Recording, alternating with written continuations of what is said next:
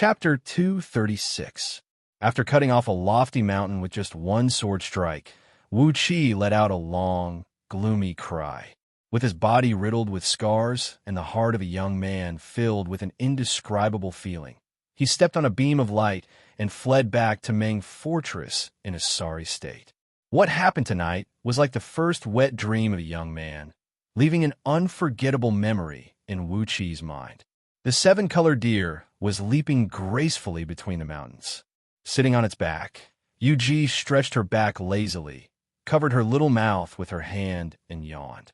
Her fair face was tinged with an intoxicating blush, and her eyes were brimming with tears. She was smiling faintly, as if she was still reminiscing the intimate moment she spent with Wuxia, which lasted for nearly a whole day.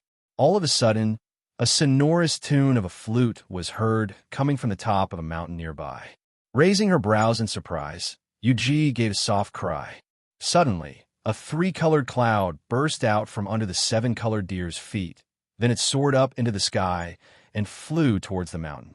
On the top of the mountain was a lady with an appearance similar to Wuxia's that could bring calamity to the world, but she had a solemn expression, giving off a feeling that she was as pure as ice and as pure as jade. She was sitting cross-legged under a lone pine tree. In her hand was a jade flute with a strange shape. The 6-feet-long jade flute was very thin and the color of translucent egg white. It was smooth and soft, and its inner surface was faintly exposed, with a few tiny golden runes faintly visible on the flute. At the end of the jade flute, 3 long green feathers were tied with silver silk. The feathers were bright and lustrous, emitting a smooth luster like clear water. A huge amount of spiritual energy was constantly spurting out from the feathers, nourishing the jade flute at all times. After being absorbed and transformed by the jade flute, a thread of extremely pure and rich natural energy kept flowing into the lady's finger, then spread to every corner of her body. The 7-colored deer flew up to the top of the mountain, and Wuxia lightly leaped down from its back. She gave the lady a glance with a smile, then bowed gracefully and said, "Wuxia offers greeting to the Empress of Daqin, Elder Sister Yuyao, Your Majesty. May I know why Elder Sister is sitting here? Could it be that you are waiting for me?" Yuyao lightly flicked the jade flute with her jade-like finger and said in an indifferent tone, "You're interested in a little boy who hasn't even grown his hair yet? If that tyrant of yours knew that you had given yourself to such a young boy, wouldn't he poke a hole in the sky?" Wuxia giggled, walked to the side of Yuyao, and sat down slowly. With a soft voice, she said, "I've taken a fancy to this tender little girl. Could it be that his sister was also interested in him? If there is, Wuxia will go and capture him right now, and let Elder Sister have a good time." Wuxia let out an intoxicated sigh, narrowed her eyes, and revealed an intoxicated smile. "Very good." Wuxia enjoyed it very much. Wuxia is also really strange. This is really the first time this child is having fun with a woman. Why does he know so many strange tricks? Yuyao remained silent. She gently waved the jade flute, and a gust of wind blew through the small holes on the flute, letting out a clear, buzzing noise. She frowned and said, "This kid is weird. I don't like him. I wonder why both you and you, Tan, have taken a fancy to him. Is this little boy really so good?" Yuyao laughed, shook her head, and said, "I hate people who are full of lies the most in my life.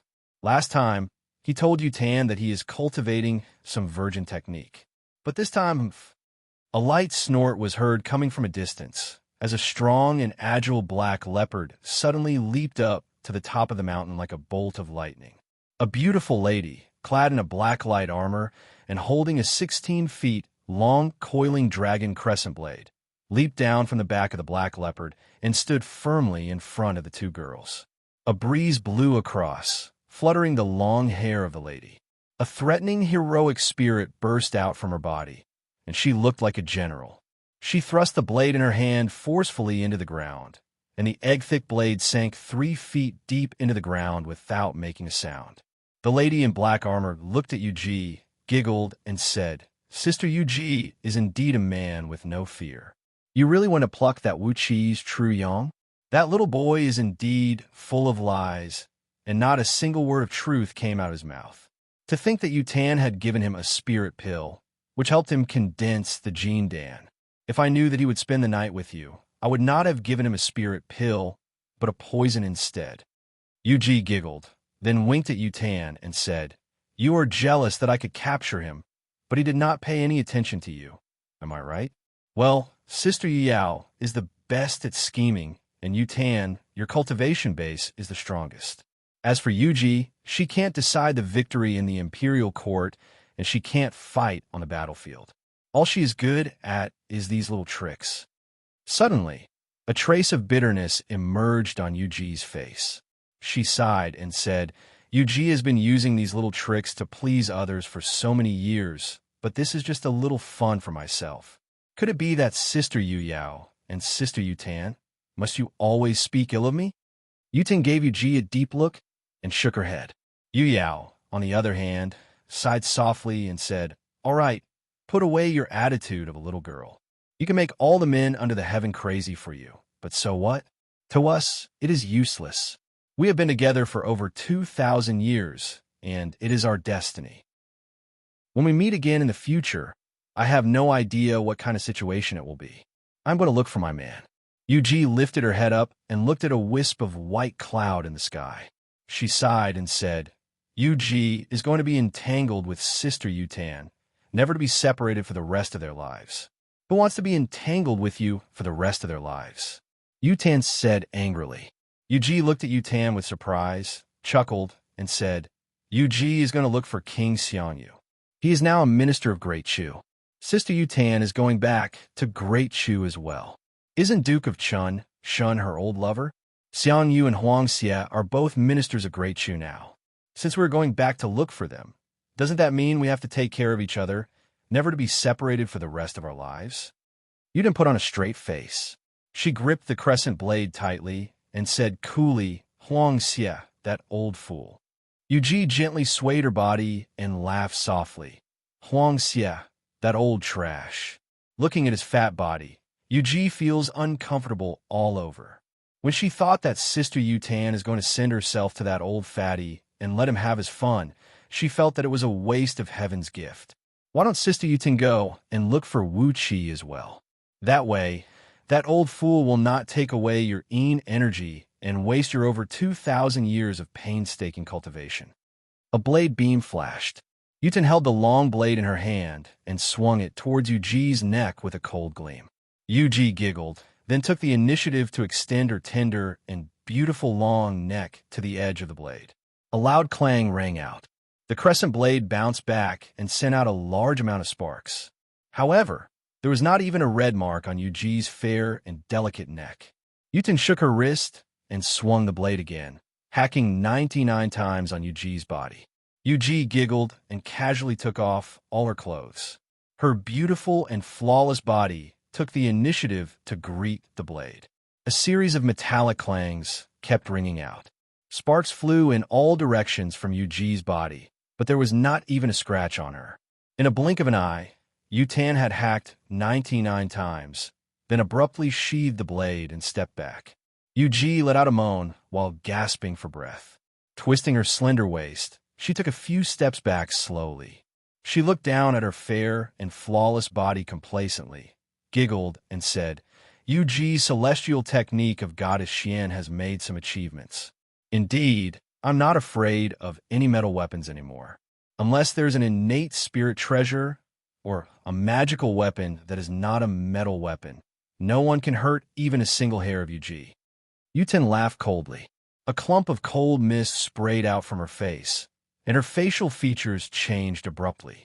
Although she was still as beautiful and enchanting as before, she looked completely different from her previous appearance.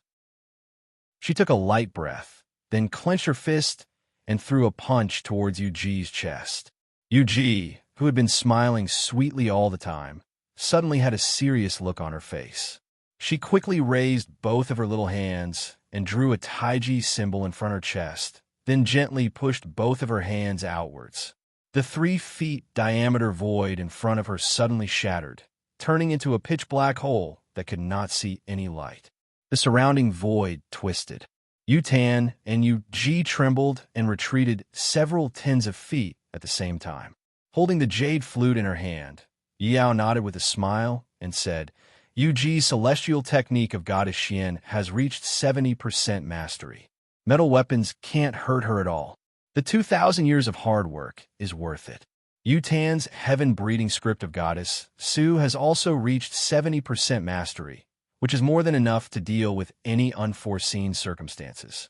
You and I, the three of us, have been together for more than 2,000 years, but today we have to separate again. Sighing lightly, Yao looked up at the sky and said coolly, This is our destiny. When we meet again in the future, you and I will no longer be sisters. Even if we have to fight on the battlefield and kill each other with our own hands, this is also our destiny. Who asked our man to be such a peerless hero? Yu Ji laughed mockingly and said, Peerless hero? Hee. Tilting her head up proudly, Yu Ji said coolly, He can't do anything about the fact that I've secretly eaten a young and tender little boy. Hee. I really want to see his expression when he finds out that I've had an affair with him. Yu Yao and Yu Tan exchanged a glance, then breathed out a deep sigh at the same time. Yu Tan came next to Yu Ji and gave her a tight hug. Yu Yao rose to her feet slowly and came next to both of them. She stretched out her long arms and gave both of them a tight hug. 6 streams of tears flowed down the faces of the 3 girls, and they began to weep together. But very soon, all 3 of them stopped crying at the same time.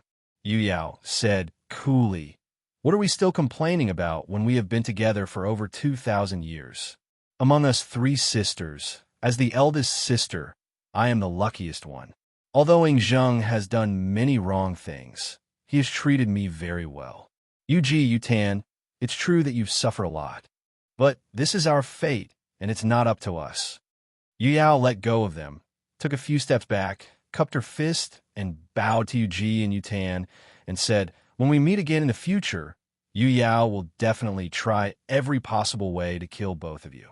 The celestial technique of Goddess Xian and heaven-breeding script of Goddess Su are extremely powerful, and Yu Yao will never let Xianxia and Huangxia have experts like my 2 younger sisters by their side. In the future, when my 2 younger sisters are schemed against by someone, please don't blame Yu Yao. Yu Ji casually put on her clothes and said with a chuckle, Yu Ji will not show any mercy to the 2 sisters. Once I have the chance, I'll personally dig out my sisters' hearts and make them into soup. Especially Sister Yu Yao's heart of 7 orifices, I've been drooling over it for a long time. Yu Tan, on the other hand, pulled out a long blade, mounted on the Black Panther, and rode away towards the south without saying a word. Yu Ji bowed gently to Yu Yao, then suddenly sprung forward like a ghost, reaching out her claw and grabbing towards Yu Yao's chest. A chuckle was heard, as Yu Yao's body suddenly shone with a dazzling golden light. 12 36 feet tall golden demon figurines appeared out of thin air, waving their fists and smashing them down towards Yu Ji's head. Yu Ji was taken aback. Hastily, she retreated and cried out sternly, Daqin is one of the 12 golden demon figurines of the kingdom. So, elder sister has met with Yingzheng in secret? You are indeed a treacherous and almost shameless elder sister. Abruptly, Yu Ji's body transformed into a clump of white light and vanished without trace. Yu Yao stretched herself and stared blankly at the direction where Yu Ji and Yu Tan disappeared. The beloved concubine of the hegemon king of Western Chu, Yu Ji, the empress of Great Chu, Li Weiyan. Oh, my dear sisters. She focused her eyes, and a ruthless and cruel smile emerged on the corner of her mouth. Somebody sent a scout to Great Yan's territory and spread the news that Yu Ji, the beloved concubine of the hegemon king of Western Chu, was raped by Wuxia, Duke of Tianyun of Great Yan. Chapter 237. For the next 7 days, Wuxia stayed in a secluded cultivation, focusing all his attention on absorbing the extremely pure innate energy that suddenly appeared in his body. It was extremely pure, even comparable to the clump of innate earth element energy essence that Wuxia used to craft the earth element dragon scale shield. On top of that, it was extremely strong, almost as strong as the innate purple energy essence that could only be formed by an ordinary nascent divinity cultivator after several hundred years of arduous cultivation. It was as if someone had cultivated arduously for several thousand years, condensed a precious innate purple energy essence, which was used by nascent divinity cultivators to temper and strengthen their nascent divinity, and injected it into Wuqi's body through some special method. When an ordinary Jin Dan cultivator encountered an innate energy essence of this level, he or she would not even be able to sense its existence. But to Wuqi, it was like a hungry wolf that had just seen a piece of fresh meat and could not wait to start absorbing and digesting it. Inside his 7 stealing heaven meridians, 10 bright false cores were absorbing the innate energy essence that nearly filled up Wuqi's body with all their might. When the energy essence that contained an enormous amount of energy essence was absorbed by Wuqi's false cores, it gradually formed into wisps of innate nectar that glinted with the color of white jade and was as sticky as a jade paste. Nourished by the innate nectar, Wuqi's false cores gradually solidified and hardened. From a hazy, shadowy shape, it quickly condensed into a real Jin Dan that was the size of a grain of rice, glinting with a golden luster. The innate nectar had saved Wuqi from several hundred years of arduous cultivation. If he relied on devouring other people's Jin Dan and demon cores to purify the innate nectar, perhaps he would need at least 100,000 Jin Dan and demon cores to achieve the same result. While absorbing the innate energy essence, Wuqi was pondering about its origin. Recently, he did not have any other fortuitous encounters, except for that one night with Yuji, which was the most unimaginable encounter he had in the past few days. He could still remember the wonderful enjoyment brought to him by Yuji's mesmerizing body. At the same time, in that almost dreamlike state, Wuqi seemed to remember that Yuji was actually still a virgin. She's been with Xianxia for so many years. How could she still be a virgin? Wuqi tried his best to stimulate his empty core to absorb this vital essence and condense the innate nectar. At the same time, he was surprised by his own discovery. Unless she has cultivated some special cultivation method over the years, and her body has been tempered by the heavenly thunder more than once, it's impossible for her to have such a miraculous change. But it was a pity that at that time he was only focused on squeezing out Yuji's body with all his might, desperately enjoying the indescribable, wonderful feeling, and did not have the time to use all kinds of mystic arts and scroll of stealing to peep at Yuji's body. Otherwise, he would definitely be able to find out if Yuji had cultivated some kind of special cultivation technique. However, this huge amount of pure innate qi could only be a gift from Yuji to Wuqi. A night of pleasure could actually save Wuqi several hundred years of effort in laying the foundation of Jindan realm. Wuqi had really gained both a man and a fortune, a great fortune. However, if I am really an ordinary cultivator of Jindan realm, this innate qi can only stay in my body for at most 3 days before it completely dissipates. This strand of innate qi will only last for 3 days at most before it completely dissipates. At most, it can perform some minor adjustments and tempering on my body, but it can never achieve the effect it has now. While exercising his cultivation, Wuqi was calculating the cause and effect of this incident. An ordinary human immortal of Jindan realm would never be able to discover the existence of this innate qi, and he would not have a suitable cultivation technique to absorb and harvest this innate qi, which would bring him the greatest benefit. An ordinary human immortal of Jindan realm would not be able to discover the existence of this innate qi, and he did not have a suitable cultivation technique to absorb and harvest this innate qi, which would bring him the greatest benefit. Wuqi was a special case, as he was cultivating with an innate level cultivation technique. Therefore, he was able to make the best use of this innate qi. A few hundred years of effort in laying the foundation was indeed a great gift to him. It seems like that bitch never planned to let me benefit from this. Suddenly, Wu Qi came to a realization. With Wu Wang's experience and Liu Xiaobai's insane intelligence, Wu Qi had a vague feeling that Yu Ji had come to him with a trace of resentment towards Xiangyu. It seemed like the couple had a quarrel, and Yu Ji had come to him at all costs, just to get back at Xiangyu. Of course, there seemed to be some other reasons, but they were not the main ones. There was a conflict between Xiangyu and Yu Ji. Wu Qi let out a heavy breath and sprayed out a stream of sword energy, shattering a few hassocks and a few short tables in the quiet room. Frowning, Wu Qi rose to his feet and slowly stopped the circulation of the cultivation technique in his body. The couple had a conflict, and in the end, Wu Qi was dragged into it. If it were some other woman, it would not be a big deal, as Wu Qi would not suffer any loss. But Yu Ji was Xiangyu's woman, the woman of Xiangyu, the He Jimin King of Western Shu, who led 80,000 mighty soldiers of Xiangyu and fought head-on with Ingzheng. Xiangyu already had a profound cultivation base, and he was accompanied by an ancient fiend, the banner of Qiyu. Wu Qi did not think he could withstand Xiangyu's astonishing fury. At least, he did not have the ability and power to fight against the astonishing power held in Xiangyu's hands. But that bitch Yu Ji wouldn't be so stupid as to tell Xiangyu about this, would she? No matter how much Xiangyu loves her, he will not accept a woman who takes the initiative to betray him, right? While he was calculating the impact this incident would have on him and the possible threats it might pose to him in the future, all of a sudden, a vast wave of natural energies came surging towards him from all directions. Accompanied by a wild gust of wind, the room where he was cultivating in seclusion was pulled up into the sky, together with its foundation. A loud boom rang out, as Wu Qi felt his legs go limp. The ground around him was pulled up into the sky by the strong wind, and a huge pit, nearly 1,000 feet deep, was created under his feet. He glanced around in astonishment, then instinctively activated the Earth Element Dragon Scale Shield to protect himself, while the chariot of 8 horses was ready to take action.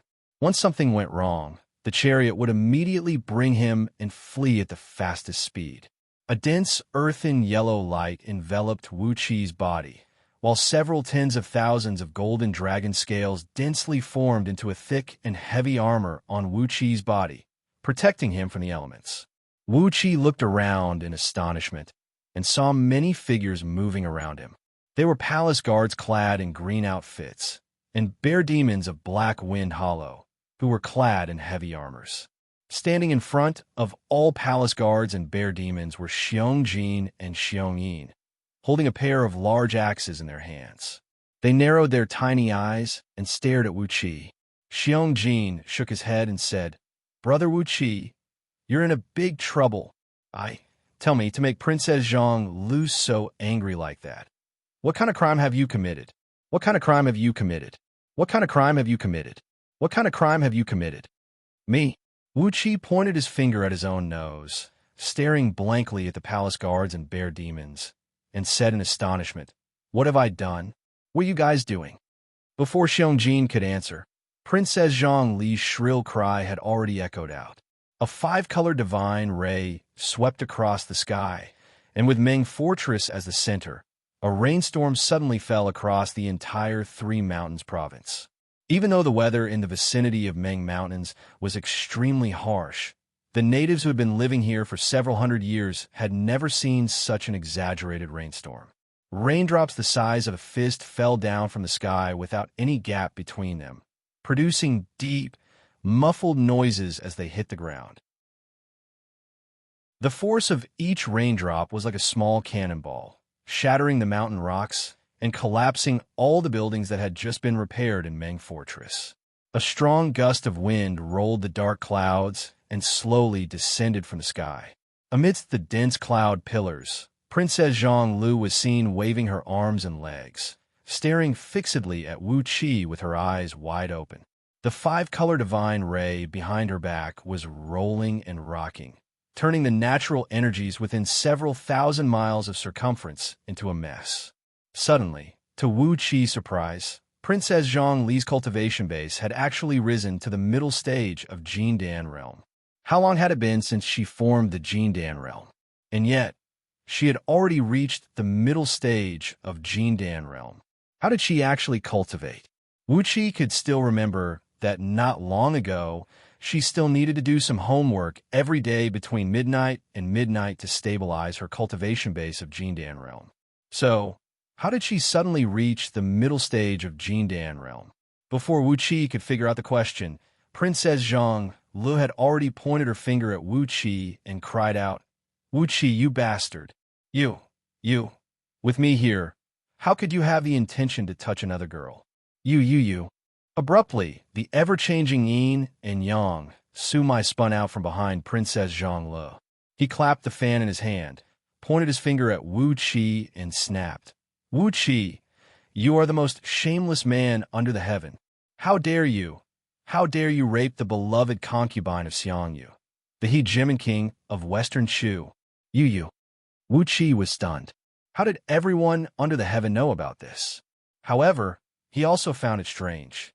Even if he had raped Xiangyu's concubine, it would still make sense for Princess Zhang Lu to be angry.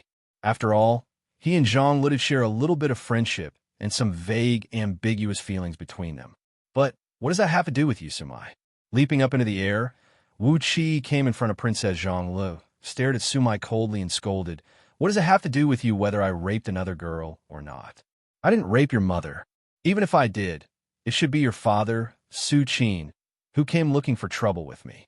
What does it have to do with you?" Sumai was stunned. He pointed his finger at Wu Qi and stammered for a long time, but he could not say a single word. When a scholar met a soldier, it was impossible to reason with him, let alone Wu Qi, who was a combination of a soldier, a desperado, and a cultured scum. Although Sumai was a resourceful man, when faced with a shameless man who refused to budge, how could he be a match for Wu Qi? Without giving Sumai a chance to speak, Wu Qi gave him a slap on the face, sending him flying several thousand feet away with a great force. Wu Qi said coldly, I didn't rape that niece of yours. Why are you wasting your breath here?" Princess Zhang Lu glared at Wu Qi with bloodshot eyes. She did not look like a resentful girl who was betrayed by her beloved, but more like a little kid whose favorite toy was snatched away. She pouted and yelled, "Wu Qi, you bastard! How could you rape that woman? Xiangjin, Xiangyin, capture Wu Qi, castrate him, and bring him into the palace to accompany me." Xiangjin and Xiangyin looked at each other, then laughed and answered at the same time. Xiangjin rubbed his palms together and cried out in joy, "Your Highness, should we use a knife to cut him, or a hammer to smash him? Or should we get a nest of metal-eating ants and eat this kid alive?" The rain poured down, and the world was covered in a vast expanse. Wu Qi stared deeply into Princess Zhang Li's bloodshot eyes, then suddenly pounced forward, wrapped his arms around Princess Zhang Li's slender waist, and planted a deep kiss on her lips. His tongue easily broke through the slight resistance of Princess Zhang Lu, who was at a loss as to what to do, and quickly occupied a large part of her small mouth. After a skillful and lingering French kiss, Wu Qi moved closer to Princess Zhang Li's ear, and using the unique, shameless spirit of Li Xiaobai, he gently said, "Even when I was being raped by that woman, the one I was thinking about was you." Hundreds of powerful divine senses were observing the situation here. When these mighty cultivators heard what was almost the most shameless thing Wu Qi had ever said since the creation of the world, many of them slowly retracted their divine wills with a hint of bewilderment in them. When shamelessness was close to the Tao, the psychological impact it had on these cultivators was no less than a small-scale lightning tribulation. Princess Zhang Lu had already softened in Wu Qi's arms. She stared blankly at Wu Qi and asked in a low voice, Were you? By that shameless woman?" Wu Qi nodded his head and said, "I'm the victim. You're the only one I like. In my heart, the other women are no different from zombies." Princess Zhang Lu smiled sweetly, hugged Wu Qi tightly, and laughed out loud. Chapter 238. Above Meng Fortress, Yin Dan and his company were seen standing on top of a dark cloud. Yin Qijun looked down at Wu Qi, who was holding Princess Xianxia in his arms. His face was unsightly. Any father would not be in a good mood when he saw his daughter being easily tricked by a glib-tongued young man, especially when the rumor that Wuxia had raped the beloved concubine of Xianxia, the hegemon king of Western Shu, was spreading like wildfire in Great Yin Dynasty. How could Yin Shijuan allow his most precious daughter to befriend such a man? Clenching his right fist tightly, Yin Shijuan suddenly raised it up and unleashed a sheet of pale golden thunderbolts, about to punch down. Before he could throw out his fist, a skinny palm had already gently gripped his fist. The thunderbolts on the fist vanished abruptly, as if they had never appeared before. Yin Shijuan turned his head furiously, about to scold the man who dared to stop him. But he quickly retracted his angry face, bowed respectfully to the man, and said, "Old Mr. Sun, may I know why you are stopping me?"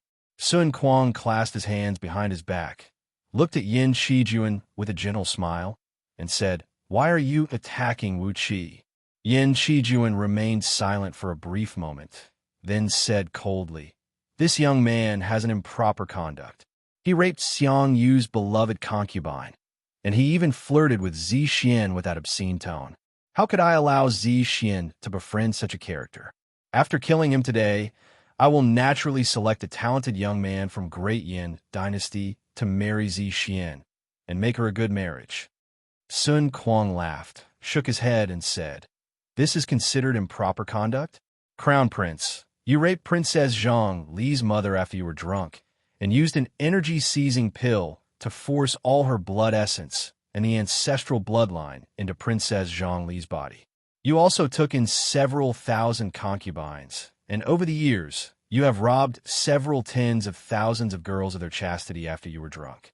Wuxia only had one night of pleasure with a girl, but Crown Prince has so many women and has done all those things. In comparison, doesn't that mean Crown Prince's conduct is no longer tolerated by the heaven and earth?" Yin Dan pursed his lips into a smile, while Mod, Su Qin, and the others smiled even more brilliantly. Yin Shijuan stared blankly at Sun Quan and said dryly, "Shijuan is a monarch, hee." Sun Quan faintly said, "What monarch, minister, and minister? What's the difference between you and Wuxia?" Honestly speaking, his temperament was much better than all the so-called talented young men of Great Yin Dynasty. At least, judging from his face, I can tell he had lost his virginity 7 days ago. As for those young and talented men of Great Yin Dynasty, can you find me a boy who is at least 10 years old? Mod also chuckled and said, "There's no need to talk about the so-called moral conduct." Yin Shijuan opened his mouth, but no words came out. He just frowned and looked at Wuxia. His eyes flickered, and no one knew what he was thinking. "All right," Yin Dan said coolly. "Who does Zixian like? We don't need to intervene in this matter. Wuxia is a pretty good kid.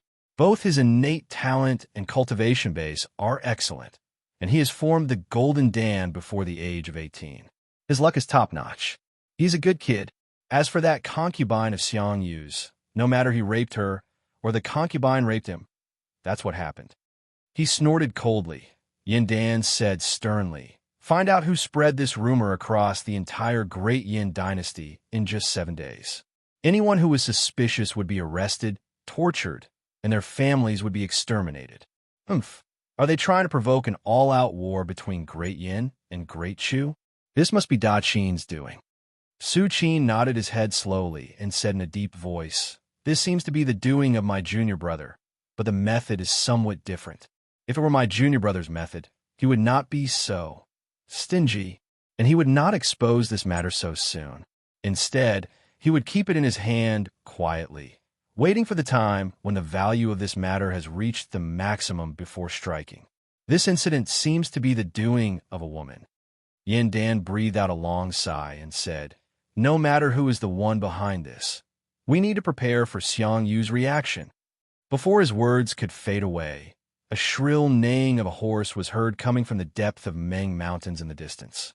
A blinding blood-red beam shot up into the sky from 1,000 miles away, and in just a blink of an eye, it transformed into a vast and mighty blood energy rushing towards the direction of Meng Fortress at an incredible speed. As it was a single man riding at top speed, none of the outposts along the way managed to intercept the blood-red beam. In just the time of a few breaths, the blood-red beam had traveled several hundred miles, and in just a blink of an eye, it had arrived at a place less than 300 miles away from Meng Fortress. Coincidentally, there was a mountain that was guarded by cultivators from Indestructible Sect. Led by 3 Earth Immortals of Nascent Soul Realm, several dozens of Jin Dan human immortals from Indestructible Sect let out a furious roar. Halt! As they rushed up and blocked the path of the blood-red beam. Not good, cried Yin Dan in a low voice. Right after he finished his words, a miserable shriek was heard coming from afar. Amidst the blood-red beam, a long spear shaped like a black dragon was waving at top speed, transforming into numerous cold beams that wheeled in all directions. The several dozens of cultivators from Indestructible Sect, whose bodies were as tough as Vajras, were struck on the forehead, throat, and lower abdomen at the same time. 3 streams of blood as thick as an arm burst out from each of them, and they were knocked flying far away by a coiling dragon spear. The blood-red, murderous aura rushed into the bodies of these cultivators, shattering their Jin Dan and nascent souls. The faces of Yin Dan and the others turned extremely gloomy. It was not a big deal to lose several dozens of Jin Dan human immortals. As long as they were willing to pay a great price, Indestructible Sect could even produce a large number of Jin Dan human immortals. However, those 3 Earth Immortals were a very precious strategic force. Even for someone like Yin Dan, the loss of 3 Earth Immortals of Nascent Soul Realm had made his heart ache. Indestructible Sect paid more attention to the tempering of their fleshly body, and as a result, the ratio of them forming Jin Dan was very high. The number of Jin Dan human immortals in Indestructible Sect was almost equal to the total number of all the other sects in Great Yen. And because they paid too much attention to the tempering of their fleshly body, the cultivators of Indestructible Sect had a very poor ability to comprehend the Tao of heaven and earth. As a result, the Jin Dan human immortals of Indestructible Sect had a huge number of human immortals, but very few nascent soul cultivators. On the other hand, once those Earth Immortals of Indestructible Sect formed their nascent souls and went through the tempering of heavenly thunder, their overall strength would be equal to the combined strength of 5 ordinary nascent soul cultivators of the same level. A cultivator with a strong fleshly body and a formidable offensive strength was the most precious main force on the battlefield. But now, 3 of them were killed by Xianxia amidst the blood-red light. It would be strange if Yin Dan did not feel his heartache. Wuxia, you punk. Wuxia punk. Get your ass out here right now. Amidst the blood-red light, Xianxia threw his head back and roared furiously. How dare you bully my woman? Get your ass out here right now.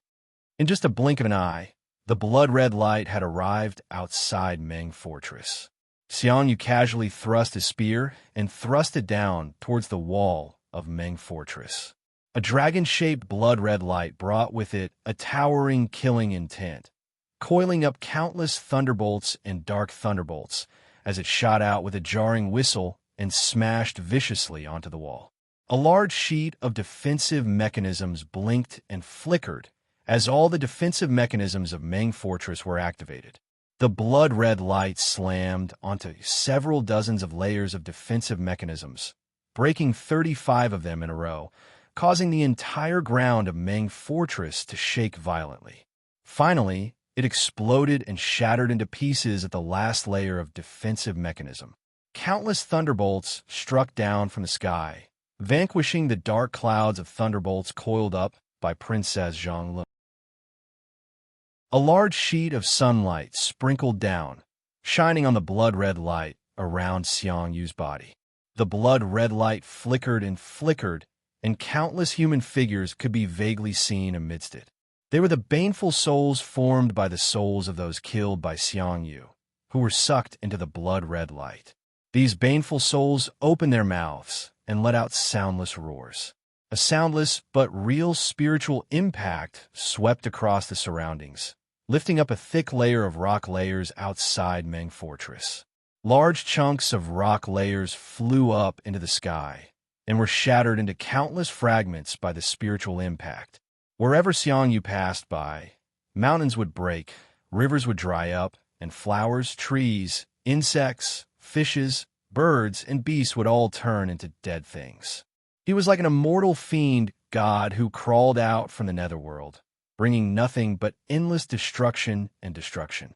Long beams of blood-red light shot out from the eyes of the furious Xianxia, and from time to time, dense blood mist would creep in and out from his 7 apertures. He had completely lost his self-control, turning into a mad fiend. "Wuxia, you punk! Come out here and fight me to death!" Xianxia roared fiercely. "Come out here and fight me to death. Since you have the courage to touch my woman, you should have the courage to let me stab you 108,000 times with my spear." Holding Princess Zhang Lu in his arms, Wuxia landed on the wall of Meng Fortress. From all directions, several tens of thousands of Great Yin Dynasty's cultivators flew up into the sky, injecting their energy into the core of the defensive mechanism of Meng Fortress. A blinding light burst out from the defensive formation meticulously constructed by the master craftsmen from Mo sect. A strong barrier of light enveloped the entire city, and even a nascent divinity cultivator would find it difficult to break through the defense of Meng Fortress. Standing within the thick barrier of light, Wuxia did not worry about his own safety at all. Even if Xianxia was the reincarnation of a god of war, there was no way he could break through the defensive mechanism constructed by several tens of thousands of cultivators. Unless it was a real heaven immortal or several dozens of nascent divinity experts attacking at the same time, the defensive mechanism of Meng Fortress would be unbreakable. Looking at the furious and deranged Xianxia on the outskirts of the city, Wuxia breathed out a long sigh and said, "Xianxia, who told you that I raped your woman?" Xianxia raised his spear and howled. "This has been spread across the entire Great Yin Dynasty. Do you think I'm a deaf man?" Wuxia spread his arms, breathed out a long sigh, and said, "It was your woman who seduced me and raped me. It was not me who took the initiative to flirt with her." Xianxia was so angry that blood sprayed out from his mouth.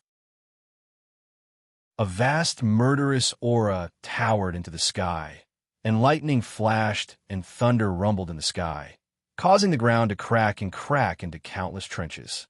Xianxia bellowed furiously, "Bullshit! Bullshit! Yuji, she took the initiative to flirt with you? Yin Dan, if you're a real man, get the hell out here and tell me about this. Hand over Wuxia and let me stab him to death with my spear, or else Great Chu and Great Yin will fight to the death." A beam of blood-red light shot up into the sky from the top of Xiangyu's head, from which 18 giant undead warriors, each standing 10,000 feet tall, strode out while roaring furiously.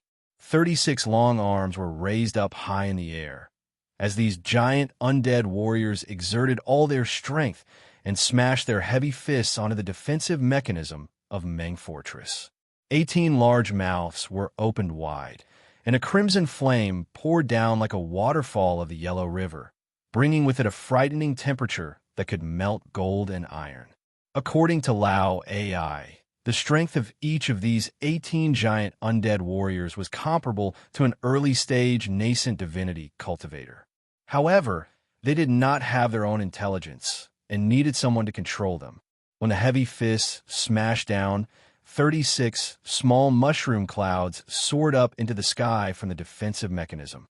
The defensive mechanism of Little Meng City trembled and managed to block off the attacks of these undead warriors.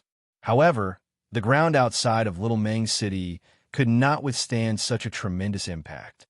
A dozen mountain ridges cracked and cracked at the same time, and countless huge rocks were thrown up into the sky by the counterforce.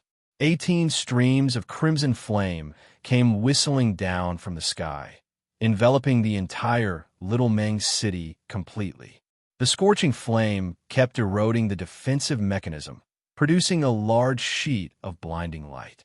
The energy stones in the core of the defensive mechanism were consumed at an incredible speed.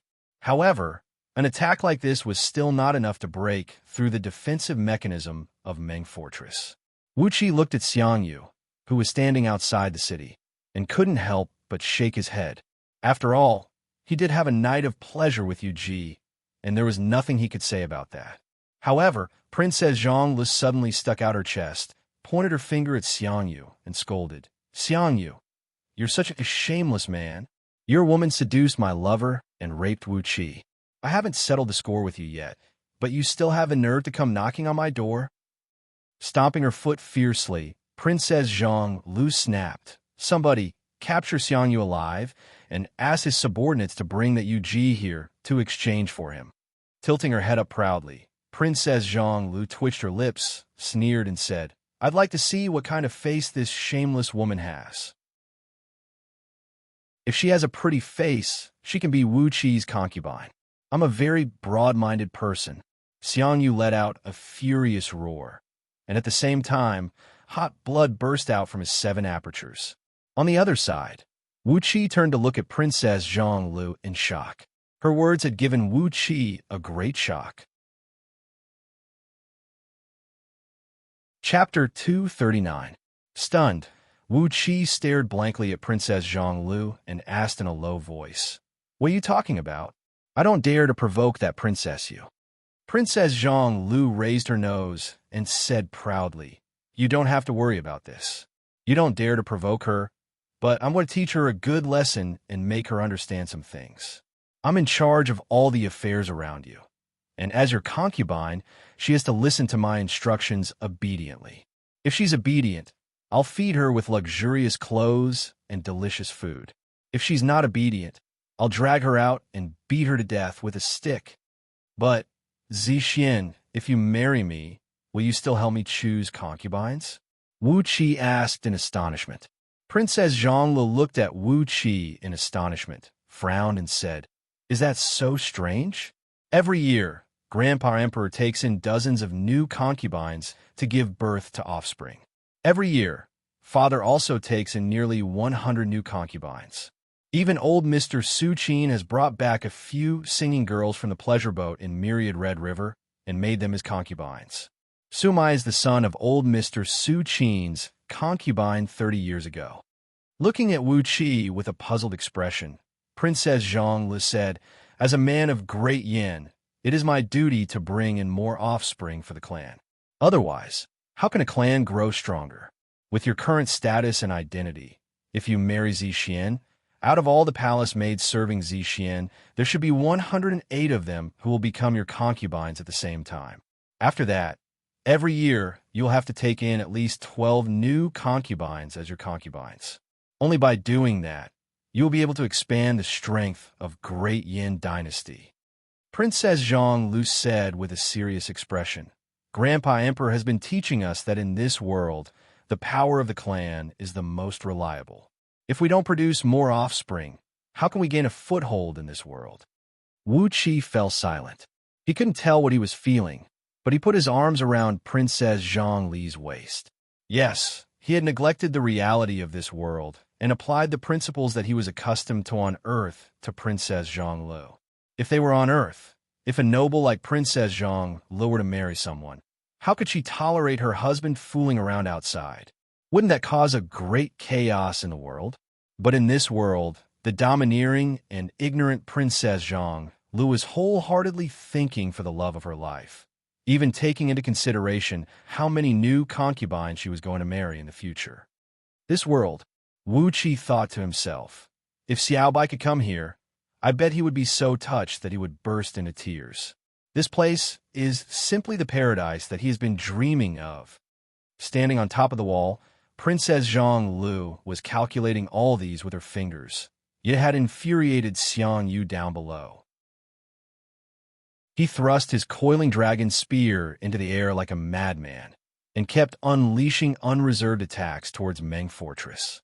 He transformed into a clump of blood-red flame, slamming and slamming into the defensive barrier of Meng Fortress with a jarring noise of wind breaking. Again, and again. Every time he slammed into the barrier, he would not hold back, as he had fused all his spirit, energy, and soul into the coiling dragon spear in his hand. Every time he slammed into the barrier, it was as heavy as Mount Tai, but he failed to achieve anything. The defensive barrier of Meng Fortress was formed from several tens of thousands of cultivators of Great Yin Dynasty, an enormous amount of energy stones, dozens of underground energy veins, and an enormous amount of natural energy. How could Xianyu possibly break through it alone? Every time he slammed into the barrier, he would be bounced back by the barrier, and every time, he would be sent flying over 100 miles away. But every time, Xianyu would roar furiously and thrust his spear forward, transforming into a blood-red beam and slamming back fiercely. He had fused all his willpower, all his strength, and all his spirit, energy, and soul into the spear in his hand. He thrust the spear forward, then thrust it forward again, and thrust it forward again. Loud popping noises rang out as his body slammed into the defensive barrier, causing the barrier to flicker and flicker violently, and causing numerous bloody wounds to gradually open up on his body, while a large amount of blood kept spraying out from them.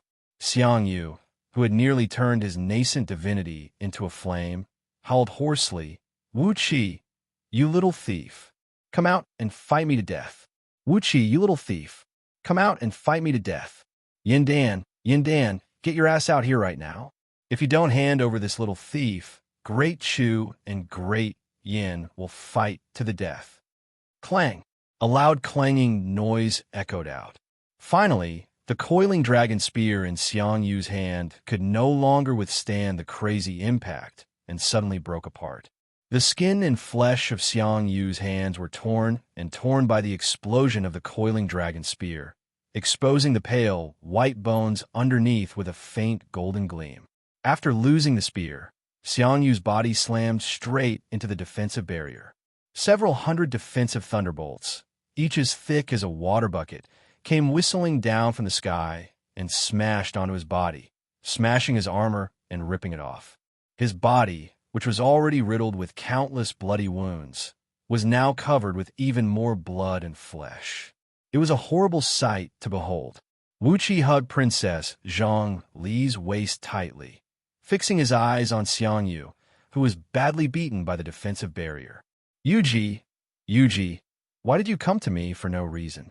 Are you trying to kill Xianyu?"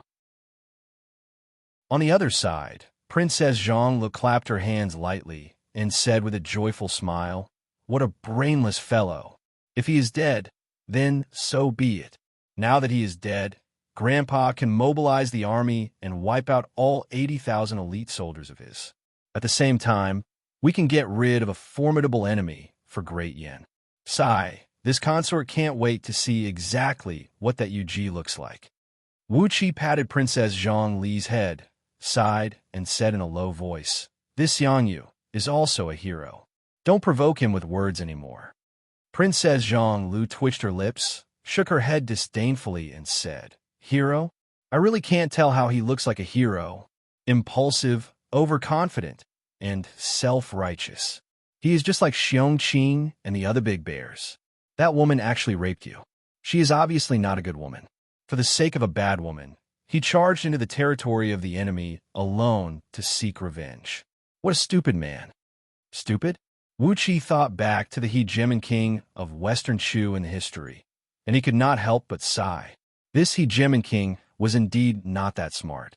With a loud cracking sound, Xianyu's right fist smashed heavily on the defensive barrier of the city.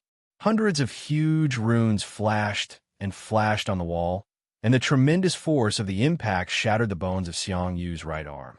His right arm was twisted in an abnormal way, and it was obvious that the bones inside had turned into a mess. However, Xianyu did not feel it all. He kept swinging his limp arm and slammed it heavily onto the barrier in front of him. Princess Zhang Li's face froze slightly.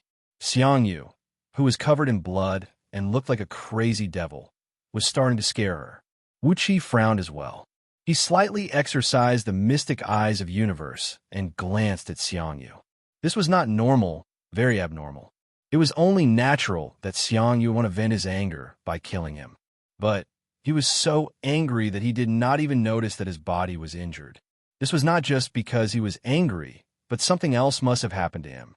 Using the mystic eyes of universe, Wuxia could vaguely see a tall and burly celestial fiend hovering behind Xianxia. Countless tiny threads of light were being emitted from the blood-red celestial fiend, piercing deep into Xianxia's body. Streams of blood-red spiritual attacks, which Wuxia could barely see, were attacking Xianxia's nascent divinity, which was on the verge of collapsing in his spiritual ocean. There was not a single drop of blood left in Xianxia's body, as all his blood had been transformed into a sticky blood-red flame and burned away. It was causing his body to go through some bizarre transformation, which was very similar to the transformation that happened to Wuxia when he was cultivating the dragon transformation script. In Wuxia's mystic eyes of universe, as the blood-red flame burned Xianxia's body, his bones were gradually transforming into a translucent blood-red crystal, while his muscles and meridians were turning into an evil and demonic purple-black color. A huge blood-red cloud, wrapped around a blood-red flag, was rolling and rolling rapidly inside Xianxia's body, accelerating the overall transformation of his fleshly body. Devilization. Xianxia's body was quickly transforming into a fiend. There were several tens of thousands of rare and precious spirit items recorded in the Scroll of Stealing, and one of them was called the Thousand Tribulation Dragon Blood Fiend Fruit, which had the effect of transforming the body of a cultivator into the body of an ancient celestial fiend. Once the cultivator transformed into the body of an ancient celestial fiend, no blade or axe could hurt him. Even if it was only a small piece of broken body, as long as there was still a thread of broken soul left, the cultivator would be able to absorb the natural energies and be reborn. Indestructible and immortal celestial fiend body. This was the strongest effect of the body of an ancient celestial fiend. Xianxia's body was gradually going through this bizarre transformation. But obviously, this transformation was not under his control. It was as if his body was being possessed by someone. While his fleshly body was undergoing the transformation, his nascent divinity was also being attacked violently. The blood-red celestial fiend behind him seemed to be seizing the control of his body. What kind of damned cultivation technique is this guy cultivating? How could he cultivate a second nascent divinity in his body that could devour the owner's second nascent divinity? Wuxia shook his head and murmured in confusion. However, he just murmured to himself, as he was too lazy to find out what was going on. Suddenly, a beam of starlight shot up into the sky from the top of his head. It was the heavenly star positioning disk, the most precious treasure of heavenly spirit sect, flying up slowly from the top of Wuxia's head. Zixian, Xiangjin, Xiangyin, Xiangqing, all of you, lend me a hand. Wuxia pointed at the ancient jade disc that was spinning slowly above his head, smiled wryly, and said, "This thing has a great offensive strength, but it consumes a lot of energy as well. With your energy, let me see if I can give Xianxia a good beating." Princess Zhang Lu stared at the heavenly star positioning disc in surprise. She smiled and said, "It is true that you killed the people of Heavenly Spirit Sect and robbed their most precious treasure. Hee, this treasure is mine now, and no one can take it back and get it back to those bastards from Heavenly Spirit Sect.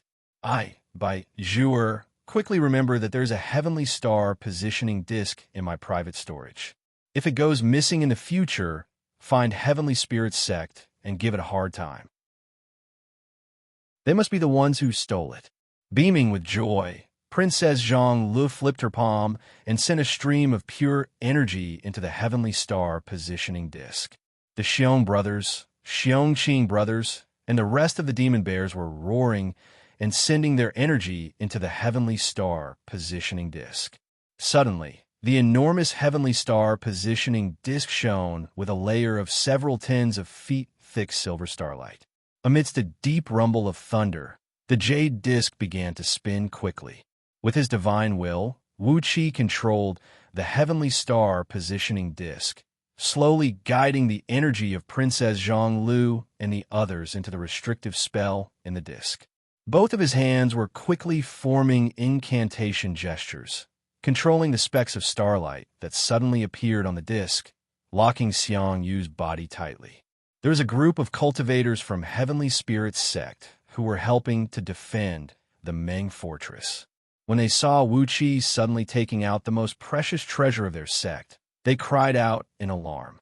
These cultivators from Heavenly Spirit's sect were staring at Wuxia with an unfriendly gaze. All the grudges between him and Heavenly Spirit's sect suddenly emerged in their minds.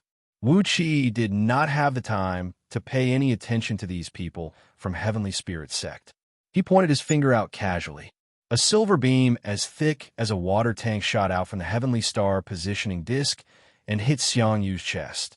Xiangyu gave a miserable howl as he was knocked flying away by the silver beam. Chapter 240. The silver beam brought Xiangyu's body and pierced through over 30 lofty mountains, leaving behind several tens of feet wide holes on top of them. It continued until Xiangyu was over 100 miles away, and only then did the silver beam gradually dissipate. The skin and flesh of Xiangyu's upper body had vanished without a trace, leaving behind only a translucent skeleton that had turned pale black, and some remaining internal organs, blood vessels, and meridians. The starlight shot out from the Heavenly Star positioning disc was rubbing against the air at a high speed, triggering a great amount of heat. Xiangyu's skeleton was boiling hot, and white smoke kept rising and rising from it. All the skin and flesh on his head, including both of his eyeballs, had turned into nothingness because of the high temperature. The pale black skull stared fixedly at the direction of Meng Fortress, then suddenly opened its mouth and let out a soundless roar that rang out directly in the souls of all the people. The furious roar immediately made over 10,000 cultivators with the weakest cultivation base in Meng Fortress fall to the ground while coughing blood. Their souls had suffered a great impact, and a few of them even had their 3 spiritual and 7 physical souls shaken out of their bodies, nearly being wiped out by the sunlight and the strong wind. Suddenly, countless tiny blood vessels grew out from Xiangyu's pale black skeleton. The densely packed blood vessels were twisting and struggling, quickly reconstructing his internal organs and muscles. Amidst a series of sizzling noises, thick layers of muscles quickly covered Xiangyu's skeleton, while his meridians and blood vessels were gradually spreading out from his muscles. His newly regenerated muscles, blood vessels, and meridians were now glinting with a dark purple gleam, glinting with a metallic gleam. The natural energies within the circumference of 1,000 miles began to surge and roll towards Xiangyu, while his body was like a black hole that kept devouring an enormous amount of natural energies. At the same time, Xiangyu's body was transforming the natural energies at an incredible speed, forming new blood, flesh, and internal organs. His newly regenerated heart was pounding vigorously like a war drum, shaking the surrounding air and producing loud, banging noises, while the ground was shaking violently along with his heartbeat. On top of the city wall, Wuxia gasped, then grinned and said, "Is he still a human?" Princess Zhang stared in astonishment at Xiangyu, whose body was transforming like a ghost about 100 miles away. A 5-colored divine ray burst out from her back as she pointed both of her hands at Xiangyu and cried out, "All living beings under the heaven, follow my will." Deification, soul-locking curse. Following Princess Zhang Li's rebuke, a power similar to the power of laws spread out from her body, giving Wuxia, who was standing beside her, a fright. He looked at Princess Zhang Lu with astonishment. His soul consciousness quickly covered her body, sensing the strange energy fluctuations emitted from her body. It was a very mysterious power that pointed directly to the rules of heaven and earth. It was similar to Li Si's Dharma word and Su Fu's primordial runes Tao. However, it was closer to the original power of this world, a more primitive and ancient power. This kind of power made Wuxia frown, as it was very similar to the power of the primordial runes recorded in the Book of Ancient God, which he found in the Scroll of Stealing. Ancient, primordial, filled with an awe-inspiring aura that no one dared to offend. It was a pity that Princess Xianxia's cultivation was too weak. She was unable to unleash the true might of this power, but it was already frightening enough. Near the center of Princess Xianxia's brows, there was a faint spirit light that was faintly visible. If not for Wuxi's mystic eyes of universe, which allowed him to see things that ordinary cultivators could not, he would not have been able to discover the existence of this spirit light. Through this spirit light, the energy of Princess Xianxia's divine sense was transformed into the strange power, quickly spreading to an area of 100 miles in circumference. The surrounding heaven and earth suddenly fell into a dead silence. Like a bug trapped in amber, everything within an area of 300 miles was completely frozen by a strange power. Time, space, the circulation of natural energies, the movement of all people, the vibration of all the tiny particles, everything seemed to have paused for a brief moment. At that moment, even Wuxi's divine sense went blank, as he could not understand what was happening. Princess Xianxia performed an incantation gesture with her slender fingers, pointed at Xianxia, and said feebly, "Go." The strange power that covered an area of 300 miles suddenly compressed inwardly, condensing into a sesame-sized speck of light on the tip of Princess Xianxia's finger, flashing with a 5-colored divine light. As Princess Xianxia let out a soft cry, the tiny speck of light transformed into a beam of light, pierced through the void of 100 miles in a blink of an eye, and lightly imprinted itself on Xianxia's forehead. Suddenly, Xianxia's body, which was crazily devouring natural energies, froze. The connection between his body and the outside world was completely sealed. No matter how his muscles kept squirming, his heart was beating crazily, and the vague shadow of a blood-red fiend behind him kept roaring and leaping. He could not absorb any more natural energies. His body, which had just been mostly repaired, froze again. His purplish-black muscles were squirming crazily, but no new muscles were growing. Was so tired. Princess Xianxia, who had unleashed her mighty power and sealed off the connection between Xianxia and the natural energies in the outside world with a magical sealing technique, had her body slanted to one side. Cold sweat was breaking out from her body like tiny streams, and in just a blink of an eye, her palace dress was soaked through. Princess Xianxia rolled her eyes, made a few gurgling noises, and fell to the ground on her back. Wuxia quickly held Princess Xianxia and placed his palms on her back. A large amount of pure energy kept rushing out of his palms and into Princess Xianxia's body. It was easy for Wuxia to obtain his blood essence and energy. Therefore, he never attached much importance to these blood essence and energy, which were considered as precious as their lives by other cultivators. He circulated his energy and blood, constantly supplying his own blood essence and energy to Princess Xianxia. Princess Xianxia, whose face was so pale that it looked almost translucent, breathed a heavy sigh of relief, and her face suddenly regained its rosy color. Looking at Wuxia with surprise, Princess Xianxia said happily, "I knew it, Wuxia. You're the one who loves Xianxia the most and loves Xianxia the most. Under the heaven, you're the only one who would give Xianxia your own blood essence like this." Her face suddenly blushed, and Princess Xianxia said bashfully in a low voice, "I think I'd better not waste my blood essence and energy. It's not good for a man's body.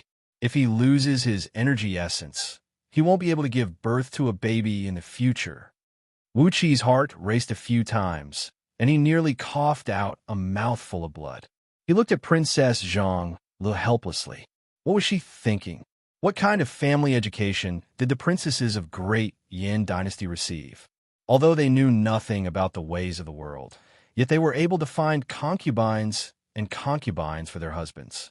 Before they were married, they were already concerned about the body of their lover, fearing that they wouldn't be able to give birth to a baby in the future. Wuxi's face twisted.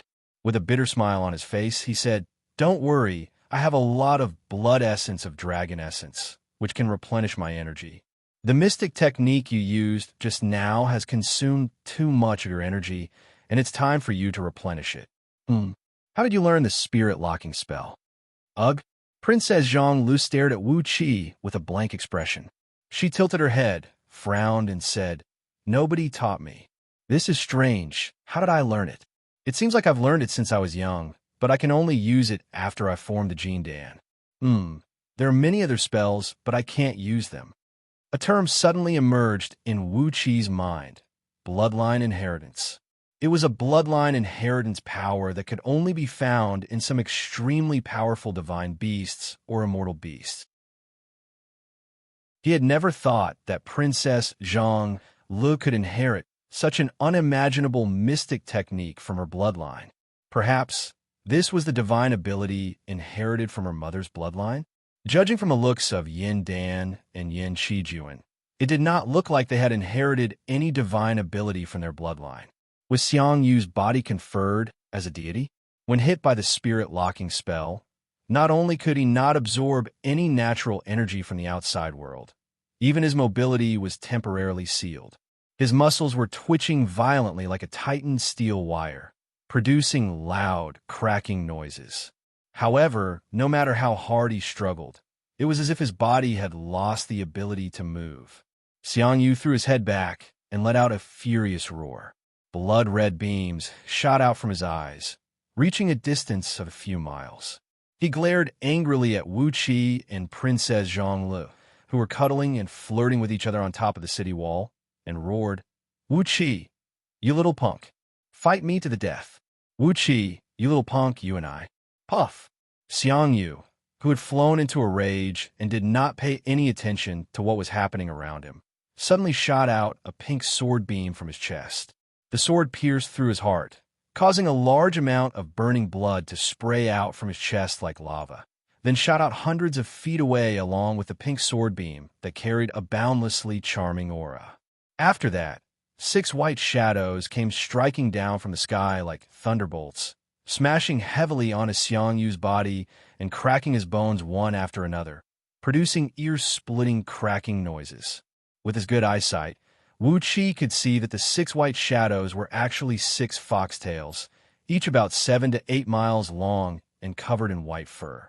He could not see the actual body of the foxtails. Only the 6 white tails kept smashing at Xiangyu, making him howl and howl miserably, yet he did not even have the strength to fight back. Not allowing Xiangyu to break free from the deification spell, under the restraint of the spirit-locking spell, a huge black palm suddenly appeared above his head. A loud rumble rang out. The rock layer under Xiangyu's feet, about a mile in circumference, was lifted up by the same giant black palm. Then, the 2 giant palms slammed inwards, turning the rock layer, which was about 1,000 feet thick, into nothingness. Xiangyu's bones were broken in an instant. Then, the 2 huge palms were tossed towards Xiangyu. A white shadow flashed across the sky, and a strange-shaped pair of scissors pierced through Xiangyu's chest, shattering a row of his ribs. A heart the size of a toddler's head was cut off by the pair of scissors, accompanied by a large amount of blood. Then, it was taken out of Xiangyu's body by the white light. Suddenly, a beam of strong golden light emerged, as the demon King Xianxia, whose body had expanded to 30 feet tall, appeared behind Xiangyu. His body was densely covered with golden scales, and he was holding a square golden hammer that looked like a heavy hammer used by blacksmiths. He let out a long and sonorous cry, swinging the hammer like a whirlwind and smashing it towards Xiangyu's face. Clang!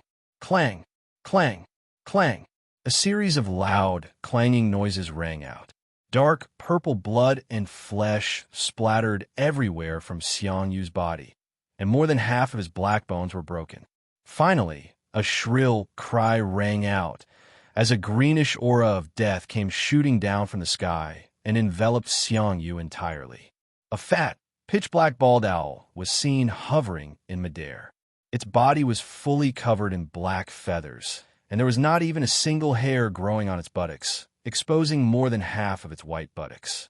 It opened its mouth and let out a hoarse cry, spraying out a huge amount of rotting bones and soul-devouring energy, crazily corroding Xiangyu's corporeal body. The 5 imperial advisors of Great Yin Dynasty and the 5 demon kings of Meng Mountains had joined forces and severely wounded Xiangyu on the spot. From afar, Wuxia looked at Xiangyu, who was enveloped by the soul-devouring energy, and breathed out a heavy sigh. You deserve to die, don't you? Princess Zhonglu assumed the posture of the first wife and said with a serious expression, "It's better that you're dead. I want to see if that Yuji is still beautiful, and if she's a good match for you. If she is beautiful, I'll take her as my wife."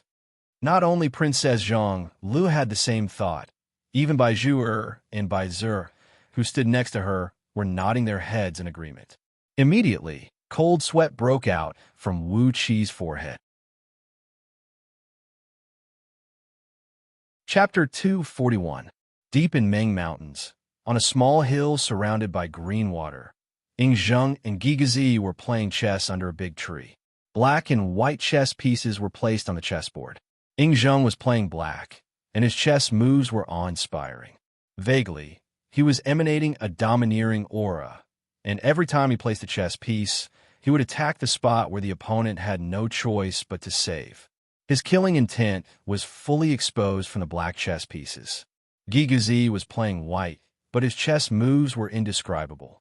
Sometimes it was erratic, sometimes it was filled with murderous intent, sometimes it was profound and simple, and sometimes it was simple and naive. His chess moves even gave one a feeling of disorder.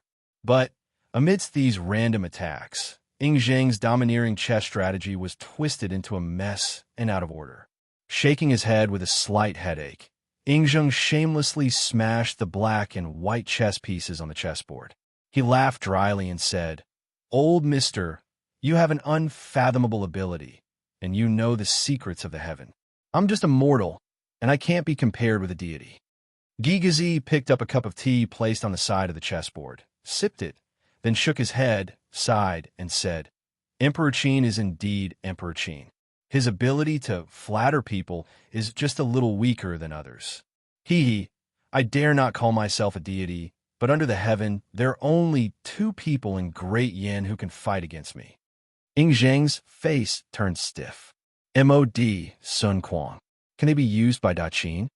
Gigazi gave Ying Zheng a surprised look. Ying Zheng blushed, bowed his head, and admitted his mistake. "I was wrong. Mod, the ancestor of Mo clan, and Sun Quan, the widely acknowledged sage under the heaven. Since they have acknowledged me as their master, naturally, I can't use them. What a pity! Why are they not in the territory of Da Qin? Yin Dan has taken advantage of this." He sighed, then frowned and said, "So, with both of them holding you back, I'm afraid you can't act rashly, old mister?"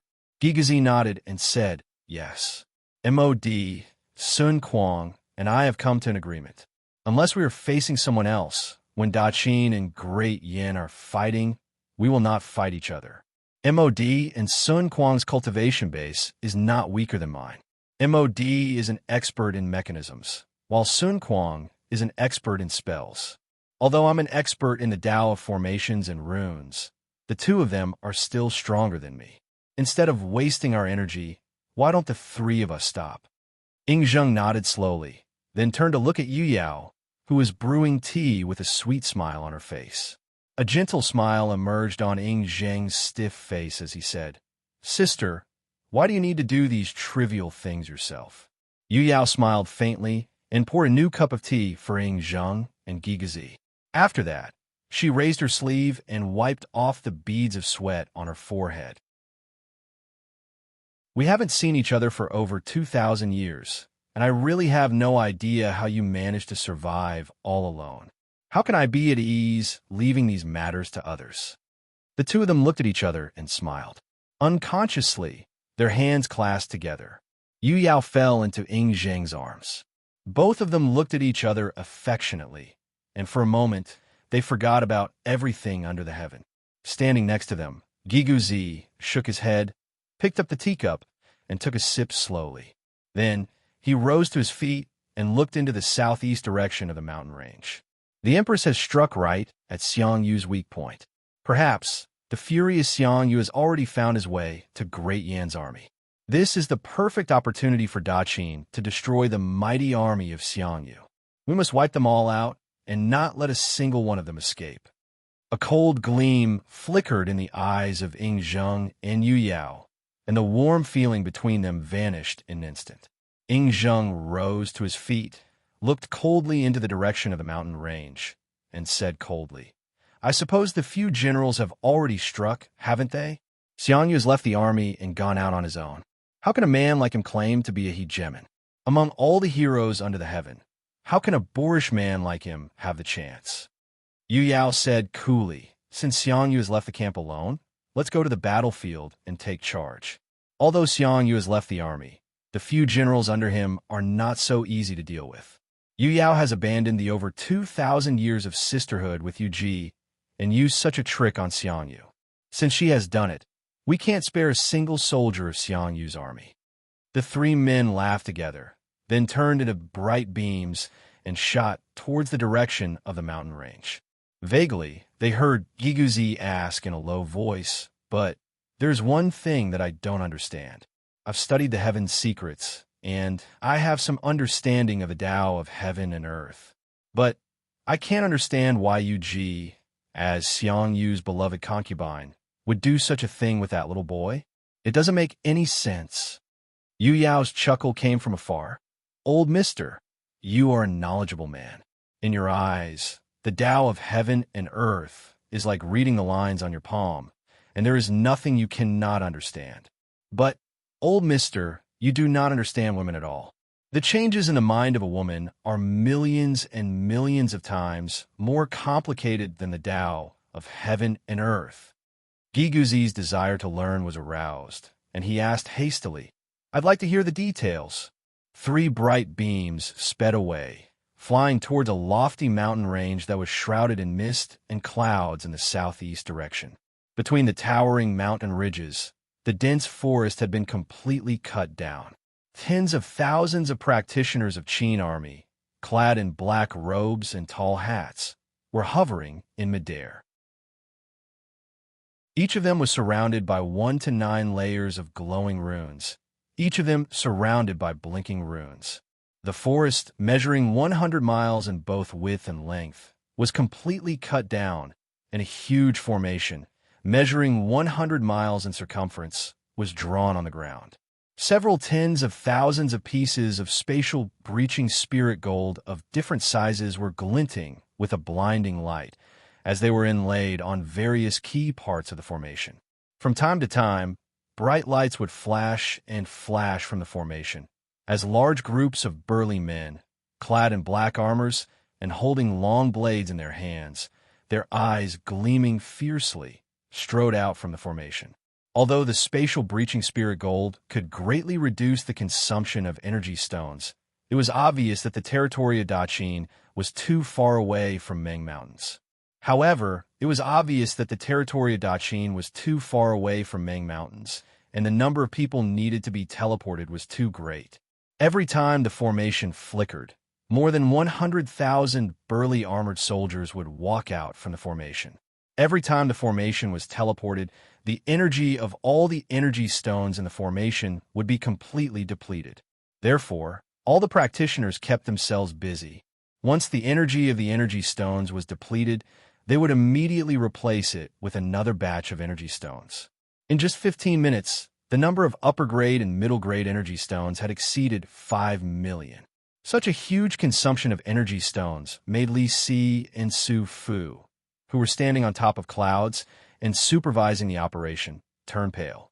When another batch of armored soldiers walked out from the formation, Li Si, whose face was twisted, could not help but turn his head and look at a handsome man standing next to him, clad in a long robe of a civil official with a heavy armor underneath. He said, "General Zhang, it should be about time, right?" During these 7 days, the number of condemned prisoners, felons, ruffians, and scoundrels who were transferred here from Daqin's territory has exceeded 5 million. Standing next to him, Su Fu also chimed in, "I, Su Fu, do not know much about military formations, but I do know that when there are more than 10,000 soldiers, there will be no end. If these 5 million condemned prisoners, felons, ruffians, and scoundrels are spread out in this mountain ridge, they will occupy an area of several hundred miles in circumference. General Zhang, there is no way to spread out this army. The handsome man smiled, shook his head, and said, "Don't worry. Once they are smashed into meat paste by the mighty army of Xianxia, they will be able to spread out.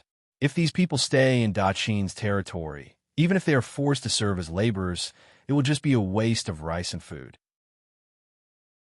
It is better to kill them all at once, and, at the same time, they can make a contribution to Daqin.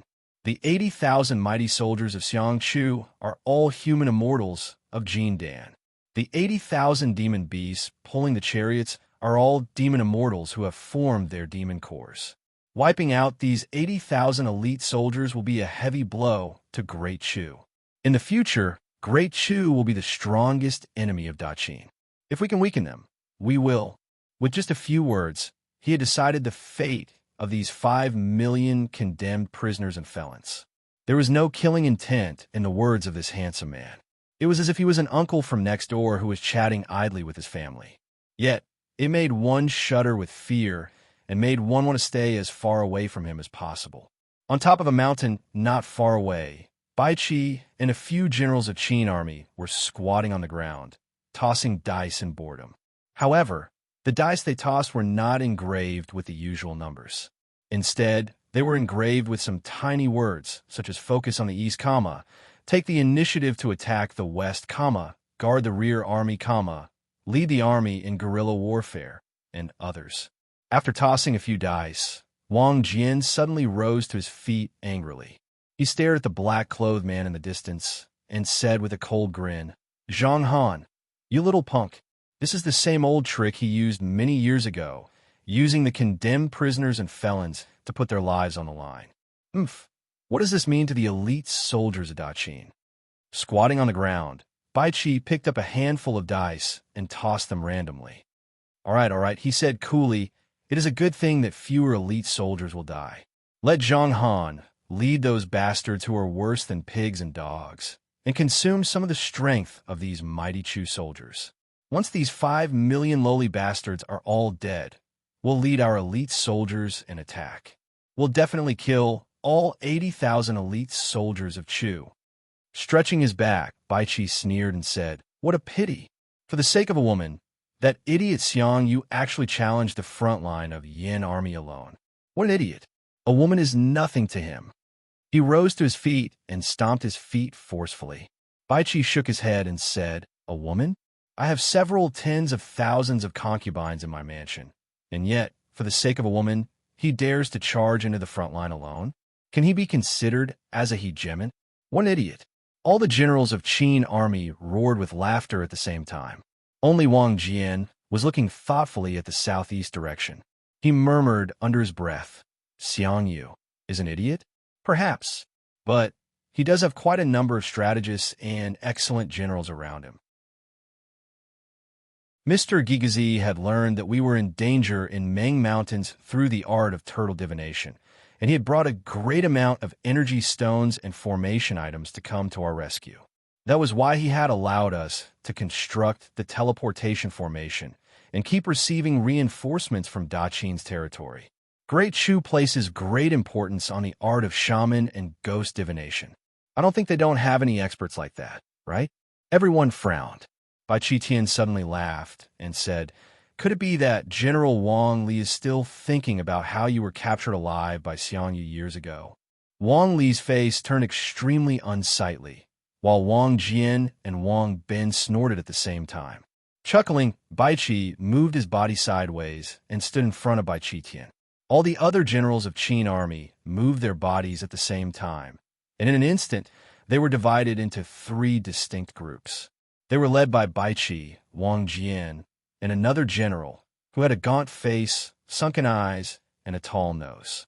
While the 3 groups of Qin generals were glaring at each other furiously and were about to argue with each other, Zhang Han suddenly gave out an order from afar. A loud roar that sounded like a muffled thunderclap echoed out from the ground. From the surrounding mountain ridges, countless soldiers clad in black armors roared and roared, holding all kinds of weapons in their hands and charging towards the southeast direction without any formation. It was as if a group of evil ghosts had rushed out from hell, or as if a swarm of locusts had blotted the sky and covered the earth. In just a blink of an eye, several million armored soldiers had turned the mountain ridges several hundred miles in circumference black. While howling and howling, they charged forward at top speed while emanating a towering, murderous aura. Up in the sky, Zhang Han was leading several hundred captains, shouting at the top of his voice, "Those who killed one Xianxia soldier will be absolved of their crime. Those who killed 2 Xianxia soldiers will be conferred a title of nobility. Those who killed 3 Xianxia soldiers will have their families conferred a title of nobility. Those who killed one of the generals of Xianxia soldiers will be conferred a title of nobility. Their land will be ceded, and they will be rewarded with 1,000,000 gold coins and 1,000 beautiful girls." Zhang Han raised both hands up into the air and roared fiercely, "You are lowly bastards who are worse than pigs and dogs. You are a dead breed who are struggling for your lives in slavery.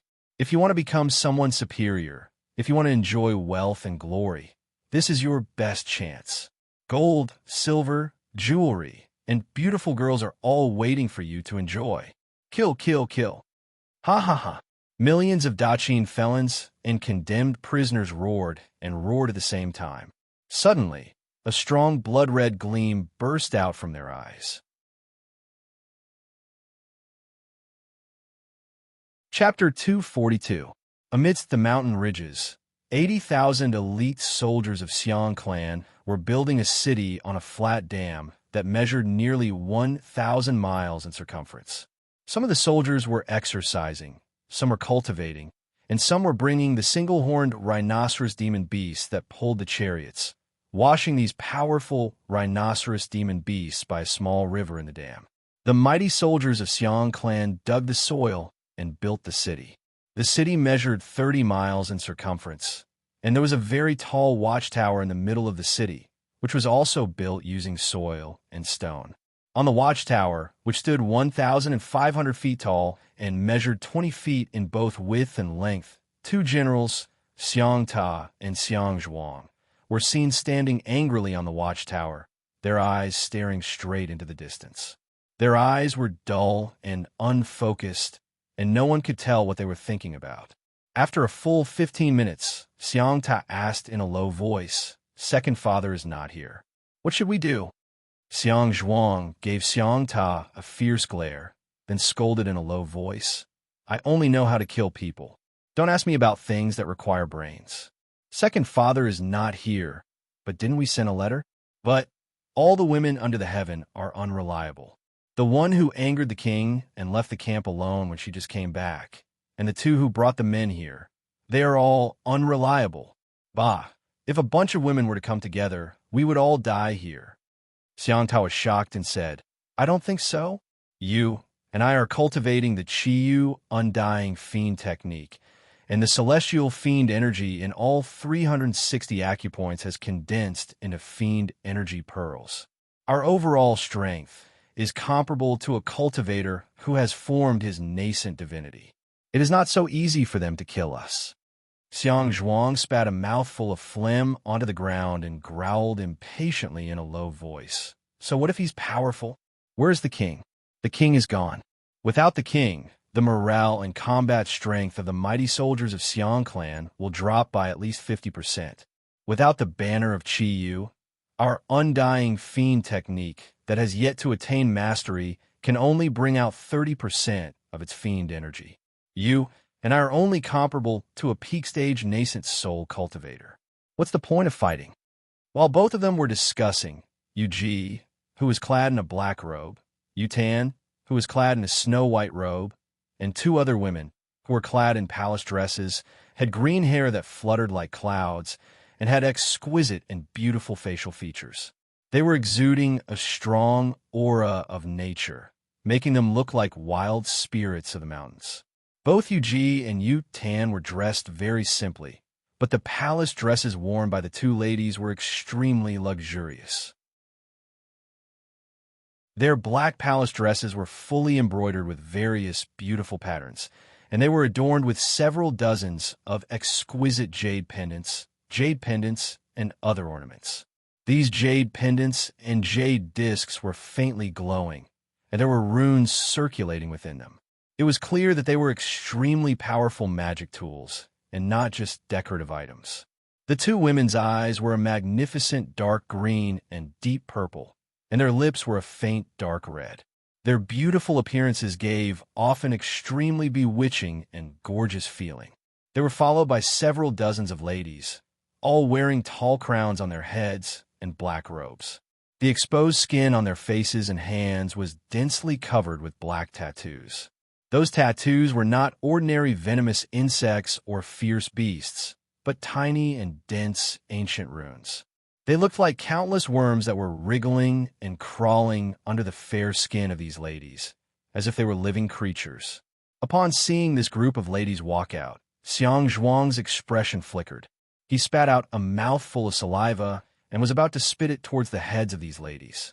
Fortunately, Xiangtao was fast enough to grab Xianxuang and push him a few steps back.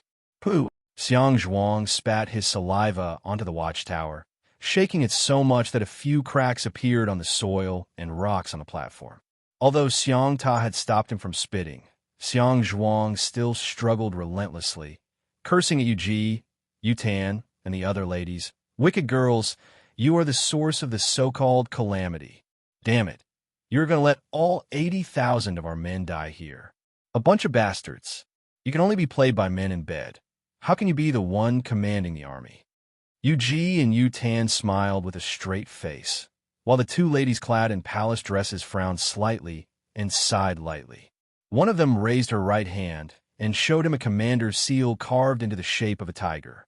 "General Xianxuang, here is the commander's seal. If you refuse to obey our orders, don't blame us for being merciless with the military law. With General Xianxuang's cultivation base, you will die on the spot, even if I chop your head off 30 to 50 times. Don't you think?" Xianxuang threw his head back and gave a furious roar into the sky. Then he stepped on a blood cloud and soared into the sky, flying towards the small river that was washing the single-horned rhinoceros in the distance. The lady holding the commander's seal sighed helplessly, then turned to the other lady clad in a palace dress and said in a low voice, "Elder sister, what do you think?" The lady shook her head silently, then bowed to Yuji and Yutan and said, "Qi Bin and Lu Mei, please excuse us, elder sisters. The mighty soldiers of Xiang clan are arrogant and unruly, and this is a well-known fact in Great Chu. This time, we still need elder sisters to help Qi Bin and Lu Mei to suppress them, or else something bad will happen." Yuji and Yutan exchanged a glance. Then Chi-Chi nodded his head and said, "We'll obey your orders." While the few ladies were discussing in low voices, suddenly, war cries that sounded like muffled thunders were heard coming from all directions. Towering murderous auras came bursting out from all directions. From afar, one could see armored soldiers of Daqin, clad in black armors, pouring down from the mountain ridges in all directions like a tidal wave. Among these armored soldiers of Daqin, more than 80% of them had the cultivation base of Hotian warriors, and more than 10% had the overall strength of Xiantian Daoist. Then, there are only about 7,000 Jindan cultivators and over 50 nascent soul cultivators. The law of Daqin was very strict. Those who violated the law would be arrested and thrown into prison, without any mercy. In Great Yin Dynasty, if an Earth Immortal of nascent soul realm violated the law, as long as it was not a rebellion, he could do whatever he wanted, and Yin Dan would not restrain him. However, in Daqin, if an Earth Immortal of nascent soul realm killed someone without any reason, he would be arrested and sentenced as immortal. Therefore, among these prisoners and felons, there were quite a number of Jindan cultivators and over 50 nascent soul cultivators. Apart from these cultivators who were rushing towards the clay city with bright beams, The rest of the Xiantian Taoists and Hotian warriors were swallowing some pills that were given to them before they set off. These pills could stimulate one's potential, burn one's life force and even soul, and allow one's overall strength to have a great boost in a very short period of time. When a Taoist of Xiantian consumed it, he would possess the strength equivalent to a Jin Dan cultivator for 15 minutes. And when a Hotian warrior consumed it, he would possess the strength equivalent to a Taoist of Xiantian for half an hour. On their chest, back, arms, and legs, there were talismans suddenly flashing and blinking. The talismans on their chest and back were the fiendish spells that could restrain one's soul and control one's corpse. After they were killed, as long as their bodies were still intact, they could still rise up and kill someone in a very short period of time.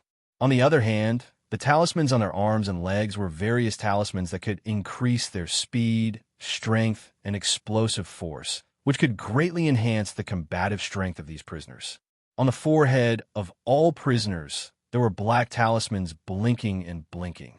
These talismans were the sole control talismans set up by the government of Daqin.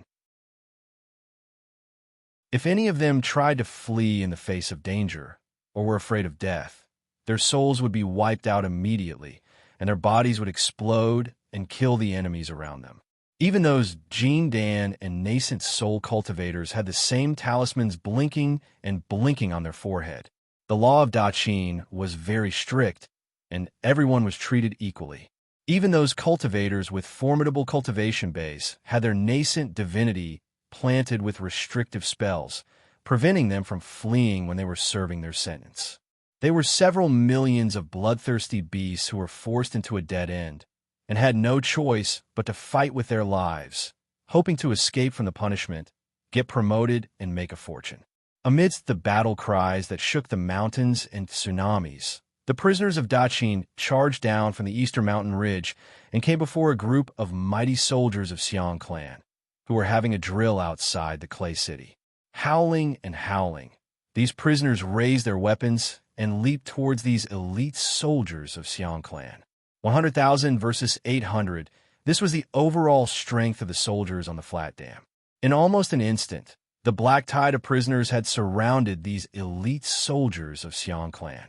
800 mighty soldiers of Xiang clan formed into a battle formation, unleashing streams of blood-red energy effortlessly to kill the enemies who came charging at them. Even the weakest soldier among them had the overall strength equivalent to an early-stage Jin Dan cultivator. The streams of blood-red energy unleashed from their weapons stretched for several hundred feet, and with just one strike, they could cut several hundred enemies in half from the waist. However, what happened next shocked these mighty soldiers of Xiang clan. Not a single drop of blood was seen flowing out from the bodies of these Daqin prisoners who were cut in half from the waist. The lower half of their bodies were rushing towards them at top speed, while the upper half of their bodies were using their arms as legs, trying their best to crawl towards them. These mighty soldiers of Xiang clan did not specialize in magic or divine abilities. They only had a strong, fleshly body and an enormous amount of energy. Faced with such a bizarre scene, ordinary cultivators could use all kinds of restrictive spells to kill the enemies. But these mighty soldiers of Xiang clan could only passively attack with the weapons in their hands. Suddenly, the bodies of these Daqin prisoners exploded and exploded, like the thorns that were secretly cultivated by the clans of Great Yin Dynasty. Each and every one of their cells exploded as if they were filled with a highly pressurized gas. Their body fluids had turned into a pitch-black medicinal liquid, emitting a strong smell of herbs and splashing onto the bodies of the mighty soldiers of Xiang clan. Some soldiers did not have the time to circulate their energies to protect themselves and were splashed by the medicinal liquid. Immediately, countless white blisters emerged on their skin, and in just a blink of an eye, their bodies were corroded and covered with festering wounds. The wounded mighty soldiers of Xiang clan howled and howled miserably. One after another, they exercised the same fiend technique that Xiangyu and his men were cultivating.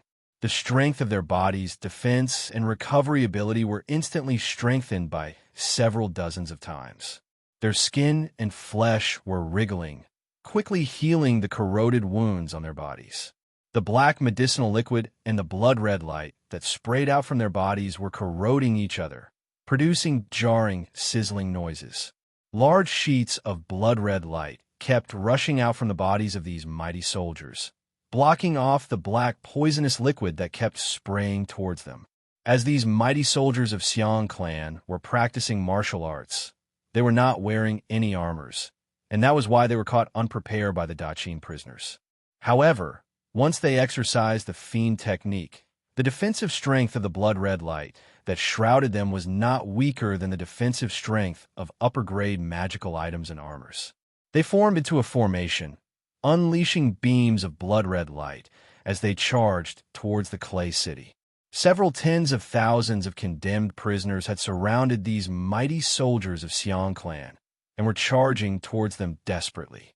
One after another, the bodies of the condemned prisoners exploded, and the powerful impact made the blood-red light surge and surge. The mighty soldiers of Xiang clan were like a pack of mighty lions, struggling with great difficulty in a vast ocean of marching ants.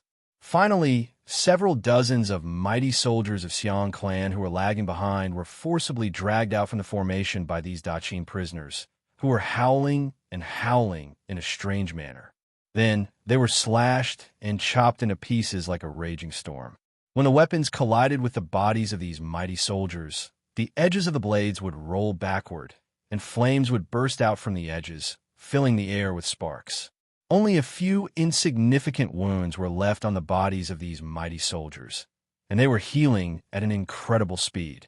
However, when several thousands, tens of thousands of blades and swords kept slashing and slashing on their bodies, these mighty soldiers could only howl and howl miserably as they were chopped into meat paste. In the end, only less than 300 of the 800 mighty soldiers of Xiang clan managed to retreat back to the clay city, while the rest of them were killed in the battle. Behind them, over 30,000 condemned prisoners of Daqin were lying on the ground. Dark blood and red flesh and blood were splattered all over the ground. On the flatland, several million condemned prisoners of Daqin swarmed over, and in just a blink of an eye, the entire flatland was submerged. Over 30,000 mighty soldiers of Xiang clan who were moving about outside the clay city were completely surrounded. Zhang Han hovered in midair, holding the command flag in his hand as he cried out sternly, "Fight to the death! Fight to the death! Kill!"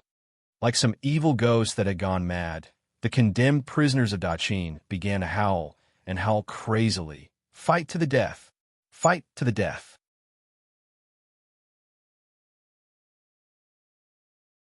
Chapter 243. Like landslides and tsunamis, the Daqin prisoners crazily attacked the formation of Xiang Chu's mighty army. Each group of Xiang Chu soldiers scattered in the surroundings had at most several hundred soldiers, and at least several dozens of them. There was no way they could put up an effective resistance. As they specialized in body tempering, when facing the attacks from Jin Dan human immortals and nascent Soul Earth immortals, they did not have any good defensive methods. In just less than 10 minutes, 3,000 to 4,000 Xiang Chu soldiers who were surrounded outside the clay city had been killed by the frenzied Daqin prisoners. Each of them had killed at least 30 times the number of enemies. However, the more enemies they killed, the more poisonous liquid would splatter in the air, and the heavier the burden would be on their comrades, which in turn would increase the speed of their destruction. After the first batch of Xiang Chu soldiers was killed, more and more of them could not withstand the onslaught of the crowd, and were trampled to the ground or chopped into meat paste. Amidst the chaos, Xiang Zhuang suddenly cried out with a stern voice, "I, Xiang Chu, am the only one who can travel unhindered and look down upon the world. I, Xiang Chu, am the only one who can win every battle." Tens of thousands of Xiang Chu soldiers cried out together, "I, Xiang Chu, am the only one who can travel unhindered and look down upon the world. I, Xiang Chu, am the only one who can win every battle." A several hundred feet tall blood-red light burst out from Xiang Zhuang's body, fluttering in the sky like a war banner. He raised his sword up high and cried out, "Men of Xiang Chu, Follow me and kill the enemies. Don't be fooled by their numbers. They're just a bunch of chickens and dogs. We can wipe them out with one strike." Then he swung his sword casually, unleashing a sword beam that shot across a distance of nearly 1 mile. Along the way, several hundred Daqin prisoners were cut into 2 halves by Xianxia. But the bodies of several hundred prisoners exploded at the same time, sending countless poisonous liquids splashing all over the sky. Another several dozens of Xianxia soldiers were hit by too much poisonous liquid, causing their defensive blood-red light to dim and their bodies to be corroded by the poisonous liquid. But this sword strike had driven all the mighty soldiers of Xiang clan into a frenzy. Xiang Zhuang was the strongest warrior of Xiang Chu, and he was also a man with the strength to lift mountains and carry cauldrons. When Xiang Yu was not in the camp, Xiang Zhuang was the only person that all the Xiang Chu soldiers could submit to. All the mighty soldiers of Xiang clan gave a loud cry at the same time, raising their weapons high up and gathering around Xiang Zhuang. Even those mighty soldiers of Xiang clan who were hiding in the clay city had rushed out from the city, forming into a formation and slaughtering the endless Daqin prisoners as they approached Xiang village. Xiang Zhuang threw his head back and laughed complacently. He mounted on a single-horned rhinoceros, spurring the 6-feet-tall rhinoceros to run at the fastest speed. This rhinoceros ran with all its might. Tens of thousands of single-horned rhinoceroses in the surrounding rivers raised their heads and roared at the same time. A large cloud of smoke spurted out from under their feet, and they all soared into the sky. They were running as fast as a gust of wind while they were a foot above the ground. Tens of thousands of sturdy rhinoceroses galloped madly on the flat dam, crushing everything in their path into minced meat. Even the nascent soul cultivators among the prisoners of Daqin didn't dare to face the head-on attack of tens of thousands of rhinoceros monsters who had formed their demon cores. It was a destructive force that could destroy any military formation. Xiang Zhuang rode on the back of one of the rhinoceroses, leading the group of tens of thousands of rhinoceroses as they galloped forward. Tens of thousands of prisoners of Daqin were stabbed to death by these rhinoceroses and trampled into a thick layer of minced meat. More and more mighty soldiers of Xiang clan joined together with the troop of rhinoceroses. These warriors leaped onto the backs of the rhinoceroses, laughing and yelling as they rode forward. On the top of the clay city, Qi Bin and Liu Mei were holding the commander's talisman in their hands and shouting out loud, forbidding their soldiers from leaving the city without permission. But how could those mighty soldiers of Xiang clan listen to their orders? Some of the captains saw the commander's talisman in Qi Bin and Liu Mei's hands, but they acted as if they did not see it. While shouting and yelling, they brought their soldiers and charged out of the city at the fastest speed. Yu Ji laughed mockingly and said, "Still the same. Wherever the king is, the mighty soldiers of Xiang clan are invincible. Wherever the king is not, the mighty soldiers of Xiang clan are invincible. Hee, no matter who is leading the army, without the king, the soldiers of Xiang clan will definitely be defeated." Yuten spread her arms, breathed out a deep sigh, and said, "So, this is the army of Xiang clan?" At that time, I was already dead, so I did not know about the mighty reputation of Xiang clan. Now, it seems that it is indeed the case. With Xiang Yu, the mighty soldiers of Xiang clan are more than enough to sweep across the world. Without him, the mighty soldiers of Xiang clan are just a bunch of... She twitched her lips and said in a long voice, "However, I'm no longer the Empress Dowager of Great Chu. Even if the army is defeated, Daqin will not be able to defeat them in a short period of time." Meanwhile, Qi Bin and Liu Mei, the two beautiful ladies, were trembling with anger. They were not as open-minded as Yu Ji and Yu Tan. Tears were almost streaming down their faces as they said, "How could they do this? How could they do this? This is the commander's talisman personally issued by His Majesty. How could they do this?" Turning a blind eye to the military order and turning a deaf ear to it, This is not. Yu Tan sighed lightly, shook her head and said, "They are not rebelling. They are just not willing to listen to the orders given by us, a group of women. They're just a group of hot-blooded young men with great ambitions who want to sweep across the world and sweep across the world. How can we, women and children, be qualified to command these fierce warriors? Qi Bin said furiously, but Daqin has deployed so many condemned prisoners to attack us fiercely. Obviously, there's a trick behind this. If they keep doing this, they will die. A deep, powerful, and magnetic voice rang out slowly from behind the ladies. If they want to die, then so be it.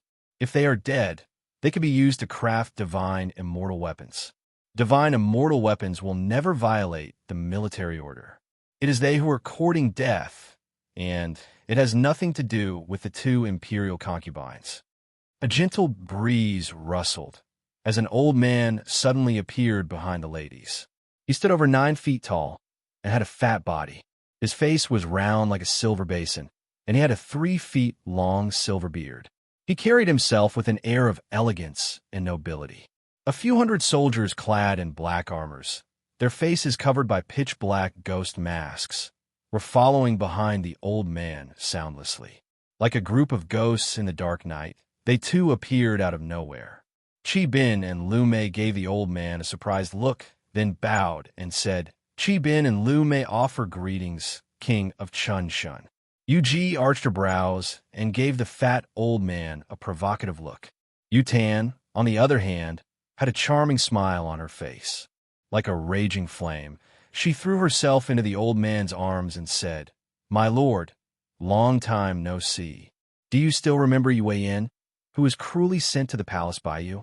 The fat old man, the former lord of Chun Shun of Chu State, and the current king of Chun Shun of Great Chu, chuckled as he slapped Yu Tan's voluptuous buttocks and said, "I remember. How could I not? You even gave birth to a chubby boy for me. Too bad that boy was not lucky enough, as he was killed by someone after being the king of Great Chu for a few days. TSK, who is this beauty?" Lord of Chun Shun, Huangxia, licked his lips and fixed his gaze on Yu Ji. Yu Ji smiled gently, bowed to Huangxia, and said, "Yu Ji offers greetings, King of Chun Shun. I have long heard of the great name of Lord of Chun Shun." Huangxia's gaze was as sharp as a blade, as if he could rip off all of Yu Ji's clothes. He laughed in a deep voice and said, "You are Xiangyu's woman? He seems to be very lucky with women. Where's Xiangyu? I wonder if I can get you with the land of 3 provinces? Yu Ji, you are indeed a beauty." Yu Tan pursed her lips, pinched Huangxia's waist, and gave him a hard twist. "My lord, could it be that you still have the same old temperament, falling in love with every girl you see? Perhaps Wei Yin was wrong to come back, and she should not have come back? For the past 2,000 years, Wei Yin has been trapped in that cave abode, cultivating the heaven-breeding script of Goddess Su, thinking about you day and night, hoping that with my cultivation base, I can once again make you happy. But it seems that Wei Yin should not have come back today." Yu Tan gave Huangxia a heavy punch, then spun and left. This punch caused Huangxia to howl in pain. The punch had sunk a foot deep into Huangxia's body, almost shattering Huangxia's protective clothing. Behind Huangxia, several hundred armored soldiers pulled out their weapons at the same time, bringing with them countless shadows of ghosts and deities as they charged towards Yu Tan. "How dare you?" cried Huangxia sternly. "This is my princess, your mistress, Li Weiyan. From now on, when you see her, it is the same as when you see me. Do not disobey any of my orders." Huangxia rubbed his waist, which was nearly pierced by Yu Tan's punch, then spread his arms and pulled Yu Tan into his arms. "Yue Yin, my little sweetheart, I was just joking. How could that brat Xiangyu agree to sell his woman to me? It was just a joke, ha ha ha. You see, after so many years, I've been keeping the position of princess for you." He breathed out a deep sigh, then said in a deep voice, "I've even kept the position of prince for you and my child. As long as you can give birth to a child for me, the future king of Chun Shun will be that child." Wearing a complicated and slightly bitter smile, Huangxia gently stroked Yu Tan's cheek and said in a low voice, "It has been over 2,000 years. I have countless beautiful girls by my side, but it took me a lot of effort to find you. I know you must have come here, but why haven't I heard any news from you during these 2,000 years? Yu Tan sighed lightly, then put her arms around Xia's 5 feet tall waist. We'll talk about this later, she said in a low voice. Are you here for these 80,000 elite soldiers of Xianyu? If you don't strike now, these 80,000 elite soldiers will be completely destroyed. Xia grinned coldly. He straightened his back and said coolly, His Majesty has asked me to come here and help Xianyu. His Majesty's divination technique has reached an unfathomable level, and he has predicted that Xianyu will face a bloody calamity this time.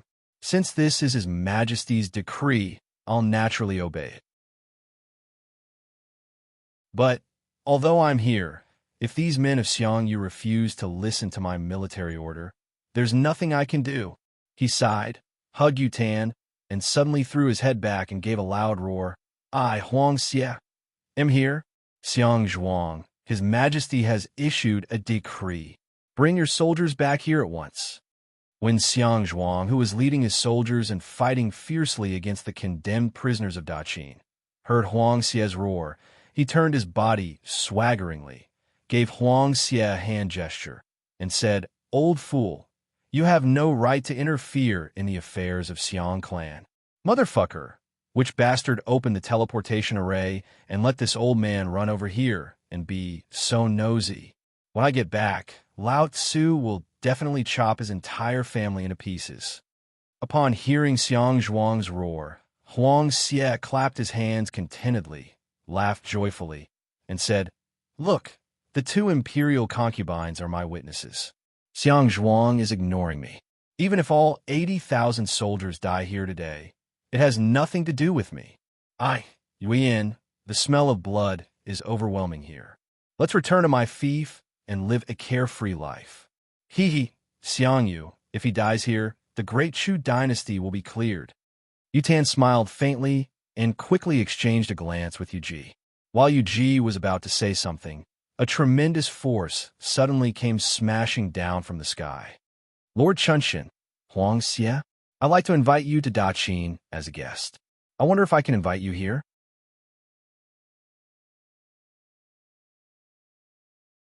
Chapter 244. A dark cloud slowly descended from the sky. Behind Ying Zheng's back, 8 flood dragons and 1 serpent could be vaguely seen twisting and roaring amidst the dark cloud. Li Si, Su Fu, Gigazi, and a few other civil officials were standing on the cloud, looking down on Xia. On the other hand, Ying Zheng was laughing complacently, staring straight at Xia like a hungry wolf who had just laid eyes on a little lamb, wishing he could swallow Xia into his belly in one bite. If he could subdue Xia, a large portion of Great Chu's overall strength would fall into Ying Zheng's hands. In Ying Zheng's eyes, Xia was not an enemy, but a glittering mountain of gold. If he could not persuade Xia to surrender, he could just kidnap him. In any case, Xia was an important figure of Great Chu, and since he had bumped into him, he could never let him go. A dark cloud rose from the top of his head, and the cauldron of Yu had come rolling out from it, bringing with it a great wave of water. The cauldron had accumulated a great amount of blood and energy essence, and the patterns of various monsters on its surface were moving slowly like living creatures. An immense pressure came crashing down from above, pressing down on Xia and the others. Ying Zheng had exerted all his cultivation base, pressing down on Xia with all his might. With a stern air of an emperor, he said word by word, If Duke of Chunshan is willing to surrender to me, you will enjoy the title of a king for generations to come. I will also treat you with the courtesy of a master. After a brief moment of pondering, Xia raised his head, looked at Ying Zheng, smiled, and said, Treat me with the courtesy of a master? I don't care about that. If you want me to surrender to Daqin, I can. You can change the way you address me. Call me by a nice name. I'll now mobilize my army and annihilate the mighty army of Great Chu. I'll deploy all the armies in Chunshan Kingdom and cooperate with Qin army in attacking Great Chu. Ying Zheng's face flickered, and he cried out sternly, As long as Duke of Chunshan says it, I'll do it. Li Si and Su Fu's faces flickered, and they were about to dissuade Ing Zheng when Huangxia laughed out loud in a strange voice. Tisk, that's great. Ing Zheng, actually, I wanted to tell you this over 2,000 years ago, but I never had the chance. TSK, call me father, then kneel down and give me a few kowtows, and the Chun Shun kingdom will be yours. Haha, good boy, say something. Ing Zheng's face turned green with anger. Huangxia, you are a hero of the generation, but you are worse than a ruffian, he bellowed. Then he waved his hand casually, and the vast amount of dark gas behind Ing Zheng's back condensed into several hundred black thunderbolts, each the size of a water tank. Huangxia laughed wildly. Holding Yu Tan's waist, he transformed into a gust of wind and disappeared without a trace. Even with Giguzi's cultivation base, he failed to see what escape art Huangxia had used. Giguzi felt the natural energy around him move, as if there were tens of thousands of tiny auras of living beings fluctuating in the mountain ridges. Then, Huangxia, Yu Tan, and the hundreds of armored warriors behind him disappeared. The two beauties, Qi Bin and Lu Mei, looked at each other. Then, they raised their hands and clapped lightly. When they clapped, a heavy rain began to pour down from the sky. The raindrops were mixed with tiny snowflakes and frost, and the cold air instantly froze the several hundred miles wide flatland into a world of ice and snow. Qi Bin and Lu Mei breathed out a faint sigh. Together with the several dozens of serving ladies standing beside them, they moved their bodies and blended into the heavy rain and frost, disappearing without a trace. Suddenly, Giguzi cried out, "This is not the escape art of cultivators, but the heaven and earth ghosts, deities, and spirits magic of those barbarians. Compared to our magic, they can utilize the natural energy more directly, and are even more mysterious and unpredictable. These two girls are barbarian girls, and they are not from the same place as us." Yuji sighed lightly. She raised both hands up, and there was a faint dark gleam flickering on her arms. Several hundred huge thunderballs fell into her palms, and with a gentle rub of her delicate hands, they vanished into nothingness. Then she leaped onto a cloud and flew slowly into the sky, quickly fleeing into the distance. A practitioner with the cultivation base of mid-stage nascent soul realm standing behind Su Fu cried out sternly, "Little girl, how can you leave so easily?" The practitioner dashed forward and casually waved his hand in the air. Immediately, a black rune flashing with lightning bolts emerged out of thin air. He pointed a finger at Yuji and cried out sternly, "Stay here. His Majesty's harem is in need of a beauty that can topple a nation." Yuji smiled coldly, and her body vanished abruptly. At the same time, she reappeared behind the practitioner with her graceful figure. She thrust her palm out casually like a red-hot knife cutting into a piece of butter. Soundlessly, Yuji's tiny hand went into the practitioner's body and came out from his dantian. On Yuji's slender fingers was a nascent soul, which was struggling and roaring wildly. Yuji smiled faintly and clenched her fist.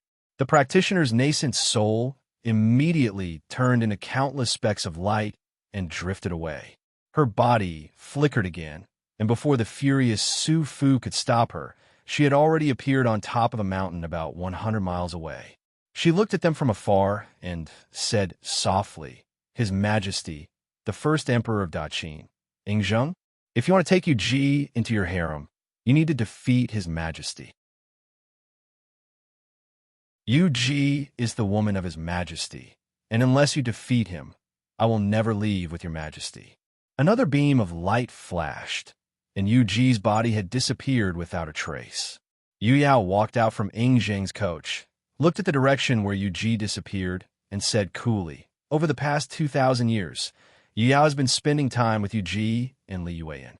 What Yuji is cultivating is the celestial technique of Goddess Xian, the legendary goddess of the 9 heavens.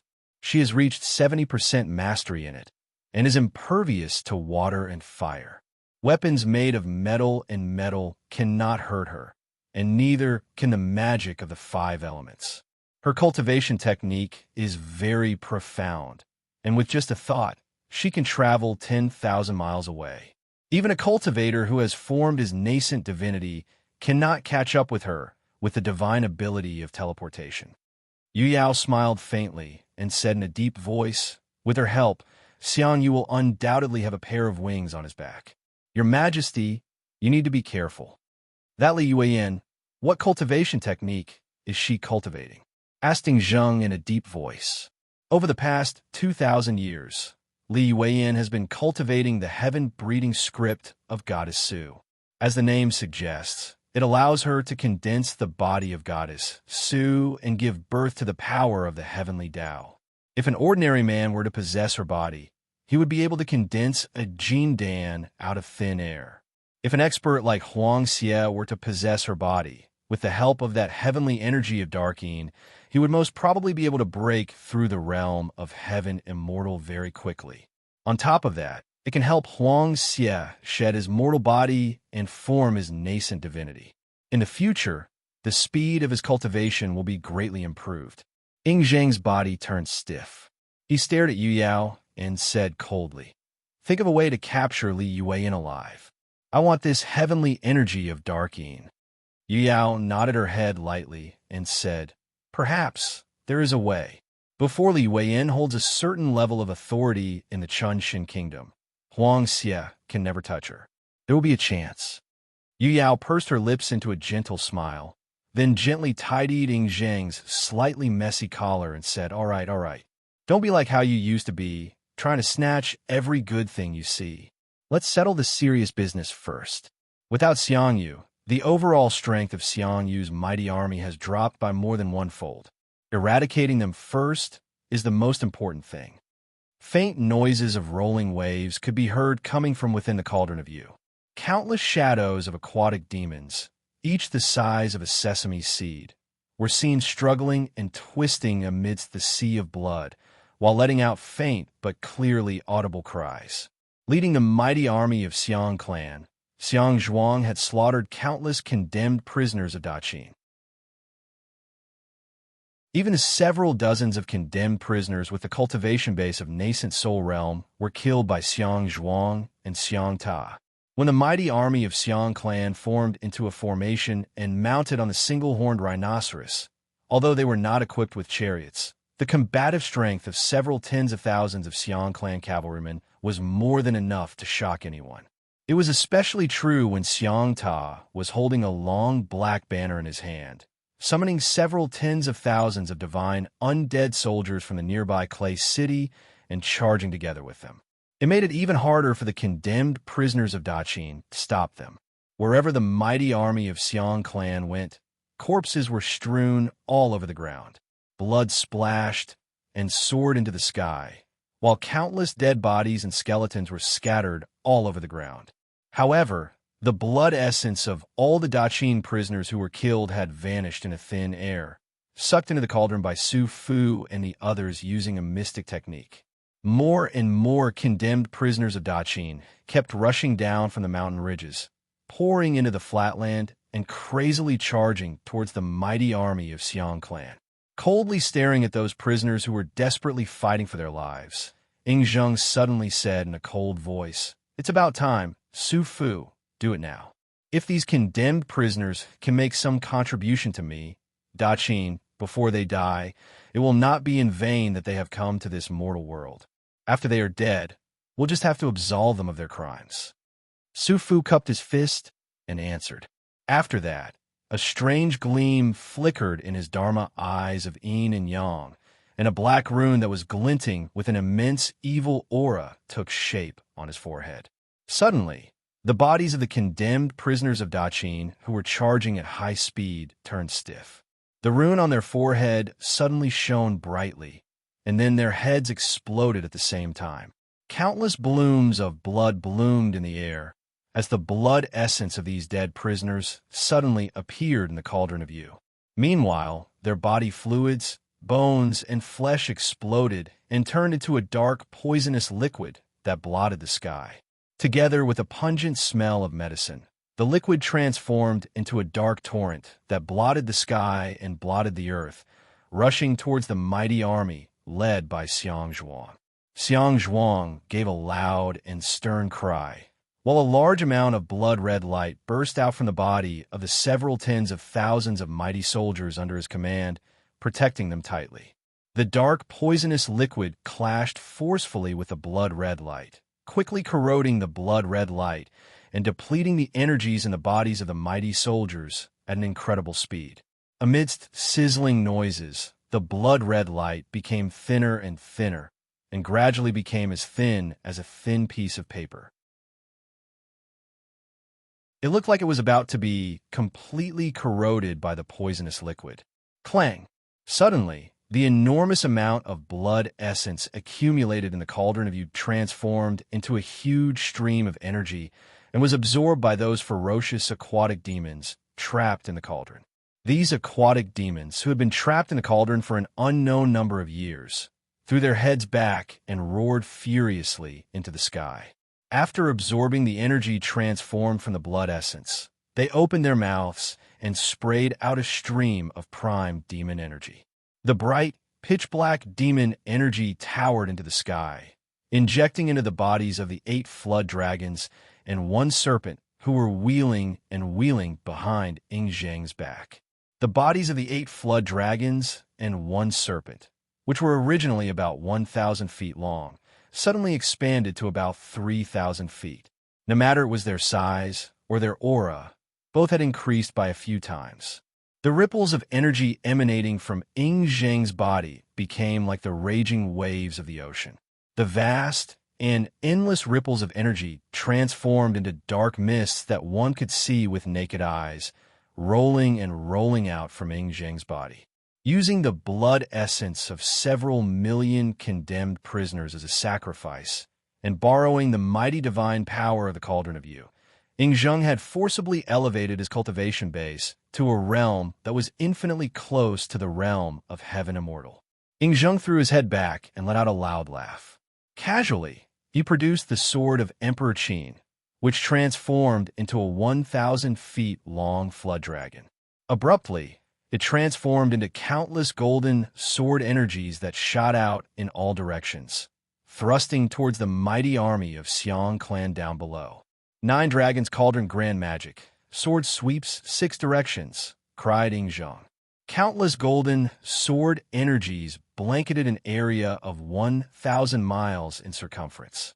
The color of the weather changed, and the natural energies were all sucked dry by the sword energies. There was no other aura or light between the heaven and the earth, only Yingzhang's black dragon energies and golden sword energies that filled the void. Several tens of thousands of divine, undead soldiers were ripped to shreds by the sword energies, and one after another, the mighty army of Xiang clan was torn to pieces amidst the raging golden tides.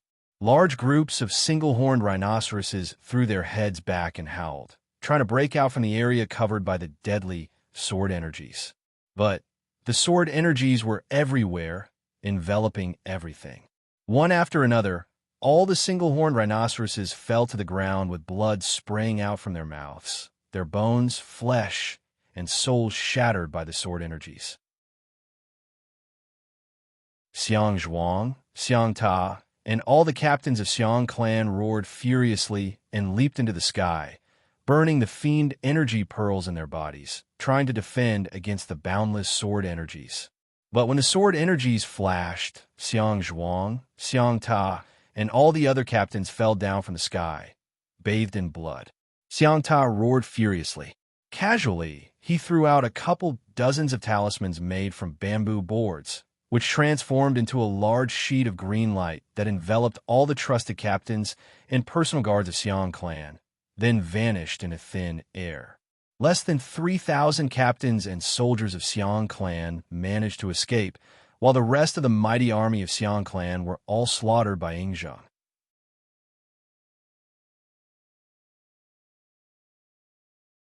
Chapter 245. Outside Meng Fortress, the 5 demon kings of Meng Mountains were besieging Xiangyu, sending his bones and flesh flying in all directions. It was especially true for Xianxia and Xianwanling. These two demon kings were ferocious by nature, and they did not like to attack their enemies with magic. Instead, they would resort to violent attacks. Wherever their punches and kicks went, blood and flesh would fly in all directions. Su Meier's pinkish flying sword and Xianxia's crane-beak scissors kept piercing and piercing Xiangyu's body, breaking his bones and making him scream miserably. However, the one that hurt Xiangyu the most was undoubtedly Huo Wuyu's rotting bones and soul-devouring energy. Not only was the vicious corpse energy melting Xiangyu's muscles and bones, it was also crazily corroding his nascent divinity. Through Wuqi's mystic eyes of universe, Xiangyu's nascent divinity was struggling to resist the attack from the blood shadow of the celestial fiend behind his back. Then, under the double attack of the corpse energy, Xiangyu's nascent divinity was like a flickering candle in a raging wind, about to be extinguished at any time. Once the nascent divinity was extinguished, everything would turn into nothingness. With a cold gaze, Wuqi looked at Xiangyu, who had no strength to fight back. Suddenly, he waved his left arm and activated the Earth Element Dragon Scale Shield. Several tens of thousands of dragon scale-shaped golden beams were shrouded in a thick layer of yellowish earth energy, thrusting straight towards Xiangyu amidst deep, muffled wind-breaking noises. Each of these dragon scale-shaped golden beams weighed several hundreds of thousands of kilograms. Coupled with the high-speed impact, which was a few times faster than the speed of sound, the force brought by these golden beams was enough to easily penetrate several dozens of lofty mountains. Countless golden beams pierced through the rotting bones and soul-devouring energy like a thunderstorm, smashing viciously onto Xiangyu's body. Xiangyu's pale black bones were brutally struck by these golden beams. The incredibly sharp dragon scale-shaped golden beams were extremely heavy and fast, shattering his bones inch by inch. Countless golden beams shuttled back and forth, smashing and smashing on Xiangyu's body, peeling off the last bit of his skin and flesh, and shattering his bones layer by layer. Deep, muffled noises of collision kept ringing out. Suddenly, Xiangyu's body was left with a head shrouded in a blood-red light, while the rest of his body was smashed to pieces by the golden beams shot out from the Earth Element Dragon Scale Shield. All 5 demon kings were taken aback by Wuqi's response. Only they knew how tough Xiangyu's body was. They had to rely on their own strength and the power of upper-grade magical treasures to tear his body apart. The fact that the Earth Element Dragon Scale Shield could hurt Xiangyu's fleshly body proved that the power of this magical treasure was not weak at all. They glanced at Wuqi almost at the same time. The shape and aura of the dragon scales were very conspicuous. They recognized the origin of these golden lights. The golden light was covered in a thick yellow, earthy aura, causing them to nod slowly. They knew that Wuqi had bought a clump of innate earth element energy essence during the Rare Treasures Conference. However, they did not expect Wuqi to refine this thing into a protective magic treasure so quickly. This kid is really lucky. Huo Wuyu took a deep breath, gave a long and loud cry, and sprayed out another clump of corpse-accumulating energy. The golden beams shot out from the Earth Element Dragon Scale Shield pierced through the pale green, corpse-accumulating energy. Only the dragon scales, which were protected by the innate Earth Element energy, could ignore the frightening power of the corpse-accumulating energy and not be corroded by it easily. Huo Wuyu's face turned unsightly. It was obvious that this defensive magical treasure of Wuqi could resist his strongest innate divine ability. After a series of attacks, Xiangyu was left with only a skull. Sparks and blood sprayed in all directions under the joint attacks of the crowd. However, the banner of Qiyu had transformed into a clump of dense blood-red energy and wrapped around the skull. No matter how hard the crowd attacked, they could not do anything to the formidable defense of the banner of Qiyu. Whether it was Wuqi or the 5 demon kings, none of them possessed the murderous aura of the human emperor Xinyuan, which was used to kill Qiyu.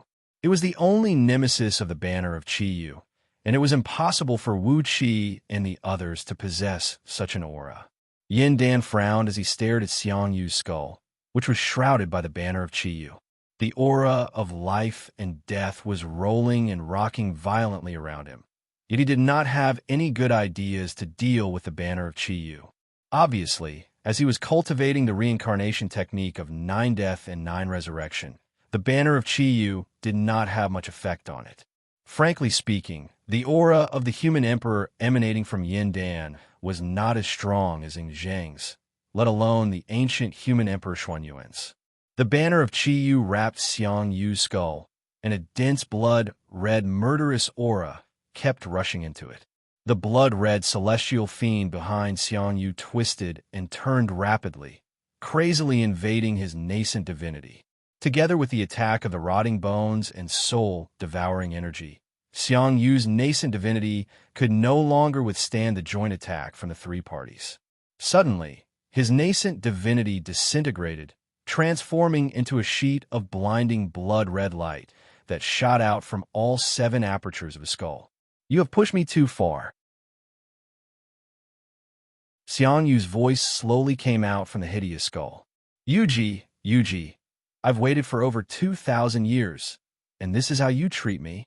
Xiangyu howled mournfully. "If that is the case, I will sacrifice myself and become a fiend, transforming into the true body of a celestial fiend. I will abandon all the mercy, compassion, warmth, and kindness of mortals, and transform into the true ancient war devil of Qiyu. I will fight for supremacy with all of you, and we will see who is the true Lord of the heaven and earth, and who is the #1 hero under the heaven." The blood-red, celestial fiend behind Xianyu quickly fused into his skull. The banner of Qiyu transformed into a sheet of glittering light and fused into the skull. Xiangyu's nascent divinity was reborn in his spiritual ocean. It was a blurry and sticky figure formed from countless amounts of blood. Although the figure was still blurry, as if it had not completely taken shape, it was already emanating a boundless fiend flame and murderous aura. Wave after wave of frightening aura that could make one's blood boil and make one grab the weapon in one's hand and slaughter wantonly was gradually spreading out from within Xiangyu's skull. Princess Zhongli's face fell suddenly. Xiangyu's skull grinned hideously and said, "How dare a little girl like you trap me with the soul-sealing curse? Break!" As Xiangyu gave a light cry, a tiny blood-red flickered in the void, and a hair-thin blood-red flame shot out from it, following closely behind Princess Zhongli's soul and the soul-sealing curse she unleashed. Then, the faint connection between the soul-sealing curse and the soul-sealing curse began to burn towards Princess Zhongli. Princess Zhongli's curse was completely broken, and her soul was injured by the backlash. Suddenly, she coughed out a mouthful of blood. Upon smelling the scent of blood, the blood-red flame accelerated towards Princess Zhongli. Wuxia casually waved his hand, transforming the earth element dragon scale shield into a thick and heavy yellow energy barrier that enveloped him and Princess Zhongli. 36,000 dragon scales began to circle around Wuxia according to the orbits of the stars in the universe. Accompanied by the roars of countless wandering souls, the blood-red flame rushed over and slammed viciously onto the dragon scales and the yellow energy barrier. A loud boom rang out, and the blood-red flame exploded. Wuxia and Princess Zhongli were knocked flying away by a tremendous murderous force, falling into the Meng fortress in a sorry state. They smashed through several dozens of tall buildings in a row before finally smashing to the ground. Fortunately, they were protected by the earth element dragon scale shield. Although they suffered some shock, they were not seriously injured. Holding Princess Zhongli in his arms, Wuxia sprung up to his feet and cried out sternly, "Cultivators of Meng Fortress, listen to my command. Kill Xiangyu with thunder magic. I'd like to see if this Xiangyu is really unkillable and indestructible. Xiantian cultivators, could not lock down Xianxia from 100 miles away with their divine sense. However, Jin Dan human immortals and earth immortals of nascent soul realm could use their divine abilities to injure their enemies from 100 miles away. With the title of Westfield Headquarters Deputy Chief Supervisor, Wuxia gave out his order. Among the several tens of thousands of cultivators in Meng Fortress, there were 20 nascent soul cultivators and over 100 Jindan cultivators. One after another, they locked down Xianxia with their divine sense, unleashing various spirit talismans and magical techniques. Bolts of thunderbolts mixed with the rotting bones and soul-devouring energy struck Xianxia's skull, exploding and filling the sky with blinking blood-red light. The fiend flame of the banner of Qiyu surged higher and higher, while the skull protecting Xianxia let out a deafening roar, leaving behind a beam of blood-red light as it fled towards the depth of Meng Mountains. Once again, the natural energies from all directions rushed crazily towards Xianxia, fusing into his skull. On his skull, strands of skin and flesh grew out at an incredible speed, while blood-red hair grew out from his scalp as well. Very soon, a 10-feet-long blood-red hair grew out from his skull. Amidst a series of cracking noises, a newly born, pale black, half-transparent spine poked out from underneath his skull. With his spine as the center, ribs, pelvis, and many other bones kept growing out. In just the time of a few breaths, all the bones in Xianxu's body were completely reborn. On top of that, the defensive strength of this newly born skeleton was at least 10 times stronger than before. When Xiong Wanling's bare paw, Jin Jia's hammer, Su Meier's flying sword, and He Qianqiu's crane beak landed on Xianxu's body, they could only produce large amounts of sparks and leave deep marks on his skin. None of them could break his bones. The thunderbolts that blotted the sky kept falling down, but they only covered Xianxu's bones with a thick layer of thunderbolts and failed to break his defense. Even when the most vicious, rotting bones and soul-devouring energy kept sprinkling on Xianxu's bones, it could only produce large amounts of blood-red ripples and could not cause any more damage to his body. The banner of Qiyu shot out from the top of Xianxu's head, shrouded in an eerie blood-red gleam. The blood-red gleam that covered the area of 1,000 feet in circumference kept Huo Wuyu's soul-devouring energy at bay. Xianxia, who had given up the persistence in his nascent divinity and chose to completely fuse with the fiend's soul he cultivated, had gradually transformed into a true immortal fiend body. The defensive strength and recovery ability of his body had been improved to an astonishing level. On his glowing bones, dark purple muscles, meridians, and blood vessels began to grow at an incredible speed. Before long, when Xianxia had just fled tens of miles away, his body had fully grown, and it was even stronger and taller than his original body. At first glance, the muscles on his body looked like alloy ingots, sharp and angular, glinting with an eerie, cold gleam. The banner of Qiyu was spinning at an incredible speed. Just as Xianxia was about to flee into Meng Mountains, a plume of dark mist suddenly towered up into the sky from the front. Amidst the dark mist, 8 crocodile-shaped black alligators with 2 horns on their heads leaped out, opened their mouths, and pounced viciously towards Xianxia. Xianxia, who had just recovered his body and was still very weak, was thrown to the ground by the tremendous force of these alligators. The banner of Qiyu rolled up, unleashing a blood-red beam that rolled up 5 alligators and threw them several hundred feet high into the air. However, a few crocodiles leaped onto Xianxu's body and tore a deep wound on his chest, from which sticky blood kept spraying out. "Who dares to hurt me?" Xianxia bellowed furiously. A thunderclap rang out, as a chariot pulled by 4 horses and escorted by several hundred guards flew out from the mountain ridge. On the chariot stood a handsome man, clad in a black robe and wearing a black and gold crown on his head. The young man, clad in the 8 dragons' soaring cloud robe and holding a long spear, cried out sternly, "Xianxia, you will die here today. Is Yin Dan here? I am Ing Xing, the Daqin, and today I will settle the score with Xianxia for killing me in the past." Yin Dan, Let's join hands and kill Xianxia. Isn't that a pleasure? Princess Zhang Lu blinked her eyes and asked, Ingzing? Who is he? I can't believe he is also cultivating the 9 dragons cauldron grand magic, and he has even formed the power of 8 flood dragons. Meanwhile, Wuxia took a deep breath and said, Ingzing, I suppose he is a member of Ing Zheng's imperial clan?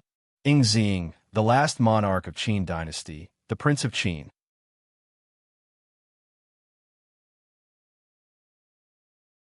Chapter 246.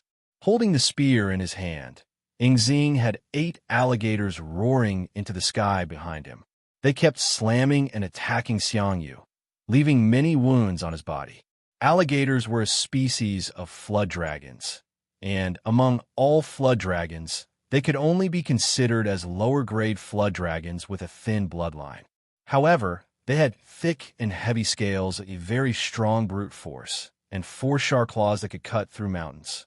Although they had a very low status in the Flood Dragon clan, their overall strength was not weaker than a true Flood Dragon. If they could transcend into a Heaven Immortal and transform into a true dragon, their overall strength would only be about 30% of the strength of a true Flood Dragon. But when they were still Flood Dragons, their overall strength would not be weaker than any middle or upper grade Flood Dragon with a very pure bloodline. Ingzing was also cultivating the 9 dragons cauldron grand magic, and the dragon souls he used were 8 alligators, which gave him some of the characteristics of alligators, namely, a strong fleshly body and a matchless divine strength. In terms of the strength of his fleshly body, he was a few times stronger than Ing Zheng, who had formed the 8 flood dragons and 1 serpent. It was just that he was not as strong as Ing Zheng in terms of divine abilities and magical power. Now, he alone was able to stop Xianxia, who was severely wounded, and was able to fight Xianxia without falling into a disadvantageous position. Xianxia threw his head back and roared furiously. As the coiling dragon spear was destroyed in the fierce battle just now, Xianxia could only fight the enemy with his bare fists. He waved both fists in a disorderly manner, throwing a series of punches at Ingzing's face and head. Ingzing wielded the spear in his hand in a strict manner. None of his moves were fancy, but they were as powerful as a great mountain, pressing down on Xianxia with his divine strength. As Xianxia was severely wounded and had just entered the fiend state, he could not withstand the power of 8 flood dragons unleashed by Ingzing. As a result, he was pushed back by the spear, and the tip of the spear kept poking out streams of blood from his body. Xianxia kept letting out deep and mindless roars, and like a wild beast that had gone mad, he kept leaping and attacking Ingzing desperately. Although he had consumed too much of his strength, and his offensive strength had been greatly reduced, the recovery ability of his body had reached an abnormal level. In just a few breaths of time, the wounds left by Ingzing on his body were completely healed. No matter how Ingzing had left over 100 transparent wounds on Xianxu's body, he still could not kill Xianxia. Coldly, Yandan watched the fight between Ingzing and Xianxia. Suddenly, he raised his right hand and cried out, "Generals, listen to my order. Join forces with Prince Ing of Qin and kill Xianxia." Yandan gave the men around him a wink. Then his lips moved slightly as he gave out another order: to cooperate with Ingzing in killing Xianxia and letting Ingzing take the vanguard. After killing Xianxia, he immediately unleashed his full strength and captured Ingzing alive. If they couldn't capture him alive, they would kill him on the spot. Jingku was the first to let out a loud laugh.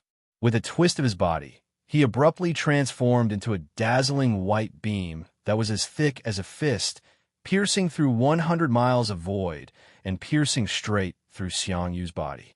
The Taibai's sun-piercing dragon technique was derived from Jing Ku's assassination of Ing Zheng, the emperor of Qin, in a fit of rage. It was like the Taibai sun-piercing dragon, a rainbow piercing through the sky. The grand white essence chi in his body condensed into a beam of white light with extremely strong penetrating power, like a divine weapon. Even if it was an upper-grade magic treasure or a spirit artifact, it would be pierced through by the beam of white light without any resistance. As for Xiangyu's body, a hole the size of a bowl was left behind by the white beam that Jing Ke had unleashed. On top of that, the wound was smooth and clean, without any burrs. The flesh and blood on the wound kept wriggling, trying to heal his body. Yet, there was a very powerful and sharp energy lingering near the wound.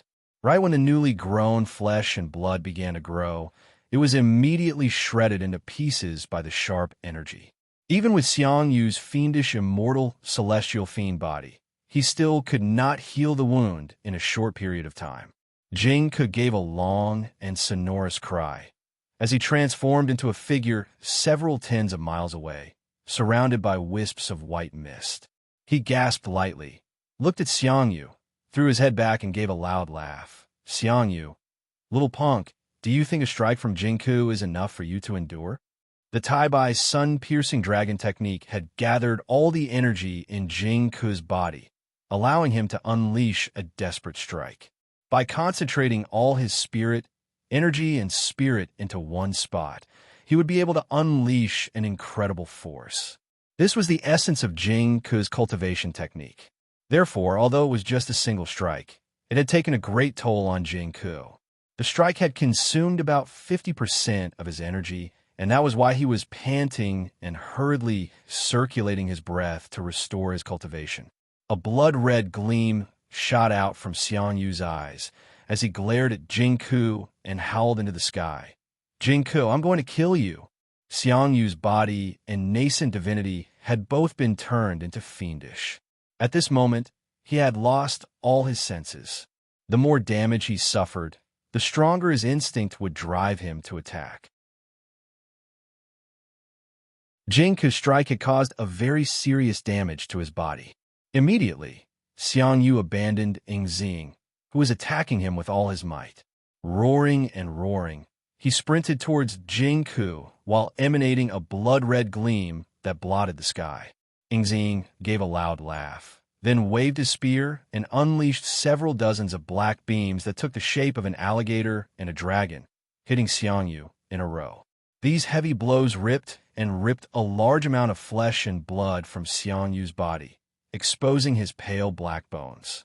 The banner of Qiyu let out a shrill roar of a warrior, while a large sheet of blood-red gleam rushed out from Xiangyu's body and fused into the banner, covering an area of 1,000 feet in circumference and firmly protecting Xiangyu. Yingxing thrust his spear again, but when the dragon-shaped beam hit the banner of Qiyu, it only produced a few insignificant blood-red ripples and did not hurt Xiangyu at all. On the contrary, Yingxing's spear was twisted and turned by the banner of Qiyu, causing a severe pain in his wrist and nearly making the spear fly out of his hand. Yingxing was greatly shocked. He quickly dragged the spear and retreated backward, but Xiangyu's attention was once again attracted by his attack. Without hesitation, he thrust his fist towards Yingxing. Suddenly, a vast and mighty murderous blood energy sprayed out from the banner of Qiyu, quickly fusing into Xiangyu's fist. It transformed into a fierce tiger fist with a sharp horn on its head, thrusting towards Yingxing's back amidst a shrill tiger roar. When this several hundred feet long blood-red tiger made its appearance, the surrounding natural energies were immediately swept away, and all the flowers and trees in the woods withered and died at the same time. An immense aura of death soared up from the ground, transforming into countless pitch-black palms that grabbed towards Yingxing's body amidst cruel ghost howls. Yingxing was caught off guard and was grabbed by these black palms that came out of nowhere.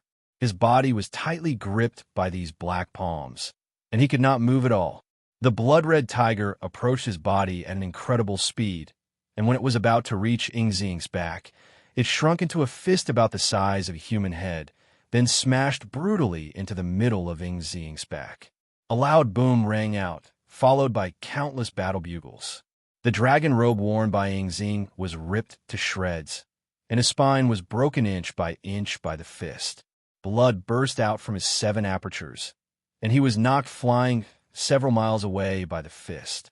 Seeing that Yingxing was severely wounded by Xiangyu, Yandan clapped his hands and said with a loud laugh, "Excellent!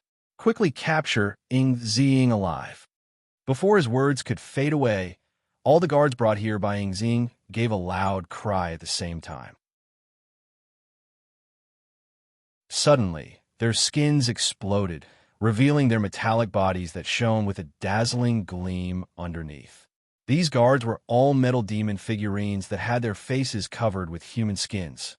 When they saw their target was wounded, they immediately revealed their true faces, striding towards Yingxing. Several hundred demon figurines stood in a circular formation around Yingxing. Dazzling gleams could be seen flashing and blinking under their feet as they quickly formed into a large teleportation formation. An enormous amount of energy rushed out from these metal demon figurines and surged into the teleportation formation, providing it with enough power to break through the void. Suddenly, Yingxing and the several hundred demon figurines' bodies turned blurry and then disappeared into thin air. MOD stared at the direction where Yingxing and the demon figurines disappeared with astonishment. He smiled delightedly and said, "By carving a part of the teleportation formation into these demon figurines, when needed, these several hundred demon figurines can activate the restrictive spells in their bodies and immediately form a moving teleportation formation." It was indeed a strange and wonderful idea, too wonderful for words. This must be Gigazi's ingenious idea. How could anyone else have such an ability? Sun Kuang nodded his head, smiled, and said, "It must be Brother Wang Su's idea. Chimen Duanjia, mechanisms, and concealed weapons. Under the heaven, only Brother Wang Su alone can fight against Mo sect." MOD rubbed his palms excitedly and said, "I wonder how powerful these demon figurines of Qin army are. Perhaps Mo sect will have to bring out all those powerful war machines produced by them over the years and have a final showdown with Qin army. Especially the Mo city. This old man has always wanted to see exactly how powerful the Mo city is." While both of them were praising Gigazi's divine ability, on the other side, Yindan had personally brought many captains and ministers, encircling Xianxia in 3 layers of encirclement. The 3 of them led many great Yin cultivators and deployed various restrictive spells and formations, completely covering the void. Xianxia was roaring furiously and slashing left and right, but there was no way he could break through. Fan Yuqi, whose body was burly and huge like an iron ingot, held a pair of crescent-shaped halberds in his hands and fearlessly rushed up and engaged in a close combat with Xianxia. The main cultivation technique Fan Yuqi cultivated was the earthly indestructible body of indestructible sect. As a result, his fleshly body was incredibly strong. There was also a very powerful innate spirit item hiding in his body, which seemed to be an earth element innate spirit item. Fan Yuqi's fleshly body had been nourished and tempered by the innate earth element energy for over 2,000 years, and the incredible defensive strength of his fleshly body made even Wuxia, who was watching the battle, shake his head. He is just like a stone in a latrine pit, smelly and hard. I can't break it. Wuxia could not help but shake his head as he watched Xianxia land several hundred punches on Fan Yuqi's body in a row, only producing a large number of sparks, and not even a single hair of Fan Yuqi's was harmed. The tempering of the fleshly body was a laborious and time-consuming work. Fan Yuqi also had an innate earth element spirit item with him, and the earthly indestructible body that he had spent over 2,000 years to cultivate had reached the limit of the fleshly body below the realm of Heaven Immortal. Unless it was a Heaven Immortal, not even Waning Dragon King could leave a single scratch on his skin. Compared to Fan Yuqi's fleshly body, Wuqi's Dharma body of Earth Immortal was as fragile as the shell of an egg. Let it go. He has been cultivating for over 2,000 years, but how long have I been cultivating for? Wuqi bared his teeth and stared at Fan Yuqi, who was fighting head-on with Xianxia. He felt a sharp pain in his teeth. Suddenly, another golden light flashed. Among the 5 demon kings, Gold Armor, who had the strongest fleshly body, had joined the battle as well, working together with Fan Yuqi to restrain Xianxia. Gold Armor's true form was a strange beast, the Gold Devourer. Since he was young, he had been devouring gold element energies. Therefore, his fleshly body was extremely strong, even stronger than Fan Yuqi's. With two fellows with freakish fleshly bodies tangling with Xianxia, he had no chance to escape. It seemed that the group of Great Yan's ministers were about to kill or capture Xianxia on the spot, but suddenly a pitch-black crack opened up in the void, from which came two huge hands that looked like they were carved out of white jade, pressing down slowly.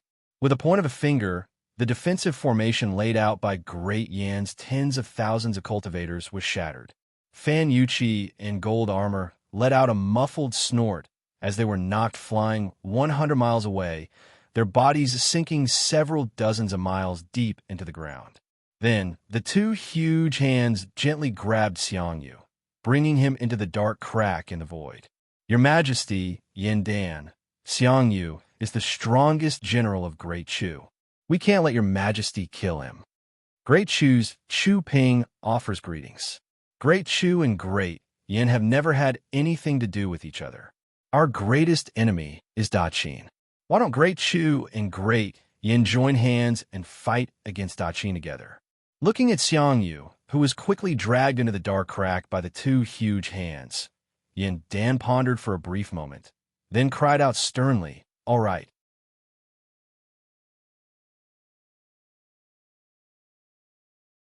Chapter 247. A muffled rumble echoed out as the city gate of Meng Fortress slowly opened.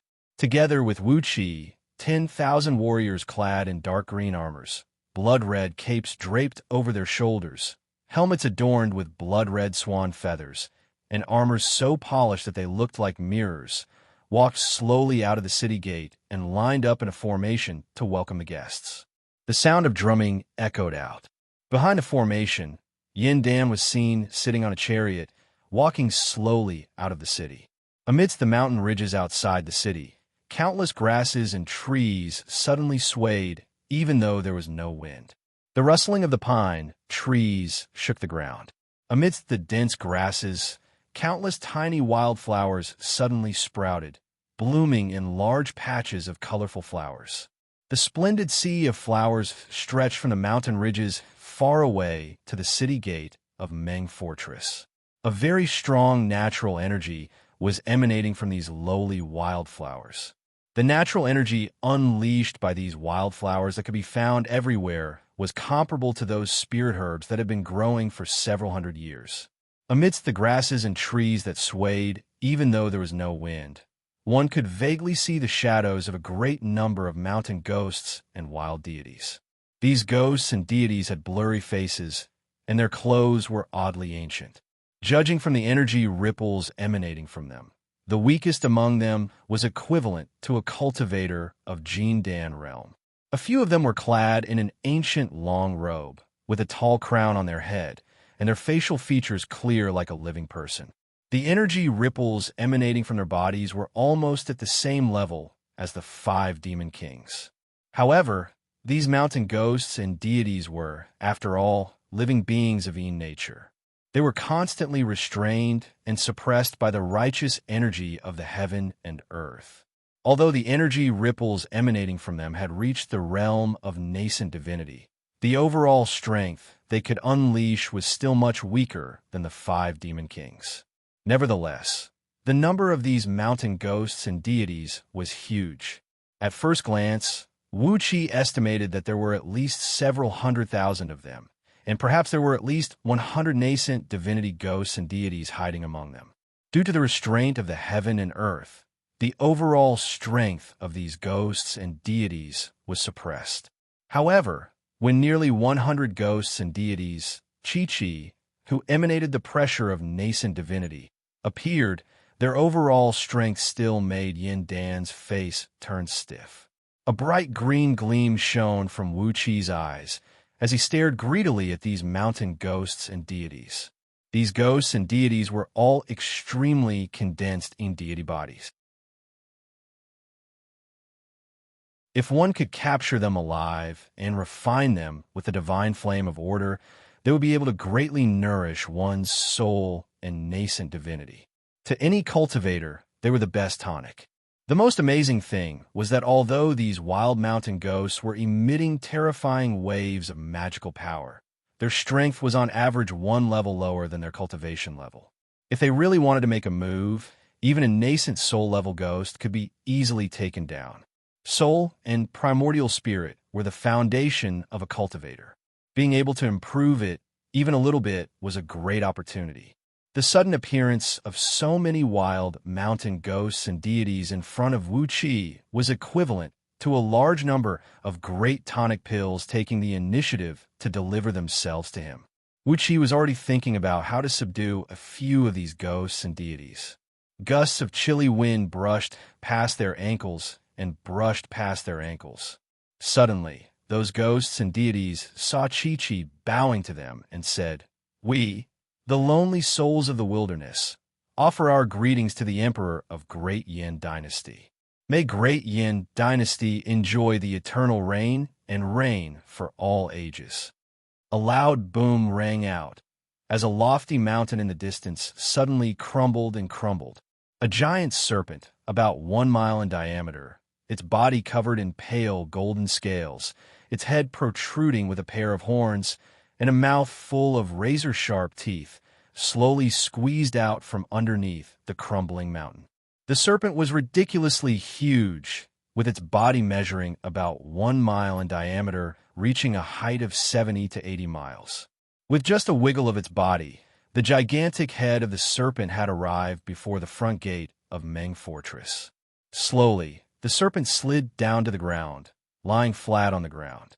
The length of its body that was exposed from underneath the mountain was already 70 to 80 miles long, and it was unknown how much more of its body was still hiding under the ground. However, no one really cared how big this serpent was.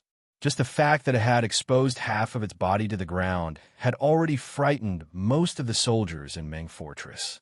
Clang! Clang!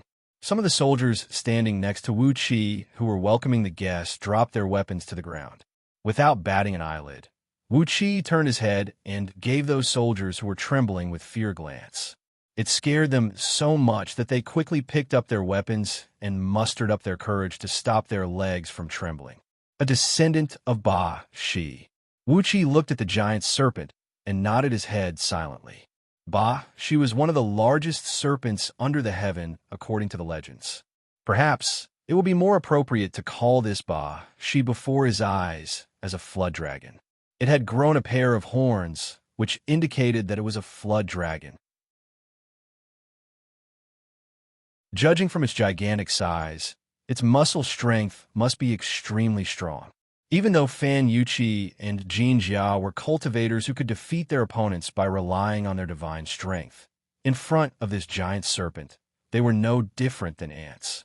On top of the giant serpent's head stood a middle-aged man with a tall crown and a long robe, his face handsome. Not a single trace of dermic energy could be sensed from this man, and he looked no different from any ordinary uncle next door. He stood steadily on the head of the giant serpent, quietly looking at Yin Dan. Yin Dan was staring at the middle-aged man as well. After a full 15 minutes, he nodded and said, "The Emperor of Great Shu, Chu Ping." Chu Ping smiled and said, "Chu Ping of Great Shu offers greetings, Your Majesty Yin Dan." He landed on the ground and lightly patted the head of the giant serpent, then walked to the front of Yin Dan's chariot, nodded his head and said, "Chu Ping has come with the sincerity to form an alliance with Great Yin, to help each other and survive in this world." Yin Dan gave Chu Ping a deep look, pondered for a brief moment, then chuckled and said, "Why Great Yin? Why not some other dynasties?" Chu Ping nodded his head, smiled, and said, "Do I need any more reasons? Great Shu is located in the extreme south, while Great Yin is located in the extreme north. It is almost impossible for both dynasties to have any conflict.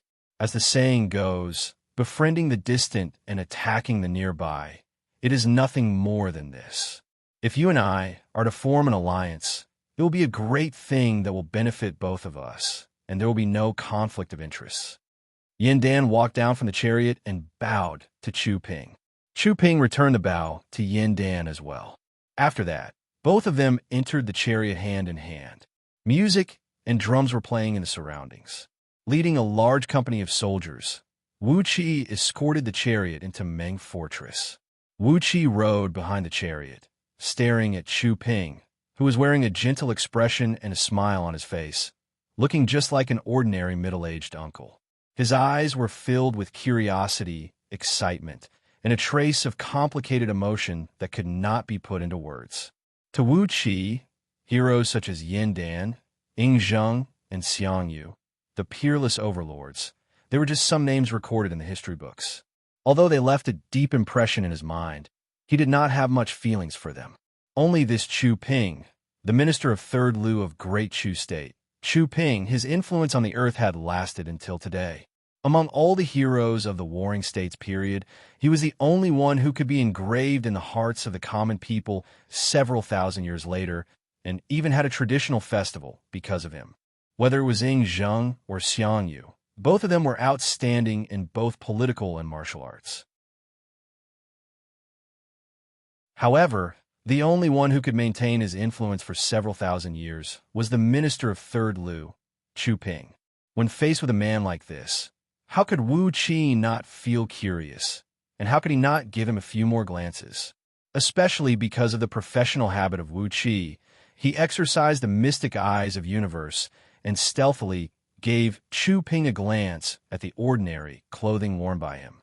As a result, through the vision of the mystic eyes of universe, Wuxia found that although the long robe, tall hat, and ornaments worn by Chu Ping looked simple and crude and did not have any luster on the outside, they were actually glowing with a bright glow and were densely packed with countless restrictive spells. Everything he has is a treasure. Wuxia sighed with mixed emotions in his mind. It was not a big deal that Chu Ping had a lot of magical treasures, as it was expected for someone of his status. However, when he was observing Chu Ping with the mystic eyes of universe, Wuxia discovered something even more astonishing.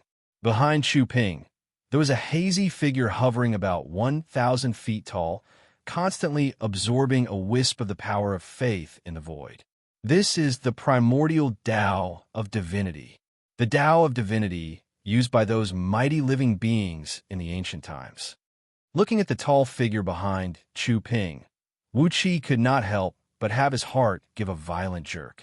No wonder when Chu Ping struck out a few times, the cultivation base he displayed did not look like the ability that nascent divinity cultivator should have. It turned out that his main cultivation base was the primordial Tao of divinity, which allowed him to borrow the power of faith from the common people and instantly manipulate the power of faith, turning it into divine power for his own use. Judging from the size of the prime divine soul behind him, Chu Ping could increase his energy by about 10 times at most. Chu Ping was a mighty cultivator who had formed his nascent divinity, and if his energy was increased by 10 times, it would be a frightening overall strength that only a real heaven immortal could possess. What a ridiculously strong monster. Nevertheless, he has enjoyed several thousand years of incense burning on earth, and with the power of faith gathered together, it is more than enough to push him to his current level. Not to mention that he has the power of faith from the common people of Great Chu Dynasty. All kinds of thoughts were tumbling in Wuxia's mind along the way, as he followed Yin Dan and Chu Ping back to the mayor mansion located right in the center of Meng Fortress. Hand in hand, Yin Dan and Chu Ping walked into the main hall of the mayor mansion. All the ministers of Great Yin Dynasty were waiting quietly outside. Everyone could hear the heated discussion between Yin Dan and Chu Ping in the main hall, but no one could hear what exactly they were talking about. Both Yin Dan and Chu Ping exercised their divine abilities and dermic powers at the same time, disrupting their voices. Therefore, only the two of them could know what they were talking about and what benefits they had offered in exchange. For a whole day and night, Yin Dan and Chu Ping sat in the main hall, having a heated discussion for the whole day and night. Wuxia and the others were standing right outside the main hall, watching both men gesticulating and discussing for a full 24 hours. Finally, both men threw their heads back and laughed out loud. Then, Yin Dan invited them into the main hall, where he and Chu Ping personally wrote 2 copies of the document of alliance. After that, both men signed the agreement at the same time, stamped their fingerprints and seals, and announced it to the heaven and earth, swearing an oath with their prime nascent divinity. From today onwards, Great Yin and Great Chu were brothers. Neither Yin Dan nor Chu Ping announced the specific conditions of the exchange to the public. But, from now on, no one was allowed to use weapons recklessly between the 2 dynasties, and those who dared to provoke a war between the 2 dynasties would be killed without mercy. Yin Dan's 10 daughters, 100 granddaughters, and 1,000 great-granddaughters, the unmarried princesses of the imperial clan, would travel to Great Chu, marrying the sons of the imperial clan. Meanwhile, Chu Ping's 10 daughters, 100 granddaughters, and 1,000 great-granddaughters would also be sent to Great Yin, marrying the sons of Great Yin dynasty's imperial clan. Both men also made an agreement that one of their daughters would be married to the crown prince of the other dynasty, becoming the crown princess of the other dynasty. The document of alliance was 36 feet long, with a total of over 200,000 words written on it. Only then did all the clauses of the Treaty of Alliance between the 2 dynasties were written on it. When the Treaty of Alliance was shown to the ministers of Great Yin dynasty, some clauses were covered by restrictive spells, making it impossible for them to see what the secret conditions were. Obviously, these clauses involved the core secrets of both dynasties, and were not something that any random minister could know. After the Treaty of Alliance was established, Chu Ping did not stay any longer. He bid farewell and left swiftly. He did not mention Xianxia, nor did he mention anything about Wuxia and Yuji. However, Wuxia breathed out a sigh of relief. Since both dynasties had formed an alliance, then Xianxia would not be able to find trouble with him anymore, right?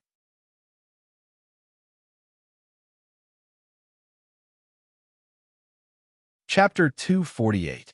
Half a month had passed since the secret alliance between Great Yin and Great Chu was formed. During this period of time, it could be considered as peaceful. Great Yin, Daqin, and Great Chu did not make any big moves.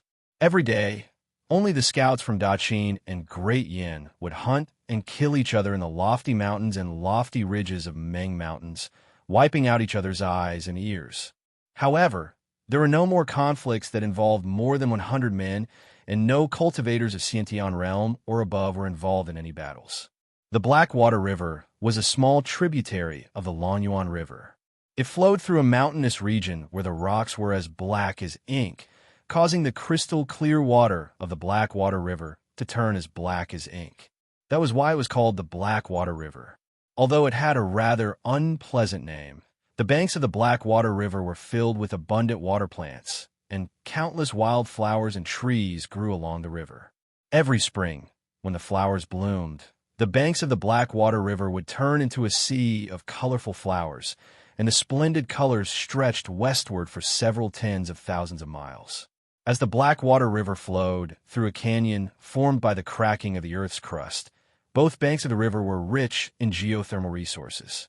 Almost every few hundred miles, there would be a cluster of hot springs. Hot water kept gushing out from under the ground, and white steam drifted along the river valley. More than half of the valleys along the river were covered by a dense layer of water vapor. The rich geothermal energy, the dense water vapor, and the rich natural energy brought out from under the ground had nourished the flowers and plants along the banks of the Blackwater River, as well as all kinds of spirit herbs. Therefore, the Blackwater River was a famous place in the inner region of Meng Mountains. From time to time, demon kings from various mountains would send their little demons to the vicinity of the Blackwater River to harvest herbs, concoct all kinds of medicines for injuries, or concoct some lower-grade spirit pills. This place was the natural herb storehouse for all the cave abodes in Meng Mountains, a place frequented by demons and devils. Wuxia threw his head back and gasped for breath.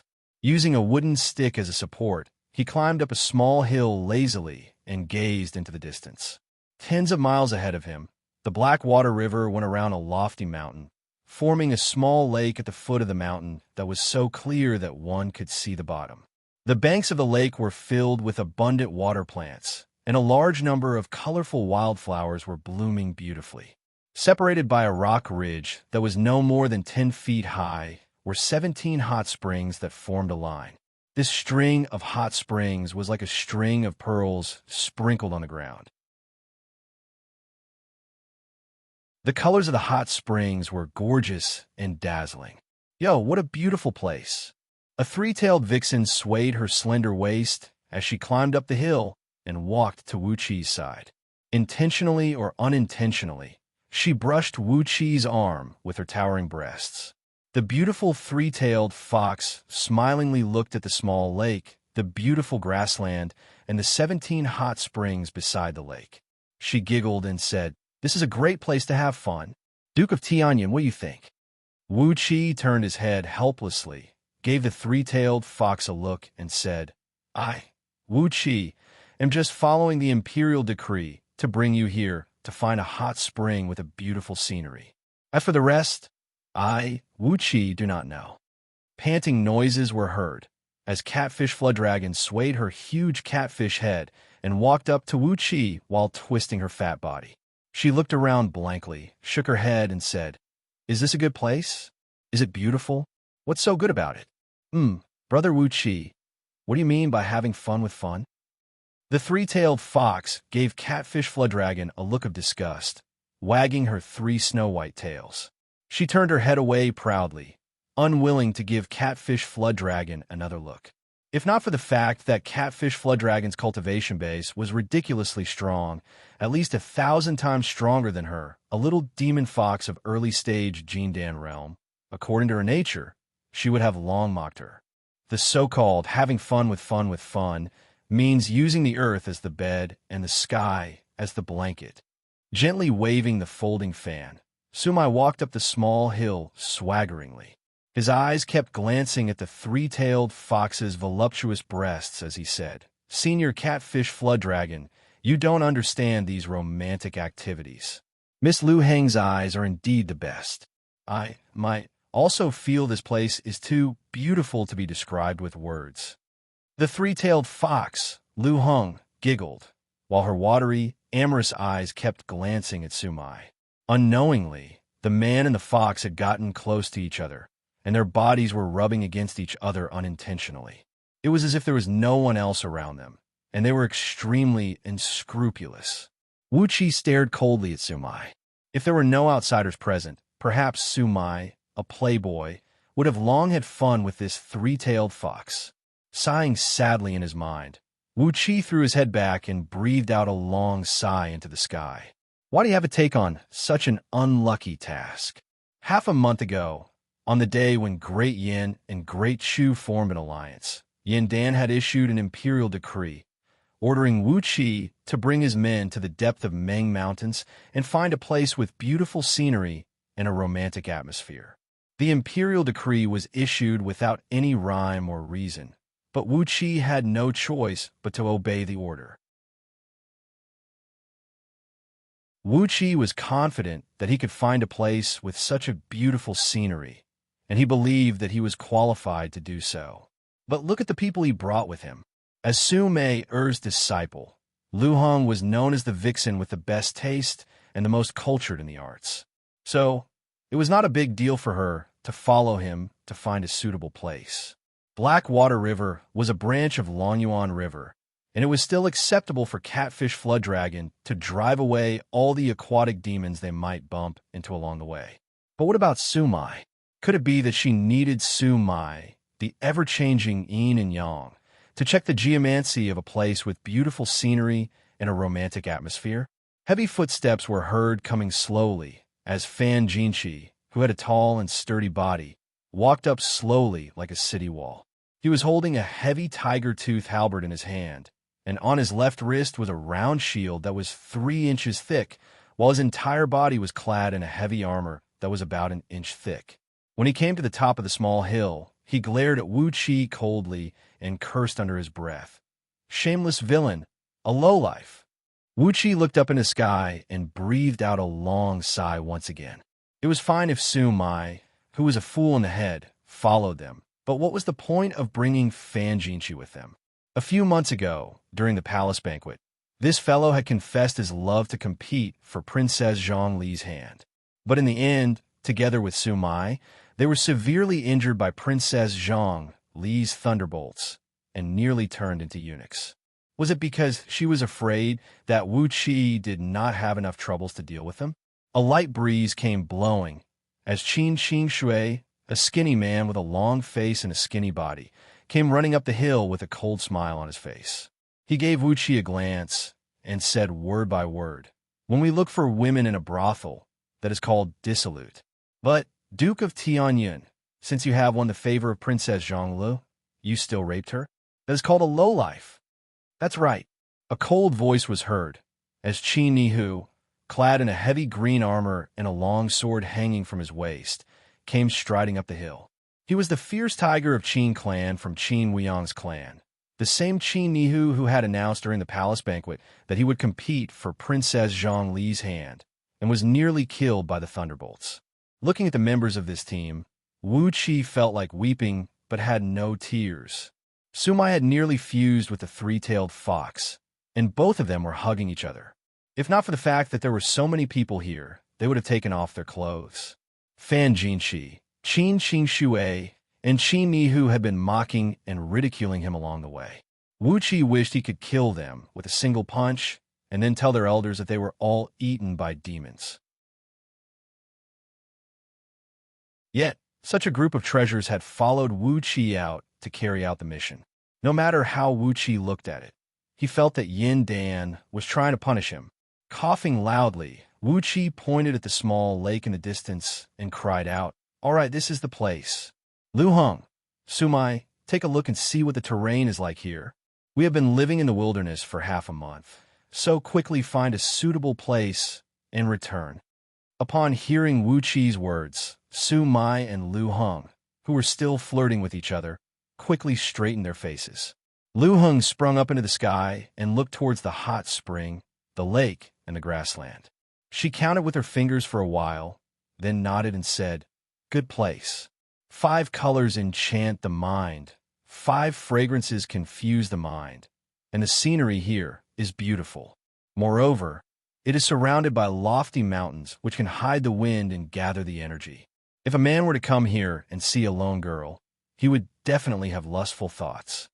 Lu Heng shrugged her chest complacently, laughed, and said, "With the mystic technique of my enchanting palace, this place will be like a young lady's chamber, where one will have lustful thoughts uncontrollably." Meanwhile, Su Mai took out a compass, observed the terrain of the surrounding mountains, nodded his head, and praised 100 miles underground, there's a vein of earth core fire flowing through it. By drawing it up, we can construct an extremely powerful heavenly thunder and earthly flame formation, and can also provide energy to all the weapons of Emos sect, enough to support them for 2 hours. Then, Wu Qi turned to look at Fan Jinshi and the other 2 young masters, and asked coldly, "What do you think, young masters?" Qin Xingxue flew 1,000 feet up into the sky, looked around, and praised satisfyingly, "The terrain here is very complicated, and there are many trees and trees in the surrounding forests. It is a good place to hide assassins. With 30,000 assassins here, it will be more than enough to stop the invasion of 1 million soldiers." On the other side, Fan Jinshi and Qin Nihu took a few rounds in the surroundings, nodded their heads satisfyingly, and said with a smile, "Within 1,000 miles, there are many valleys and caves that are suitable for hiding ice armors. As long as we carefully construct a restrictive formation that can conceal aura, it will be more than enough to hide several million armored soldiers. Even if Da Qin attacks with all his forces, with this army of several million soldiers, we will be able to delay them for a few days." Wu Qi breathed out a deep sigh. Judging from the behavior of these few fellows along the way, it seemed they all knew the purpose of this operation. Yet, as the nominal leader of the team, he had no idea what was the purpose of finding such a place, and what was the reason behind it. Stomping his feet angrily, Wu Qi said furiously, "What are you whispering about?" Stunned, Qin Xingxue turned to look at Wu Qi. With a strange smile on his face, he said with a strange voice, "Duke of Tianyun, it seems you still don't know? Of course, the reason we are looking for such a blessed place is to kill someone. Shocked, Wuxia asked with a frown. Kill who? Qin Nihu said coldly. The two dynasties will join hands and kill Qin.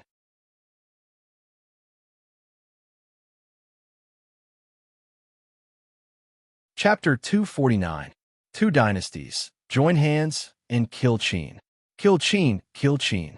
Naturally, the person they wanted to kill was the first emperor of Daqin, Yingzheng. With the combined forces of both Great Chu and Great Yin, they had to kill Yingzheng at all costs. They had to ignore everyone around Yingzheng, and at all costs, they had to use all the methods available to them. They had to gather all the elite forces of both Great Yin and Great Chu to kill Qin, and they had to kill Yingzheng. The blessed land with feng shui that Wuxia had brought his men to was the burial ground specially made for Yingzheng. Shocked by the news brought by Qin Shui, Wuxia was still in a daze when he returned to Meng Fortress. However, Wuxia had a firm mind, and as he had fused the souls of Wu Wang and Lu Xiaobai, his experience was not something that any ordinary people could compare with. He calmed his mind and nervously threw himself into the preparation work. Kill Qin, kill Qin. The thought of killing Qin filled Wuqi's mind with an evil pleasure. Yingzheng, the first emperor throughout the ages, if he could participate in the task of killing him, the evil pleasure he felt was simply indescribable. If it were Lu Xiaobai, perhaps he would have long sung a folk song to express his joyful mood. On the same night when he returned to Meng Fortress, Wuxia was helping Lu Chengfeng to count the huge amount of energy stones and all sorts of strange and bizarre items that were just transferred to Meng Fortress from Great Yan's national treasury. Suddenly, Wuxia felt a gaze filled with killing intent sweeping across his body. It startled Wuxia, and he hastily turned his head and looked over his shoulder. A group of palace guards was escorting a fat old man, who was walking slowly through the arched door that led to the backyard of Mayor Mansion. Wuqi's face flickered. He recognized this old man, as he was none other than Lu Buwei, who pretended to be Wei Sanju. He looked exactly like this when Lu Buwei paid a visit to Lu Chengfeng. Lu Chengfeng noticed that something was wrong with Wuqi's expression. He hurriedly turned his head to look at him. Lu Chengfeng was taken aback when he saw Lu Buwei. Then, he hurriedly put down the account book in his hand and asked a few aides to take over his work. Then, he strode toward Lu Buwei.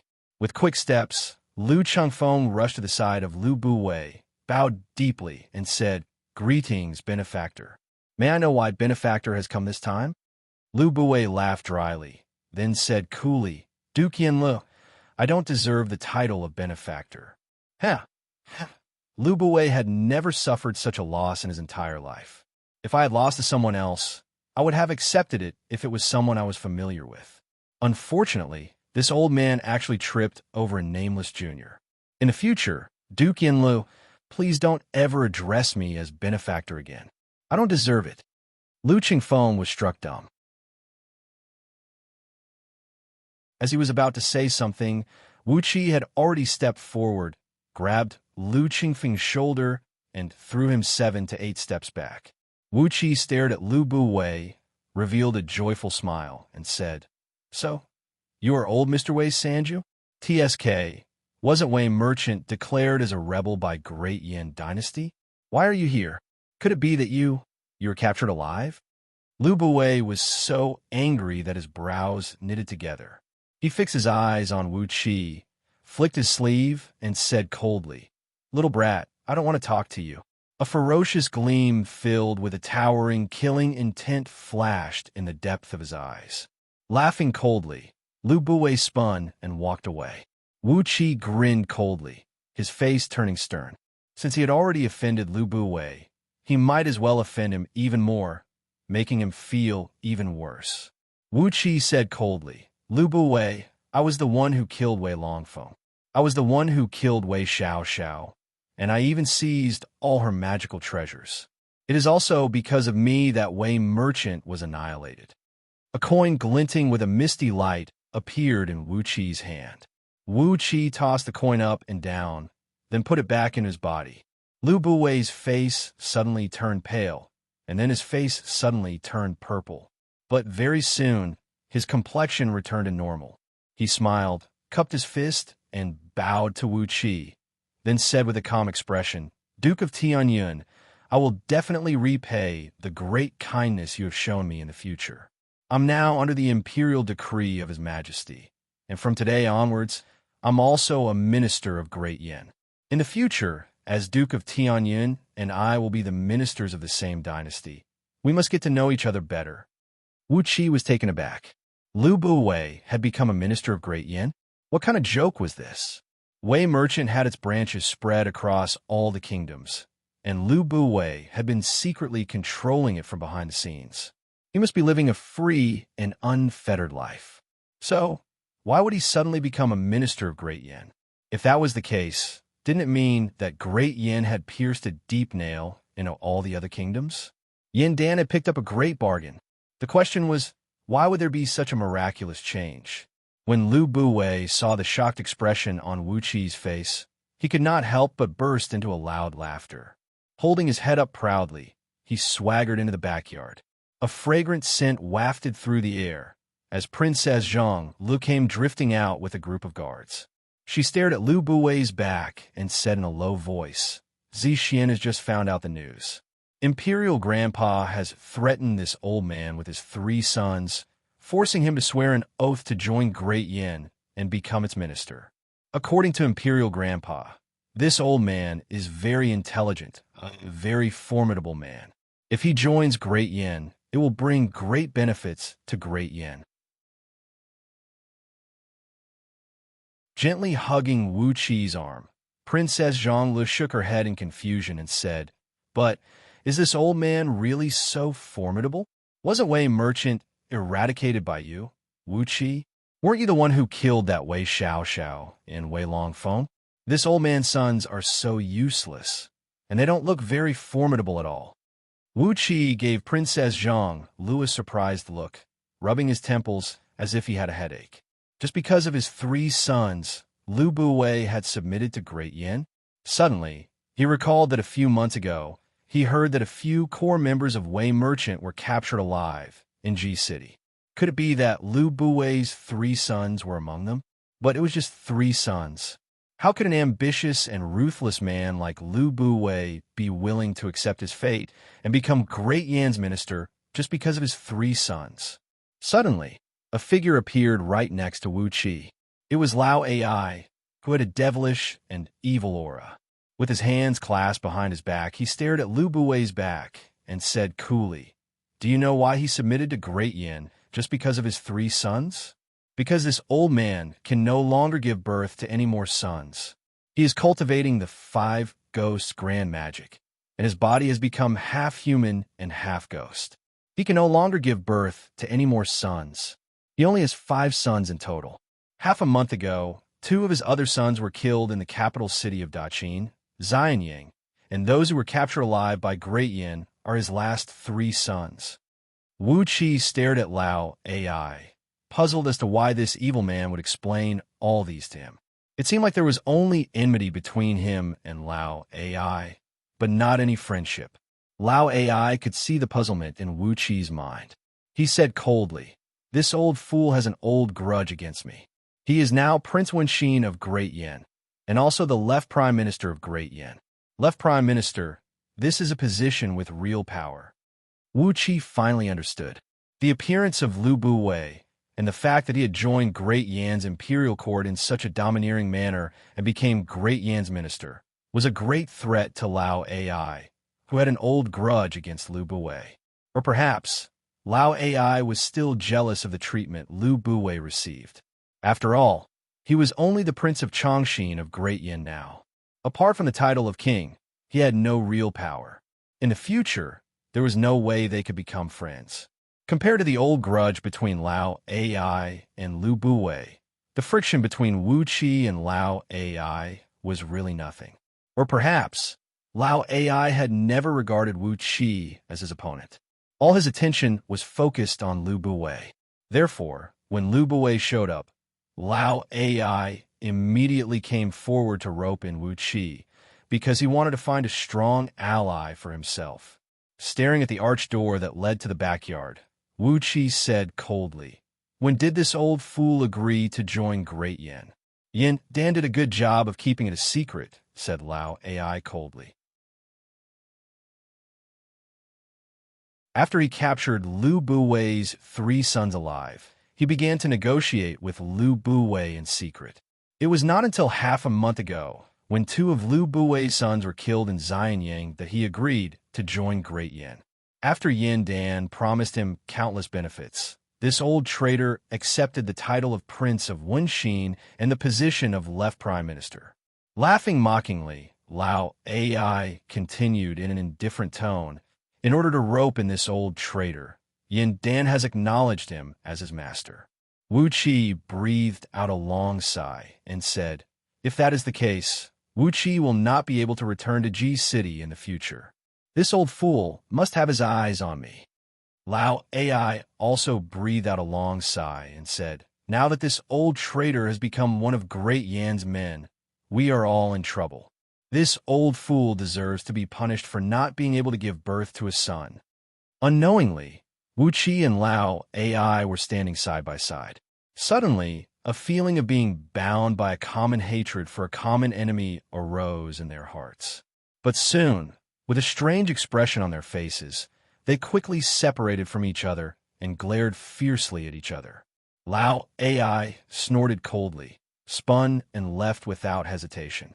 Wuxia gave a few sneers as well, then wrapped his arms around Princess Zhang Li's waist and left quickly. For the next few days, as the Deputy Chief Supervisor of Westfield Headquarters, Wuxia was so busy that his feet barely touched the ground. Even with his current cultivation base, he nearly fainted from the exhaustion. The top-secret strategic forces of Great Yin Dynasty were constantly mobilized from all directions. All kinds of strange tools were transported to Meng Fortress, and then secretly transported to the mountain ridge near the hot spring he had chosen a few days ago, where they were installed and hidden. A massive amount of personnel, materials, and all the data that came and went had to be recorded by Wuxia and Lu Chengfeng. On top of that, all the movements were absolutely confidential.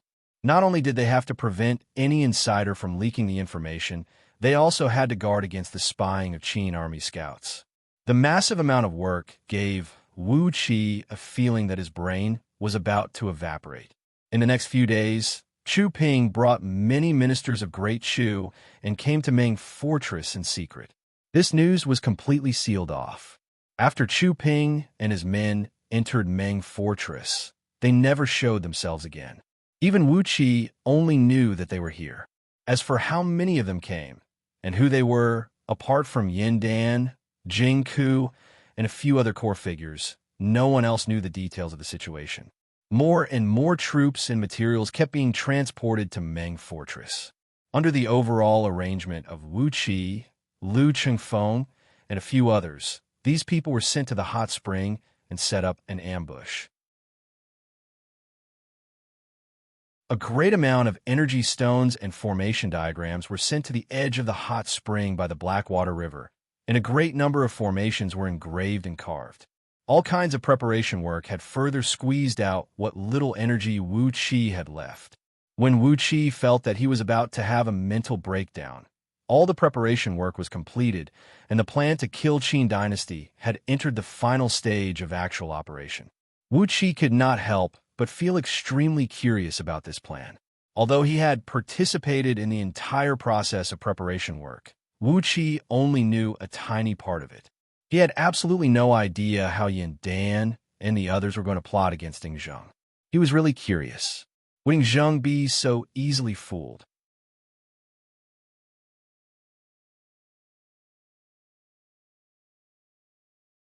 Chapter 250. Which son of a bitch came up with this idea? Could it be that they had already planned this out? Amidst the lofty mountains of Meng Mountains, Wuxia, whose body was covered in blood, was leading a few Xiantian soldiers, who were covered in cuts and bruises. This was the dividing line between the scouts of Great Yin and Da Qin's armies. The scouts of both armies often fought and attacked each other in this forest, and in every forest there might be an elite assassin of the opposing army hiding. After leaping across a valley that was over 300 feet wide, Wuxia staggered and landed on the opposite bank. However, the soldiers behind him did not have this kind of cultivation. They abruptly stopped at the opposite side of the gorge. Several crossbows shot out from the forest behind them, hitting the soldiers in the back and piercing through their bodies, throwing them into the gorge. The valley was about 1 mile deep, and when these soldiers fell into it, they were instantly turned into a puddle of meat paste. Clad in a heavy armor, Xianxia shot out from the forest behind him, treading on a bright beam. He was followed by 2 cultivators who were hovering in the air without using any magical item. Obviously, they were Earth immortals with the cultivation base of nascent soul realm. Apart from that, he was followed by 12 Jindan human immortals who had all sorts of strange signs behind their backs. The group of men flew out with hideous smiles on their faces, while Xianxia cried out coldly, "Where's your luck, Duke of Tianyan? Where's your luck? You didn't expect to bump into us in the wilderness, did you?" Nearly 1,000 feet behind them, Xianxia was seen running toward them, panting heavily, together with several dozens of beast warriors of scouting office. Although there were shadows of beast souls flashing behind their backs, it was obvious that they had activated the power of the beast souls and possessed the overall strength of Xiantian realm. However, compared to the cultivators who could fly, their speed was still a little slower, and they could barely keep up. In just a blink of an eye, Xianxia and his company had crossed the valley and arrived at a place less than 1,000 feet away from Wuxia. While staggering forward, Wuxia loudly cursed all 18 generations of Qin Wuyang's ancestors. After that, he fished out a blood-red jade bottle from his bosom, poured out a blood-red pill, and shoved it into his mouth. A black mist gushed out from behind Wuxia, within which a small flying sword was flying back and forth like a thief, but it was much more eye-catching than before. Taking a deep breath, Wuxia turned around and bellowed furiously, "Xianxia, if I don't die today, I'll never let go of your Qin clan." Xianxia flew over to Wuxia at top speed, sneered and said, "We will not rest until one of us is dead. Why are you still talking nonsense?" With a wave of Xianxia's hand, the human immortal Jindan behind him abruptly raised the immortal striking crossbow, a secret weapon from Mo's sect, and unleashed a torrent of bolts towards Wuxia. Wuxia cried out in alarm. With a sway of his body, he transformed into a clump of yellow mist and plunged into the ground. However, his speed was still a little too slow. Before he could transform into a clump of yellow mist and plunge into the ground, an immortal striking crossbow bolt had already pierced through his shoulder, shooting several hundred feet away while bringing up a stream of blood. Wuxia let out a miserable howl as he quickly plunged into the ground. In just a blink of an eye, he had traveled several miles away and then emerged from the ground once again. On Wuxi's left shoulder was a fist-sized, see-through hole from which blood kept spraying out. His body was riddled with dozens of wounds, all of which were bleeding profusely. After he took the blood-red pill, the strange sign of Jindan behind him had become a little clearer. But after traveling several miles through the ground, the strange sign of Jindan behind him had become dim again, as if it would disintegrate at any time. Xianxia cried out sternly, "Go, go! Kill him! We can't let him escape back to Meng Fortress." If not because he was peeping at a beautiful girl bathing, we wouldn't have found such a good opportunity to kill him. Kill him, then return to the fortress and capture that Xiangyu's girl alive. She will be given to his majesty, and that will be a great merit. Panting heavily, Wuxia kept sprinting forward. He looked very miserable, as if he had consumed too much of his energy and could no longer control the flying sword, nor exercise any escape art. In a forest not far away from him, under a patch of tall grass, a few Qin scouts carefully peeked out from the gaps between the grasses. As there were 2 Earth Immortals of nascent soul realm and 12 human immortals of Jindan standing beside Xianxia, these scouts dared not to make any noise. In the hand of the scout leader was a fist-sized crystal pearl, aiming right at Wuxia. There was a bright gleam flickering in the crystal pearl, as deep as the pupil of a wild cat. Several thousand miles away, on a platform that was dug out from the waste of a lofty mountain, Yingzheng was sitting high up on a dragon throne, staring coldly at a screen of light in front of him. The crystal pearl in the hands of the few Qin scouts was a peculiar magical item crafted by Gigu, using the eyeball of a strange beast, the blue-eyed cloud cat. Through a certain spell, the user could receive everything that the crystal pearl saw and heard within a distance of 1,000,000 miles. In the screen of light, Wuqi was fleeing in a very sorry state. His blood was splattered all over the ground, and a few wounds on his body went straight through his internal organs. If not because he had the cultivation base of Jin Dan, which gave him a much longer life force than ordinary people, these wounds would have been fatal. The strange sign of Jin Dan could be vaguely seen behind his back. Obviously, his energy had been greatly depleted. He did not flee by riding on an escape beam, and had only exercised an escape art with the help of some medicinal pills. After fleeing for a few miles, he had no choice but to emerge from the ground once again. Obviously, his meridians were severely injured as well. Even though he had consumed a very powerful medicinal pill that could stimulate his potential, it still could not support him to escape successfully.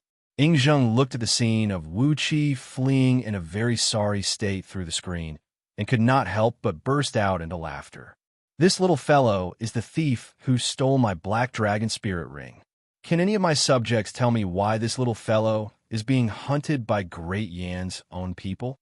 Su Fu took a step forward, sneered, and said, "Your Majesty, according to the information I've obtained from the spies I've planted in Great Yan's territory, this little fellow Wu Qi was conferred the title of nobility because of his good luck. But he overestimated his own strength and got himself involved in the dispute between two internal forces of Great Yan dynasty. The man who is chasing after him, the one who is treading on a light wheel, is Qin Nihu, the youngest son of Qin Wuyang. Because he is fighting over Princess Zhonglu, the youngest daughter of the crown prince of Great Yan, he has become the enemy of Wu Qi." Su Fu pointed at Qin Qingshui, who was panting and chasing after Wu Qi with several dozens of beast warriors. He sneered and said, "This Qin Qingshui is from Qin Wuyang's clan. He is greedy and incompetent, but he was once the chief supervisor of Central Windguard of Great Yan's scouting office, a man with a high position and great power. But because he had a conflict with Wu Qi, he was implicated in some matters and lost his official position. Both Qin Nihu and Qin Qingshui have a very serious grudge against Wu Qi." Su Fu fixed his gaze at Wu Qi, who was fleeing in a panic through the light screen, and said coldly, "Obviously, Wu Qi brought a few men to investigate the military situation in the forest. But somehow, he bumped into his enemies, and Qin Nihu and Qin Qingshui came up with the idea to kill him on the spur of the moment. Wu Qi was born in the wilderness, and he does not have any foundation in the imperial court. As for Qin Nihu, he only has 2 earth immortals of nascent soul realm. So, how could Wu Qi be their match?" While Su Fu was explaining the conflict between Wu Qi, Qin Nihu, and Qin Qingshui, Qin Nihu had almost caught up with Wu Qi. Stepping on a light wheel, Qin Nihu had arrived at a distance of less than 500 feet behind Wu Qi. Qin Nihu cried out happily, "Capture him alive. I want to humiliate him slowly and let him know the consequences of fighting over Princess Zhonglu with me. How dare a lowly bastard like him covet the princess of Great Yan?" 2 earth immortals laughed strangely, then performed an incantation gesture and unleashed a restrictive spell towards Wu Qi. Suddenly, the rocks and soil around Wu Qi exploded, as an invisible force tightly bound them together, then quickly wrapped around Wu Qi's body. Wu Qi howled at the top of his voice, "Do you really want to risk your life?" Then, he gave a loud roar that carried a double meaning. Suddenly, a dozen golden talismans suddenly appeared in Wu Qi's hand. Casually, he threw the talismans over his back, then threw his body forward forcefully and threw himself onto the ground. The talismans exploded, unleashing a great sheet of flame that swept across the land about 1 mile in circumference. In the void, numerous fireballs fell whistling down like meteors, smashing and smashing the ground, turning the soil and rocks into scorched earth. At the same time, countless thunderbolts as thick as water buckets came smashing down with loud booms, smashing straight onto Qin Nihu and his company. Through the light screen in front of Yingzheng and his company, 2 Earth Immortals of nascent soul realm, standing next to Qin Nihu, were badly charred by the thunderbolts and flames. They were knocked back several thousand feet in a sorry state, coughing out mouthful after mouthful of blood. What Wuxia threw out were all-powerful talismans of heavenly spirit sect, with a power comparable to the full force strike of a mid-stage nascent soul cultivator. Meanwhile, all 12 Jin Dan human immortals had fallen to the ground, severely wounded. Their defensive magical treasures were shattered to pieces, and their bodies were charred as they fell to the ground, twitching and struggling. The light wheel underneath Qin Nihu's feet was also shattered, and his armor was riddled with countless cracks. The tremendous impact caused blood to spray out from his 7 apertures, and he rolled his eyes and fell straight to the ground. His entire body was numb from the thunderbolts, and he could not even move his little finger. Wuxia let out a furious roar as the sword of Greedy Wolf shot out amidst a dim, dark gleam, slicing straight towards Qin Nihu's neck. Qin Nihu cried out in alarm. His body staggered abruptly, and he barely managed to dodge the deadly sword strike from Wuxia. The sword of Greedy Wolf sliced through his left shoulder, sliced through his broken armor, and chopped off his left arm from the shoulder. Qin Nihu howled miserably as blood sprayed and splashed from his shoulder. He staggered a few steps back, then fell to the ground. 2 Earth Immortals of nascent soul realm roared at the top of their lungs. "How dare you do this? Die!" They did not have the time to take any medicine to heal their wounds. Like a wild tiger that had gone mad, they raised their sword beams and thrust towards Wuqia's chest with the technique of man and sword as one. Wuxia clenched his jaws tightly, fixing his eyes on the 2 incoming sword beams. Suddenly, he cried out sternly, "Qin Weiyang, I'll curse all 18 generations of your ancestors." Accompanied by a sincere greeting to Qin Weiyang, Wuxia pulled out a thick stack of explosive talismans, waved his hand, and thrust them towards the 2 incoming sword beams. Talismans of the level of explosive talismans were completely ineffective against Earth Immortals of nascent soul realm. The 2 sword beams were only slightly shaken to the side, and with an immense coldness, they brushed past Wuqia's body. Wuxia howled miserably, took out another handful of pills, and shoved them into his mouth, then transformed into a stream of yellow mist and plunged into the ground.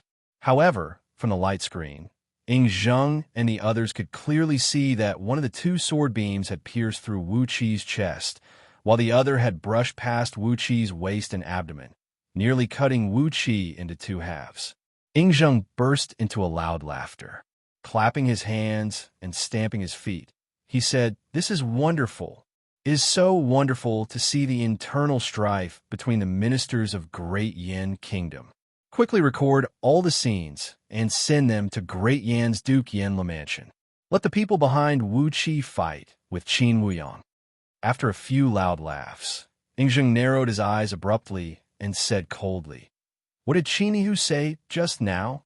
Wuxia peeped at Yuji bathing, so, if Yuji is there, I wonder. Ahaha.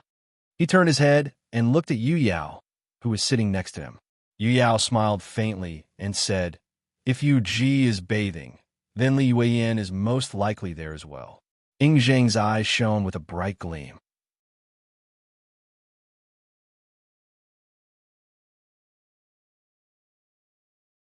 Chapter 251. Go after him and kill him. Qing Shui, kill him. You must kill him. Qin Nihu held his severed arm and howled miserably. He is the deputy chief supervisor of Westfield headquarters. If we let him return to Meng Fortress, all of us will be severely punished by the military law, or at least exiled for life. You must kill him. He is severely wounded, and his energy is almost depleted. You must kill him. Qin Nihu roared furiously at Qin Qingshui, who was running wildly behind him. Sinecures, save me! Save me! My arm! Put it back on! Put it back on! Sai, hurry up and save them! Wake them up! Both Earth Immortals coughed out a mouthful of blood at the same time. Forcing their bodies, which were wounded by Wu Qi's talismans, they staggered back to Qin Nihu. Without hesitation, they found Qin Nihu's severed arm and helped him reattach it to his shoulder. However, Wu Qi's sword beam was too powerful. Not only had it severed his arm, it had also corroded and devoured a part of his flesh near the wound. The severed arm found by the two Earth Immortals was as shriveled as a reed stick. Without some rare and precious pills, even if Qin Nihu could reattach his arm, he would not be able to use it freely for the rest of his life. It would also be a great obstacle to his future cultivation base. Looking at his deformed arm, Qin Nihu threw his head back and howled furiously. However, as he was severely wounded, he was a little short of breath. His howls and curses were only a little louder than a cat's meow. Apart from Qin Nihu, who had his arm severed, there were 12 other Jin Dan human immortals lying on the ground. The power unleashed by Wu Qi's talismans was comparable to the full-force strike of an Earth Immortal of mid-stage nascent soul realm. Although 2 nascent soul cultivators had withstood over 70% of the power, the remaining 30% had still shattered their limbs, and a few human immortals of Jin Dan were on the verge of death. Struggling, the 2 Earth Immortals ran back to them, and hastily took out handfuls of pills and shoved them into the mouths of these human immortals, fearing that if a few of them died, they would not be able to answer to Qin Nihu when they returned. Wu Qi, I'm going to tear you to pieces. Bringing with him a large group of beast warriors, Qin Qingshui ran past Qin Nihu like a herd of mad bulls. As he sprinted, he roared, Ancestor, rest assured, this Wu Qi is dead for sure today. I want to hack him into 1,000 pieces. A serpent cry soared into the sky as the beast soul of the dark nether python flew out from behind Qin Qingshui's back, its 3 huge serpent heads swaying in the air. A chilly wind rose around Qin Qingshui's body as the aura emanating from him suddenly rose to the peak stage of Gold Core realm. The soul of the dark hellish python had almost solidified. It spat out poisonous mist and chilly wind as it chased after Wu Qi. Yingzheng could not wait any longer and rose to his feet from the dragon throne. Looking at Qin Qingshui through the light screen, he praised, Not bad. Our Da Qin also has a set of cultivation technique to cultivate beast souls and beast warriors. However, as he was able to cultivate a beast soul to a level comparable to a Jin Dan level human immortal, it is obvious that this Qin Qingshui has received a lot of help from Qin Wuyan. It is not so easy to cultivate a beast soul. With the 3 snake heads swaying behind Qin Qingshui's back, he brought several dozens of beast warriors of scouting office and chased after Wu Qi. This time, with the help of the pills, Wu Qi had condensed a little bit of energy and fled to a distance of over 2 miles away, coming out from behind a mountain ridge in the distance. There was a sword wound on his chest, and blood was gushing out from his waist and abdomen. Faintly, some intestines and internal organs could be seen flowing out of the wound. Right after he came out from the ground, Qin Qingshui caught up with him while cursing furiously, and was now less than 1,000 feet away from Wu Qi. Abruptly, Wu Qi turned his head, opened his mouth, and shot out the acquired pearls of Earth Element and Wood Element, transforming into 2 bright beams, one yellow and the other green, smashing viciously towards Qin Qingshui. The acquired pearls of Earth Element and Wood Element struck onto Qin Qingshui's body, exploding into a ball of green thunderbolt. The explosion made the nether python behind Qin Qingshui throw its head back and let out a long hiss into the sky, while spraying out a large amount of poisonous mist. The nether python opened its huge eyes and shot out 3 pitch-black energy arrows from its 3 mouths.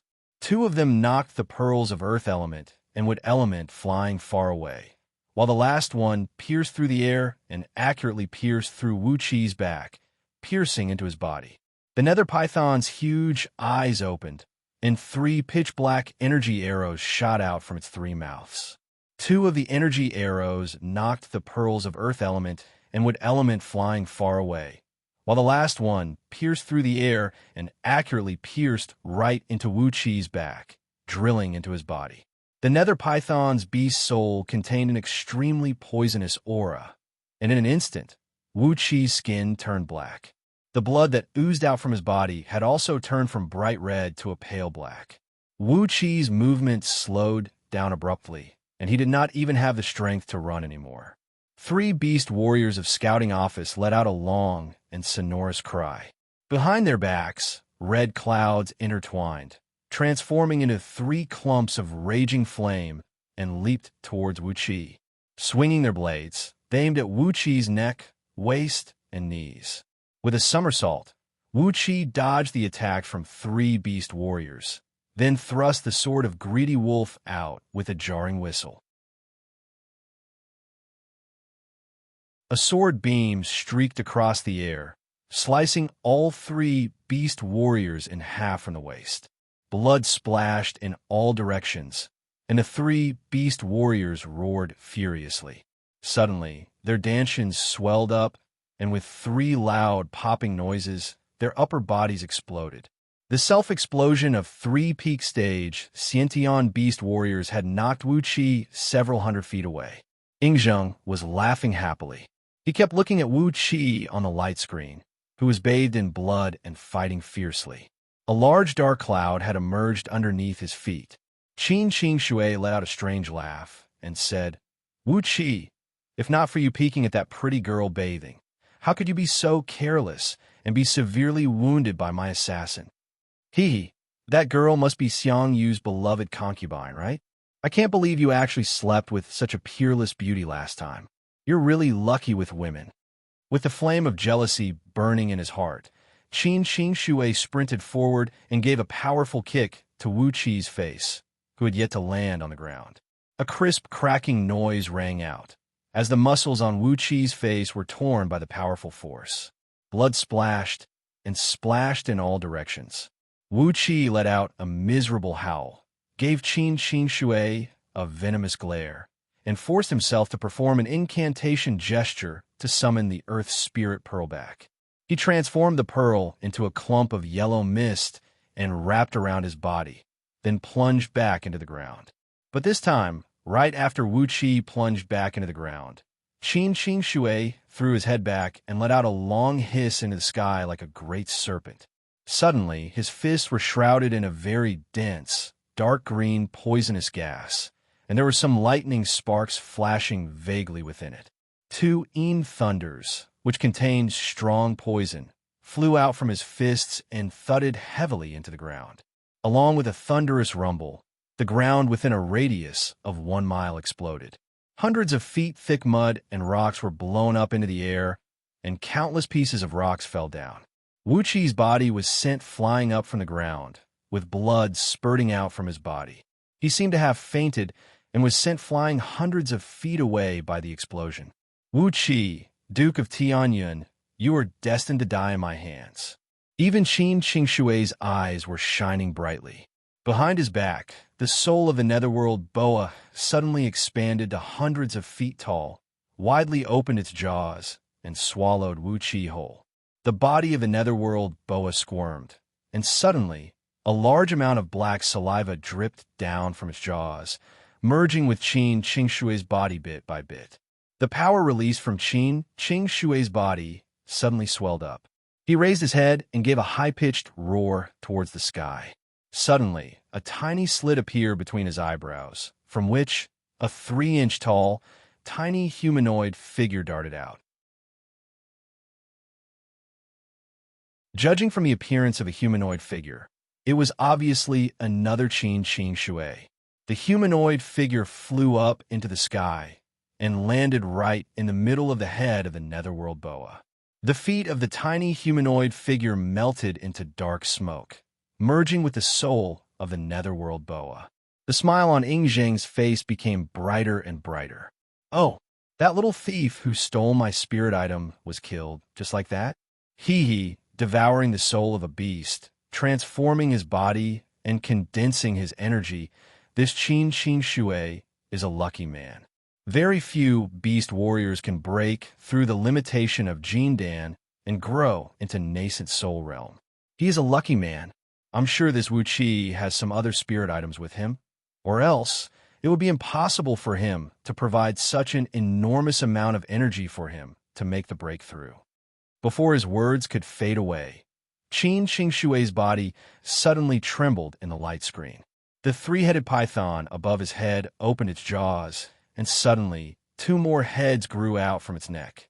5 heads of the python opened up slowly, and 5 acquired spirit pearls were vaguely visible in their mouths, emanating an enormous amount of acquired energies of 5 elements, the Yuan Ling energies.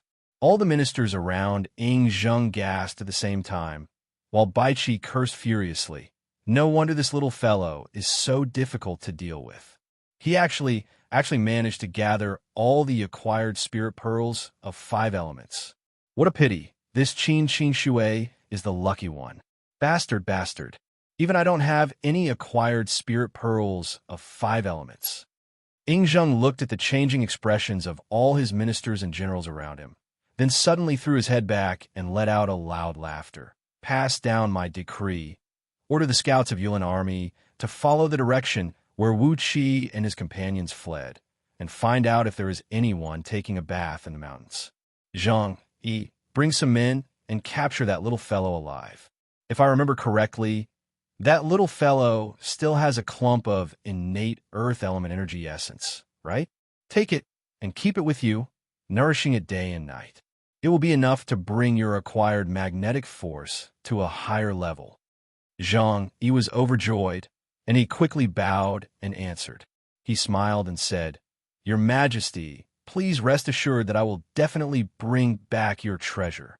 On the light screen, Qin Qing Shui was seen taking out a black ring from the big mouth of the beast soul, which looked like a coiling dragon. He was fiddling with it carefully in his hand. Ying Zheng looked at the black dragon spirit ring, and his face turned extremely unsightly. Zhang Yi snorted coldly as well. Stepping on a cloud, he brought several dozens of cultivators under his command and hastily chased after Qin Qing Shui and his companions. Meanwhile, Ying Zheng cupped his fist at Yu Yao and said with a smile, Yu Yao, lend me a hand and capture that Yu Yao shook her head with a cold grin and said, Your Majesty is not here to capture Yu alive, but to capture the Li Weiyan. Am I right? Since Yu is there, Li Weiyan is most likely there as well.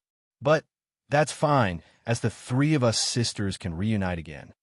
She laughed coldly and glared fiercely at Ying Zheng, then directly gave an order to Baiqi, Wang Jian, and some other generals of Qin army, sending out a batch of elite soldiers of Daqin dynasty to protect Ying Zheng's chariot as they quickly flew up into the sky on a cloud. Beneath the cloud, amidst the woods, the scouts of Qin army and Yan army were still fighting and killing each other. But all of a sudden, large groups of Qin practitioners and cultivators from various sects rushed out like a tidal wave, wiping out all the scouts of Yan army in just a blink of an eye. Wherever Ying Zheng's chariot went, the scouts of Yan army, who were fighting with the Qin scouts just now, were all killed in just a blink of an eye. In just 15 minutes, Ying Zheng had arrived at the blessed land chosen by Wu Qi a few days ago. Several thousand soldiers of Great Chu were stationed quietly in a valley 10 miles away. All of them sat cross-legged on the ground, motionless and motionless. Amidst a pool of 17 hot springs that looked like a pearl necklace, Yu Ji, Li Weiyan, and several dozens of pretty and adorable serving ladies were soaking lazily in the hot springs. Separated by a rock ridge that stood about 10 feet tall, on a small grassland next to the lake, a large curtain was tied up using luxurious black brocade. Qi Bin and Lu Mei, together with several dozens of serving ladies, each wearing a tall crown on their head and clad in black robes, were sitting behind the curtain, drinking tea and enjoying the scenery. Vaguely, Several hundred shadows of wild ghosts and deities could be seen hovering next to the curtain. Sitting in the chariot, Zheng gazed at the curtain from afar. His eyes narrowed into a thin line as he said, "Are those two ladies the imperial concubines of Great Chu that I saw when I was wiping out the mighty army of Xiang dynasty?" Yu Yao sighed lightly, shook her head, and said, "Well, you've taken advantage of me again. In those years, the harem of all 6 dynasties were gathered in Xianyang City. Don't tell me you're still planning to do the same thing today?" Zheng just laughed aloud, throwing his arms around Yu Yao's waist.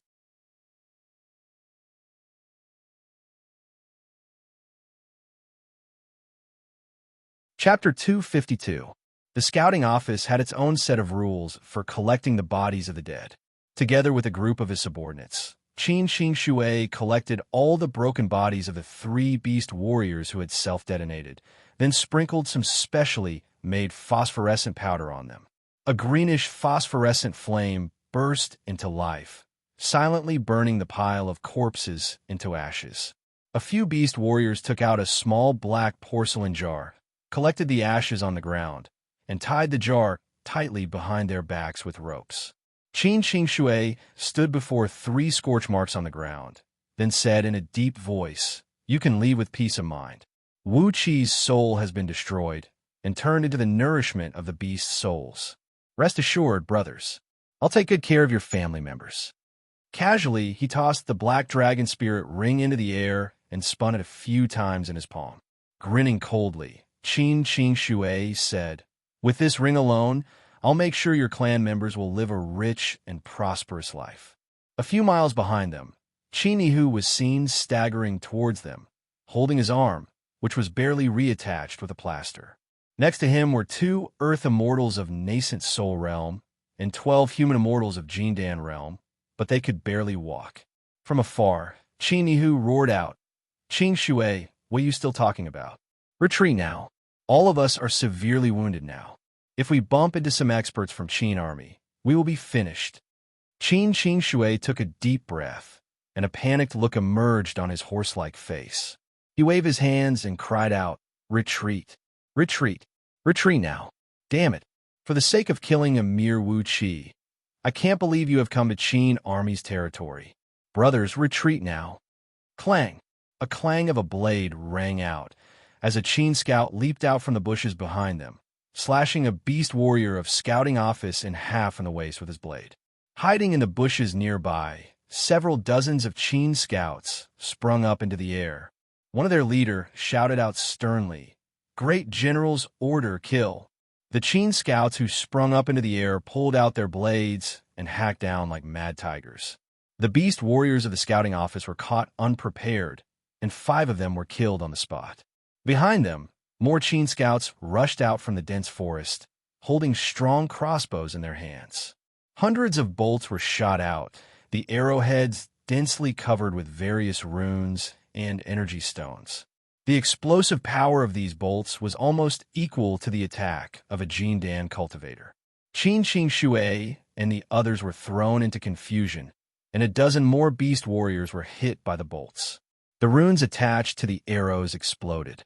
Raging flames, ice, thunderbolts, all sorts of attacks of 5 elements blasted the bodies of these beast warriors into pieces, killing them on the spot.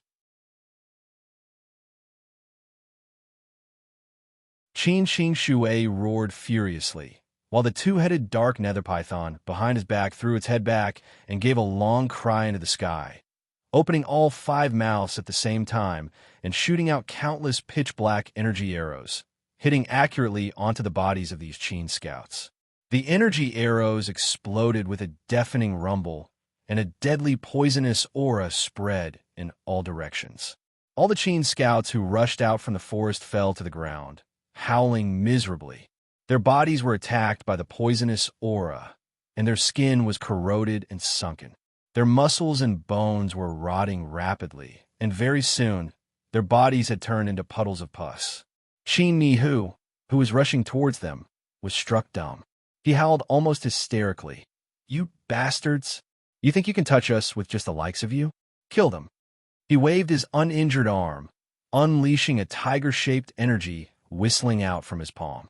Accompanied by a deafening rumble, it plowed a several feet deep trench on the ground, then leaped into the ranks of Qin scouts who were holding strong crossbows. A tiger roar towered into the sky. The tiger-shaped energy unleashed by Qin Nihu suddenly exploded, shooting out in all directions like countless shooting stars. The energy smashed into the bodies of the Qin scouts, causing their bodies to expand and explode, turning into countless pieces of flesh and blood. Qin Nihu laughed hideously, threw his head back, and howled. "How dare you little bugs touch us? Don't you know how to spell the word death?" Suddenly, an invisible and tremendous force came crashing down from the sky, pressing Qin Nihu several hundred feet deep into the ground with a deep, muffled boom. Qin Nihu gave a miserable howl, as at least 40% of his bones were broken. The tremendous pressure had rendered him unable to move, and his muscles and blood vessels were flattened and pressed tightly against his bones. Blood kept bursting out from all over his body, and in just a blink of an eye, he had turned into a bloody man. Together with several dozens of cultivators, Xianxia descended from the sky. Invisible magnetic forces were wheeling and wheeling around Xianxia, producing deep, muffled noises that sounded like the rumbling of thunder.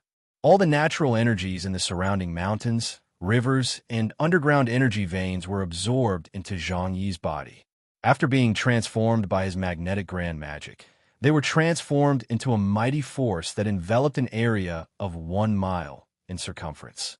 Like a god who could decide the fate of all living beings, Xianxia hovered midair and looked down at Qin Nihu and his company. Shaking his head, he sighed and said, "A bunch of juniors bullying you is truly delightful."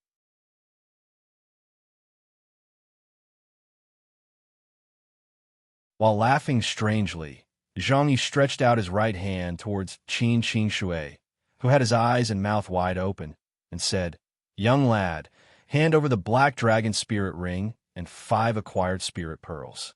In short, hand over all the belongings left behind by Wuxia, and I'll let you die in one piece." Qin Xianxia gave a strange cry, then suddenly pulled out a 3 feet long, large spirit talisman carved out of yellow spirit jade.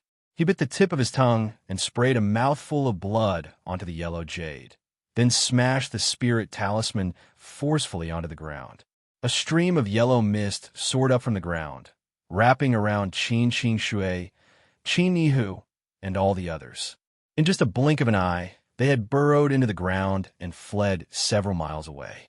It was 1,000 miles earth-traversing talisman, crafted by an earth immortal of heavenly spirit sect, a spirit talisman that was specially given to the juniors of his sect to save their lives and escape from danger.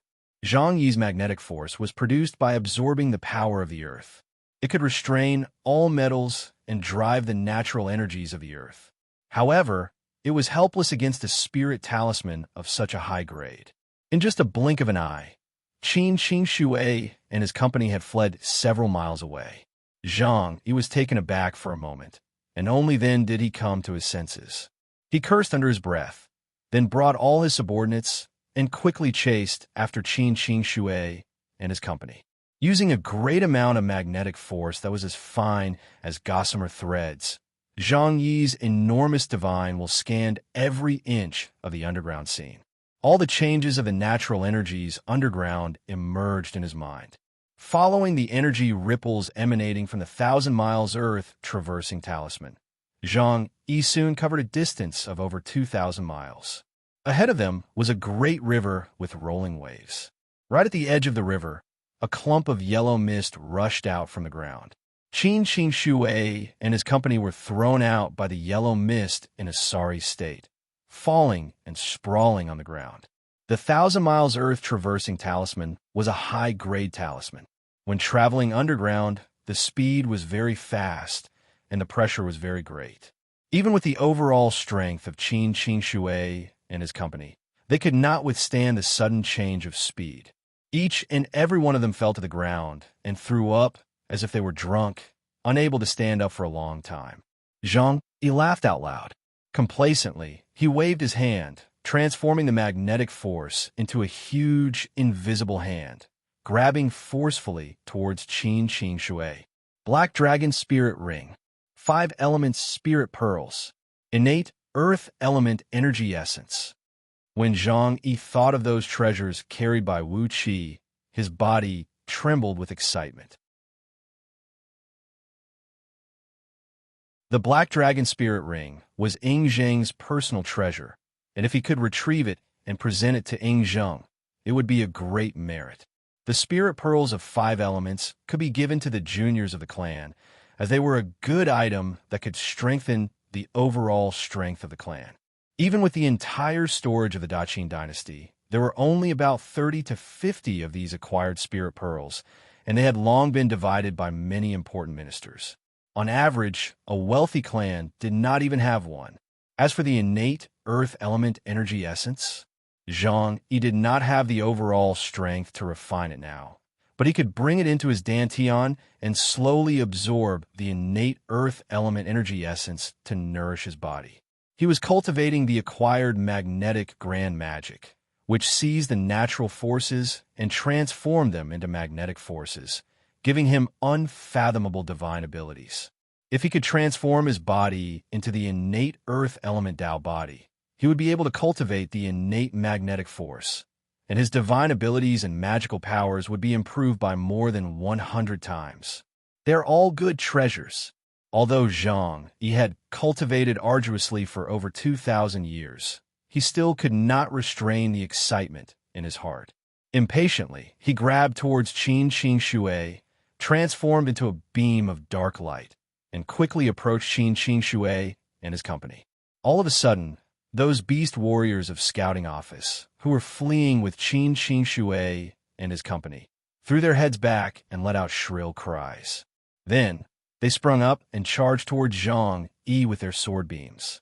Zhang Yi was thrown into confusion by the sudden turn of events and failed to react to what was happening.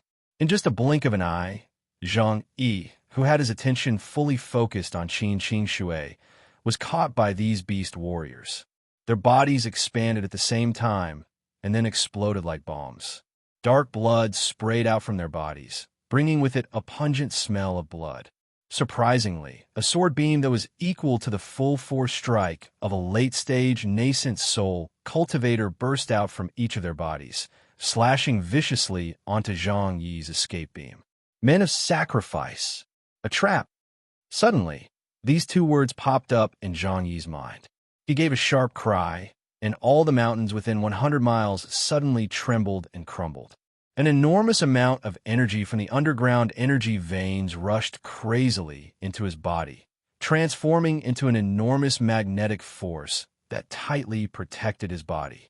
Guided by the magnetic force, the sword beams shot out from the self-exploding beast warriors' bodies, changed their direction immediately, thrusting towards the cultivators behind Zhang Yi in a messy manner.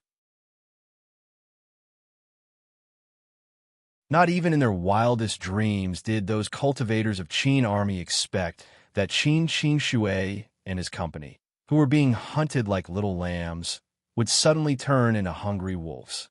They did not even have the time to take out any defensive magical treasures, as the sword beams swept across them and sliced their bodies into pieces. In a panic, over 20 nascent soul cultivators broke out from their bodies and flew up into the sky, trying to flee towards the campsite of Qin army. Suddenly, a deep, muffled cry was heard coming from the great river behind Qin Qing Shui and his company. Nascent souls of human cultivators, they are a great tonic. My children, don't let them go.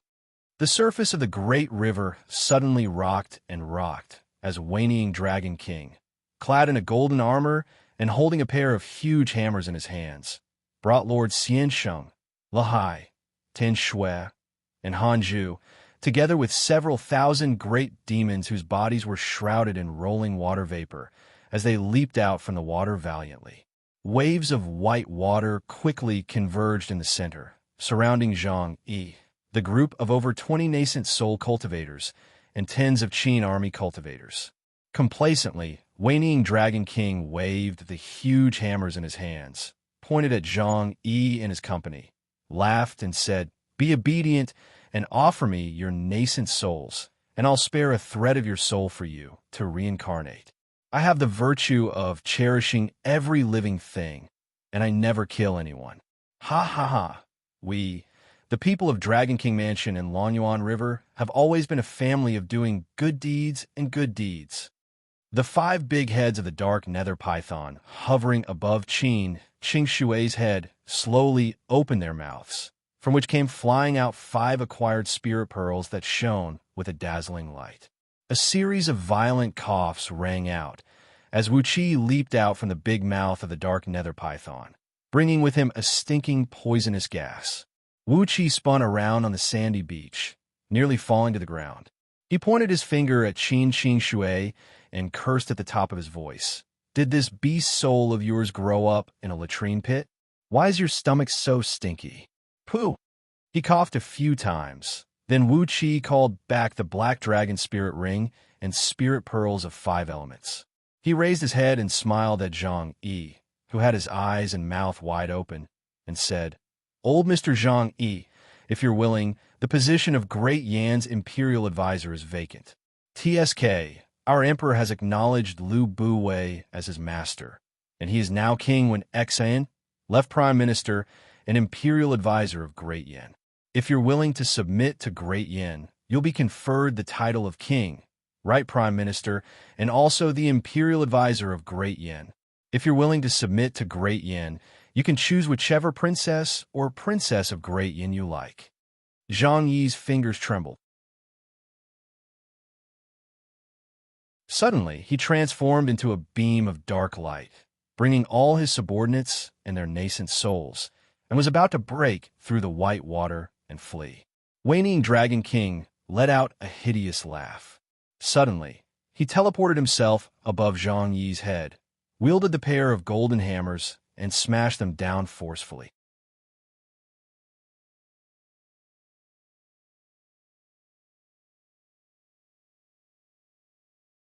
Chapter 253. Soon, Ying Zheng and his company arrived at the blessed land chosen by Wuxia. The Blackwater River gently circled around the mountain, forming a lake at the foot of the mountain that measured several miles in circumference. The surface of the lake was as smooth as a mirror, and its color was as bright as crystal. The reflection of the green mountain in the water made it look like a huge painting of mountains and rivers painted with ink. Just looking at it would make one feel refreshed, as if they were drinking a fine wine. On top of the steep cliff of the green mountain, a large number of wisterias were hanging down, as if they had been carefully matched by a master craftsman. Every single wisteria and every single flower on it were placed in the perfect position, giving off a wonderful sense of beauty that could make one feel at peace and tranquility. The grassland next to the lake covered an area of approximately 30 acres of land.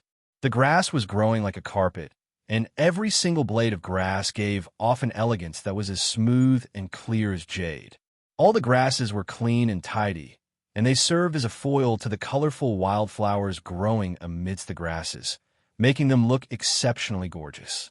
These flowers formed a complex, beautiful, and enormous pattern. At first glance, it seemed to be in a mess, but upon closer inspection, one would find that it was in a picturesque disorder.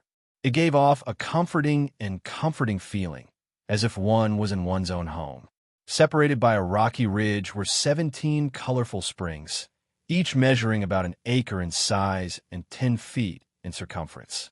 Hot water kept bursting out from the springs, while white steam that came with a strong smell of sulfur drifted across the surface of the lake along with the breeze. It seemed as if the white steam and the lake water had merged into one, entangling each other as they swayed and drifted across the surface of the lake. Yuji, Yutan, and over 30 serving ladies were lying lazily in the hot spring, quietly enjoying this rare leisure time. Dozens of jade plates and basins of different sizes were floating on the surface of the water, each containing a variety of mountain fruits and wine pots. The colorful fresh fruits served as a foil to these colorful hot springs, making them look even more picturesque. A strong aroma of wine was wafting out from the wine pots, mixed with the strong smell of sulfur, and actually brought with it a magical aphrodisiac aura. Zheng and his company were looking down from a high vantage point, and from over 100 miles away, they could clearly see what was happening in the vicinity of the hot spring. The Qin generals who accompanied them lowered their heads and closed their eyes, not daring to take another look in that direction. All these girls were Zheng's prey, and there was a high possibility that they would become the concubines in Qin's harem in the future. As the ministers of Qin, how could they dare to peep at the naked bodies of Zheng's concubines? Only Zheng and Yu Yao were peeping at the beautiful bodies of these girls without scruples. Looking down from the high vantage point, he could see everything clearly, and even the most private parts of Yu Ji and Yu Tan's hair could be seen clearly. Zheng took a deep breath. Suddenly, his face turned slightly pale, and his body grew 3 inches taller. That woman with the profound Yin body is Li Yueyin? Li Yueyin, who cultivates the heaven-breeding scripture of Goddess Su? As long as I seize her abstruse Yin body, I'll be able to seize the innate, abstruse Yin Qi and become a heavenly immortal? Zheng stared fixedly at Yu Tan, who was lying next to Yu Ji, with a small bunch of red wild grapes piled on her chest. He did not conceal the raging desire in his heart, and asked in a low voice with a hint of greed, "It's her. We have been together for over 2,000 years. How could Yu Yao mistake her for someone else?" Yu Yao's eyes shone with a cold gleam as she said coolly, "Yu Ji possesses remarkable abilities, and her combative strength is very strong.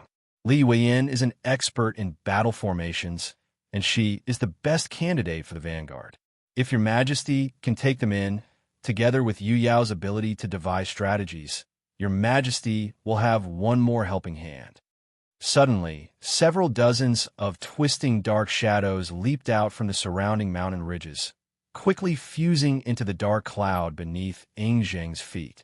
Standing next to Zheng's chariot, Su Fu said in a low voice, "Your majesty, there are no ambushes in the surrounding mountain ridges.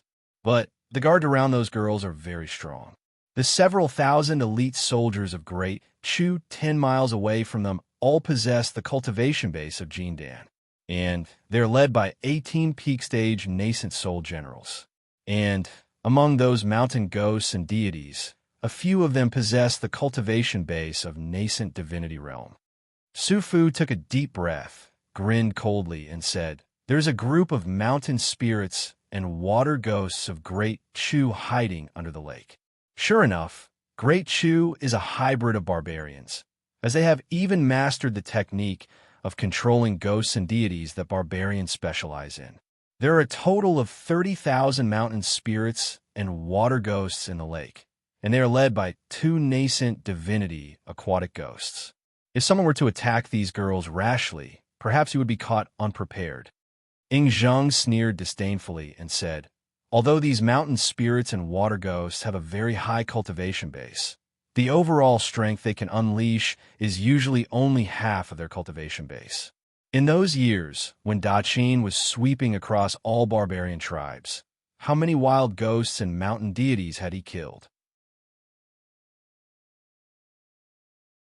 Tens of thousands of mountain spirits and water ghosts, and hundreds of wild mountain deities. Su Fu, do you think you can defeat them?" Su Fu cupped his fist, bowed slightly, and said, "I, Su Fu, am an expert in capturing ghosts and slaughtering deities." Baichi took a step forward and cried out in a low voice, "Let me deal with those several thousand elite soldiers of Great Chu. Your Majesty, just focus on subduing the few concubines." Lowering his voice, Baichi said in a very respectful tone, "We wish your Majesty can absorb the innate dark Yin element, form the Dharma body of Heaven Immortal, attain the righteous fruit of Heaven Immortal, and lead Qin to unify the universe in the future." Zheng gave a few strange laughs, then nodded his head and said, "If I am lucky enough to succeed today, all of you will have contributed a lot. After I form the body of Heaven Immortal and possess the Dharma power of Heaven Immortal, I will definitely kill that whinnying demon dragon in Longyuan River, seize his dragon soul and blood essence, and complete the first stage of 9 Dragons Cauldron Grand Magic.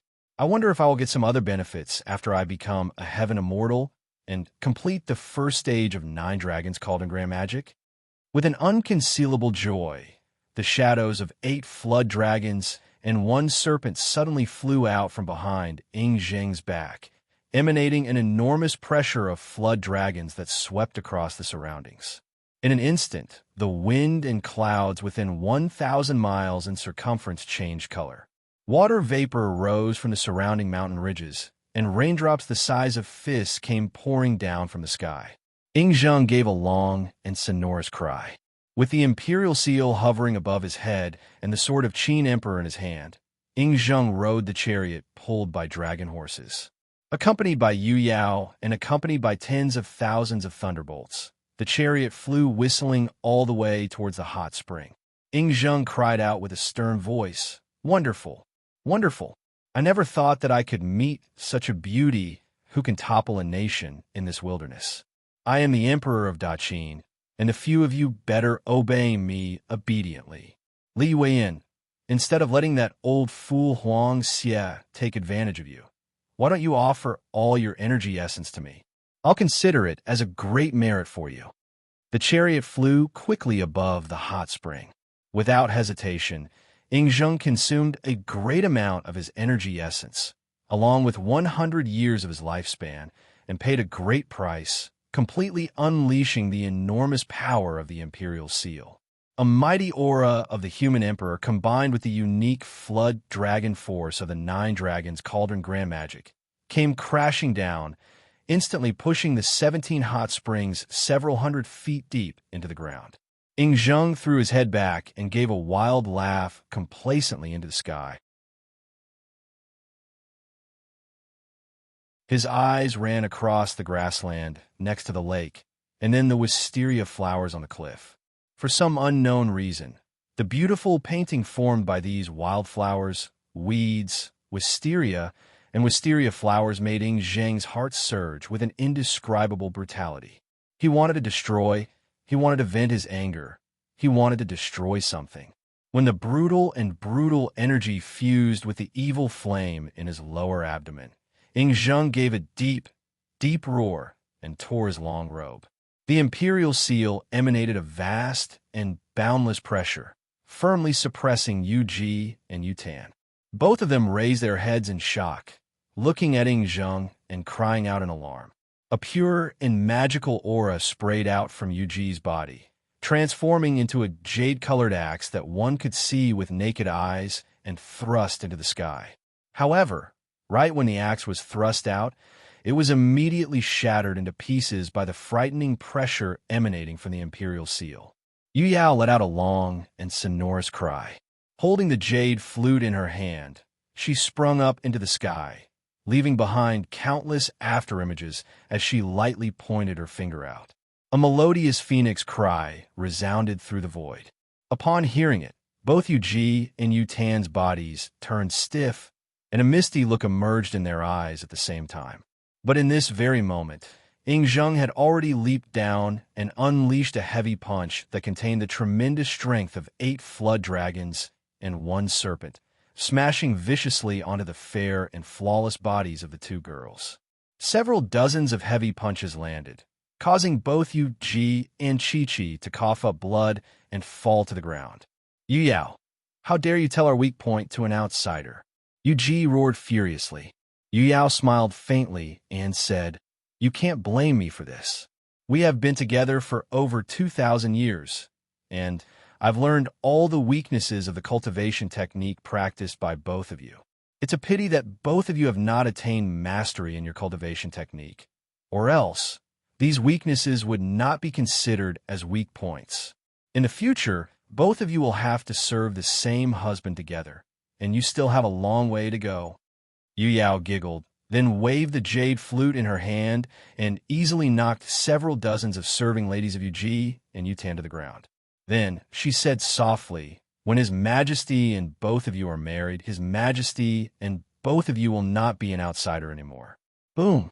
A loud boom rang out, as 30,000 mountain spirits and water ghosts soared up into the sky from the lake several thousand feet away. Howling furiously, they came charging towards the lake. However, countless primordial runes came pouring down from the sky, forming into a thick layer of restrictive runes above the lake. When those mountain spirits and water ghosts touched these runes that contained an enormous divine power, they were immediately scorched and ripped into pieces by the thunderbolts. Together with several tens of thousands of practitioners, Su Fu hovered above the lake, sneered and said, "You evil creatures, I've killed countless of you over the years, and yet you still dare to act presumptuously before me." On the grassland next to the lake, Qi Bin and Lu Mei, who were sitting behind a curtain, drinking tea and enjoying the beautiful scenery, sprung up together and cried out in alarm, "Qin army, somebody, defend the enemies!" Countless sword beams came pouring down from above, as one lofty mountain after another came crashing down from above. Bringing a large group of cultivators, Li Si swooped down from the sky.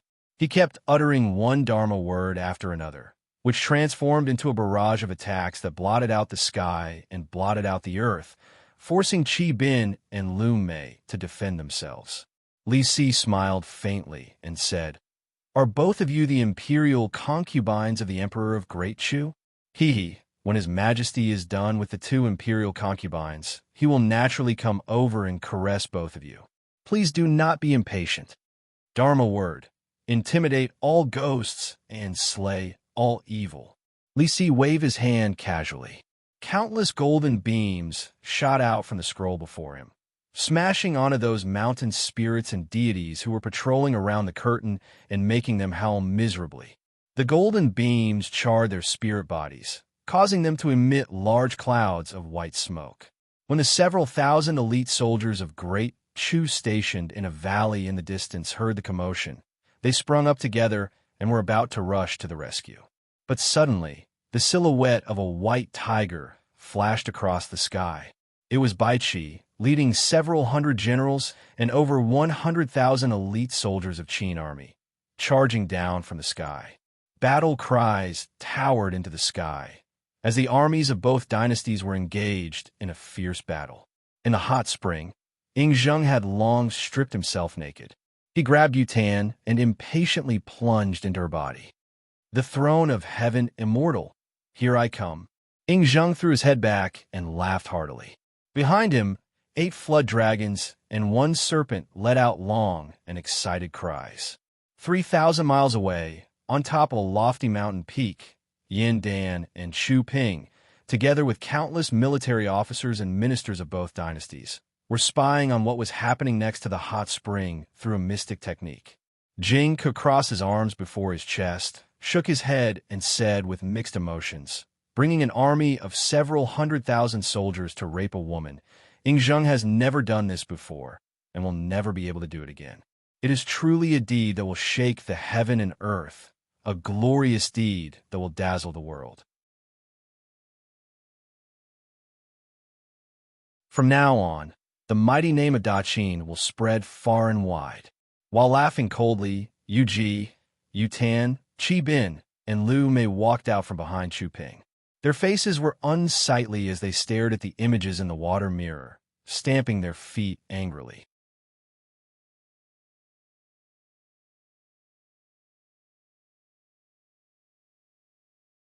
Chapter 254. Wuxia did not say a word. He just cooperated with Wanying Dragon King and slowly weakened the magnetic force on Zhang Yi's body. Yin Dan had told them that if they bumped into any important ministers of Daqin like Zhang Yi, Li Si, or Su Fu, it would be best if they could capture them alive. No one would complain about having too many talented people. The 2 Earth Immortals standing next to Qin Nihu twitched their lips. Cautiously, they gave the several thousand aquatic demons in the surroundings a glance, then bowed their heads obediently. Wanying Dragon King had a cultivation base that was close to that of a heaven immortal. But when he was wrapped by the golden flame, his scales were shattered, and large pieces of his skin and flesh were burned into ashes. Waning Dragon King kept howling in pain. Talismans made by heaven immortals. Talismans made especially for subduing demons. Boys, retreat. We cannot defend against the force of a heaven immortal. Lord Xianxia, the 3 great demons, and several thousand aquatic demons soared into the sky, leaping towards the cultivators brought here by Xianxia like a pack of hungry wolves. For demons, nascent souls and Jindan were great tonics that they could devour directly. While human cultivators had to consider the problem of impure energies, demons could not care less. They could even devour cultivators alive, let alone devouring nascent souls and Jindan. The gigantic bee soul of the dark nether python shot up into the sky. Controlling his bee soul, Xianxia swallowed the nascent soul.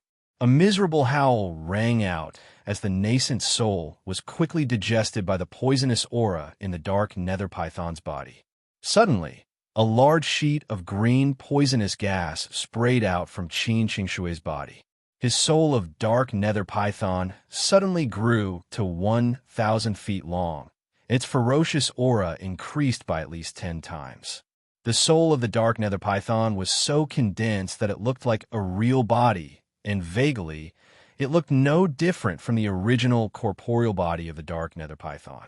Tens of Xianxia's clones, condensed from magnetic power, rushed to the white flood raised by those water-kind spirit creatures. All of a sudden, a dazzling black light burst out from those clones. Countless thin black thunderbolts roared out. The power of each clone was equivalent to a full-force strike of an early-stage nascent soul cultivator. Hundreds of water-kind spirit creatures vomited blood and stepped back. All weapons and armors worn by these water-kind spirit creatures, as long as they were made of metal, were taken away by the strong magnetic force, transformed into cold beams of light, and darted up. Xianxia, he held the arrow and howled. His body suddenly turned into a patch of black light, sweeping up the Yuanian cultivators and fleeing. Qin Nihu threw his head back and shouted, "Bastard! I lost an arm, I want one too. Even if I keep it with me and use it when I break through to the nascent soul realm in the future, I still want one. Wuxia, you bastard, you really chopped off one of my hands. It's just acting. Do you have to be so ruthless?" The golden flame burst out from the bodies of Waning Dragon King and the other aquatic demons. In just a blink of an eye, their skins were ripped and their muscles were torn, and a burning smell was emitted from their bodies. The magnetic force around Zhang Yi's body was dimming, and he was about to be captured alive by Wuxia and the others. All of a sudden, a 10 miles long golden talisman appeared in the air. A vast and mighty immortal energy burst out from the talisman, and a row of large characters. 8 elements demon, subduing talisman created by the 9 spirits heaven, could be seen clearly on the surface of the golden talisman. Waning Dragon King was dazzled by the sudden attack of Zhang Yi, and it took him a while to locate Zhang Yi's true form. All of a sudden, the black dragon soul inside the black dragon spirit ring revealed its true form. It opened its mouth and swallowed the 2 nascent souls captured by Wuxia. Then, it let out a satisfied dragon cry and hid back into the ring, slowly digesting the nascent souls and replenishing its energy. Wuxia cursed angrily, then hastily chased after the few nascent souls who had fled to a distance of about 1 mile. Hastily, Wuxia stretched his hand into the air and pulled over 2,000 demon cores into his palm. After that, he asked with a stern voice, "Who is the Almighty who dares to make things difficult for Great Yin?" Wuxia took out a thick stack of high-level spirit talismans and smashed them towards Zhang Yi's face. The sky was filled with thunderbolts, fireballs, and golden ice blades. "You bastard! You say I'm a ruthless person? Do you think I'm a merciful person? Look at the sword on my belly. My spine was almost cut off by you guys. Damn it, Qin Nihu, don't let Lao Tzu bump into those 2 sinecures of Qin clan in Meng Mountains." The hammer was thrust out. Zhang Yi moved his body and dodged the attack, but a nascent soul cultivator who followed behind him had his body smashed by Waning Dragon King's hammer. The nascent soul cultivator let out a miserable howl as his fleshly body exploded into a mist of blood in an instant. His nascent soul flew out at top speed, leaving a trail of blood behind as it tried to hide into Xianxia's magnetic force. A cold laugh was heard coming from afar, followed by a jarring, wind-breaking noise. An arrow was seen flying over from the sky, falling right into the hand of Xianxia, who was still in a panicked state. The voice sneered and said, "Great Yin has set up a dragon-slaying plan to kill the Emperor of Daqin, Ingzheng. This is the formation laid out by Great Yin and Great Chu. By following the formation, Ingzheng has a 30% chance of escaping. Hurry up and save him.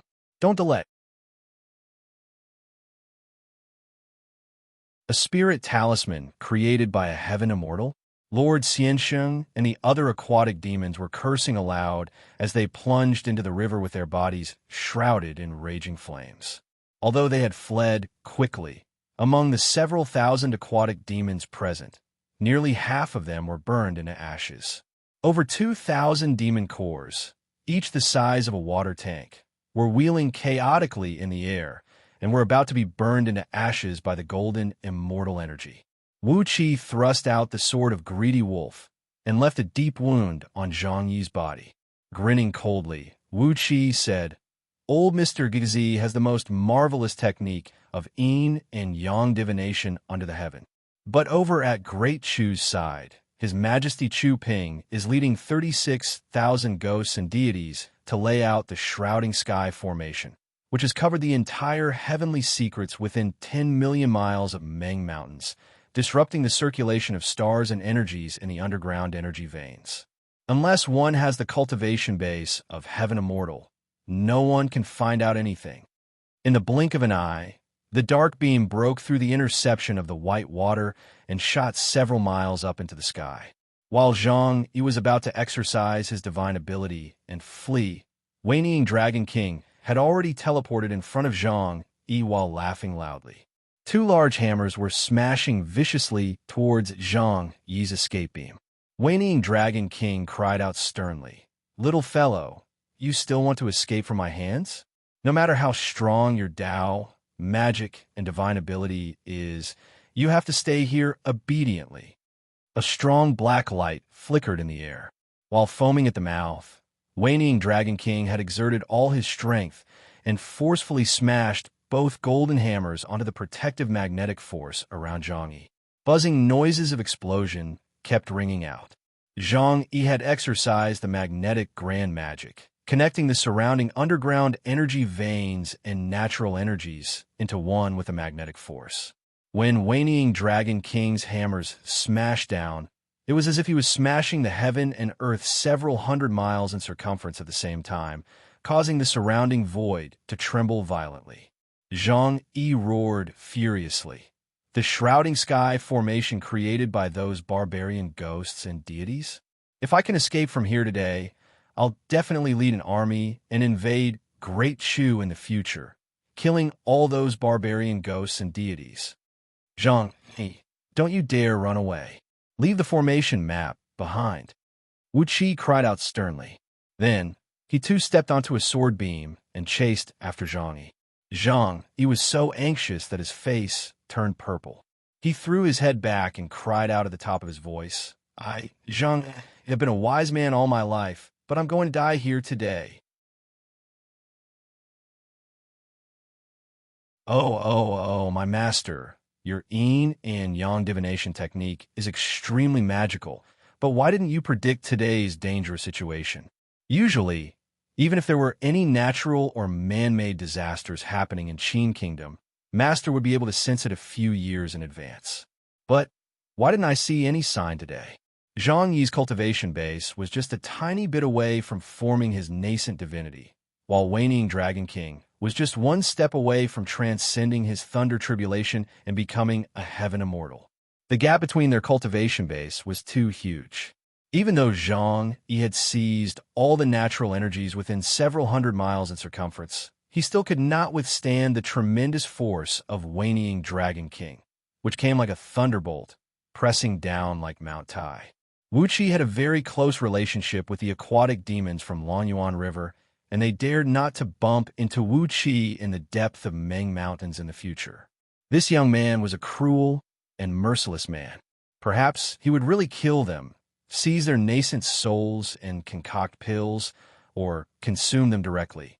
The nascent souls of Earth immortals were the purest essence of energy. As long as one's corporeal body could withstand the impact of the energy, possess a sufficient understanding of the heavenly Tao, and possess a sufficient cultivation base, consuming one nascent soul could almost allow an ordinary mortal to form his nascent soul. The magnetic escape beam was destroyed. Without hesitation, Wuxia stretched out his hands and grabbed at those nascent souls that were flying away in all directions. Without a corporeal body, even a peak-stage nascent soul cultivator could not bring out the overall strength that a Jin Dan cultivator could exert. Wuxi's great hand of web swept across the sky with shrill, whistling noises.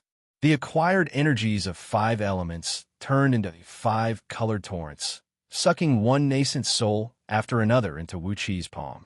After that, he imprisoned them and threw them into the Black Dragon Spirit Ring. When Wuxi saw the benefits, he raised up a large sheet of water to cover his body, then sped up into the sky and grabbed towards the nascent soul of the Earth Immortal. The great hand of web thrust out, whistling along with the acquired energies of 5 elements, forming an air vortex that measured 1,000 feet in diameter on Wuxi's palm.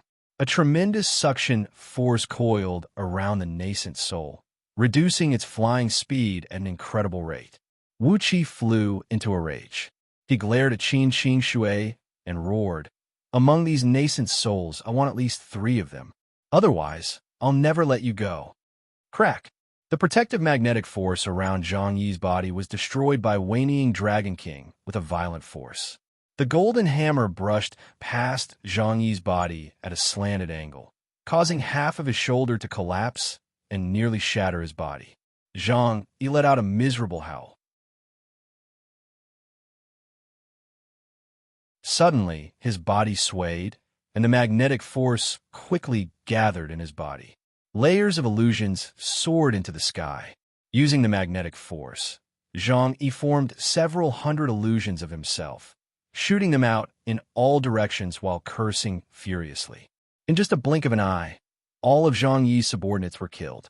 Only 7 Earth Immortals, the strongest among them, were still fighting with all their might.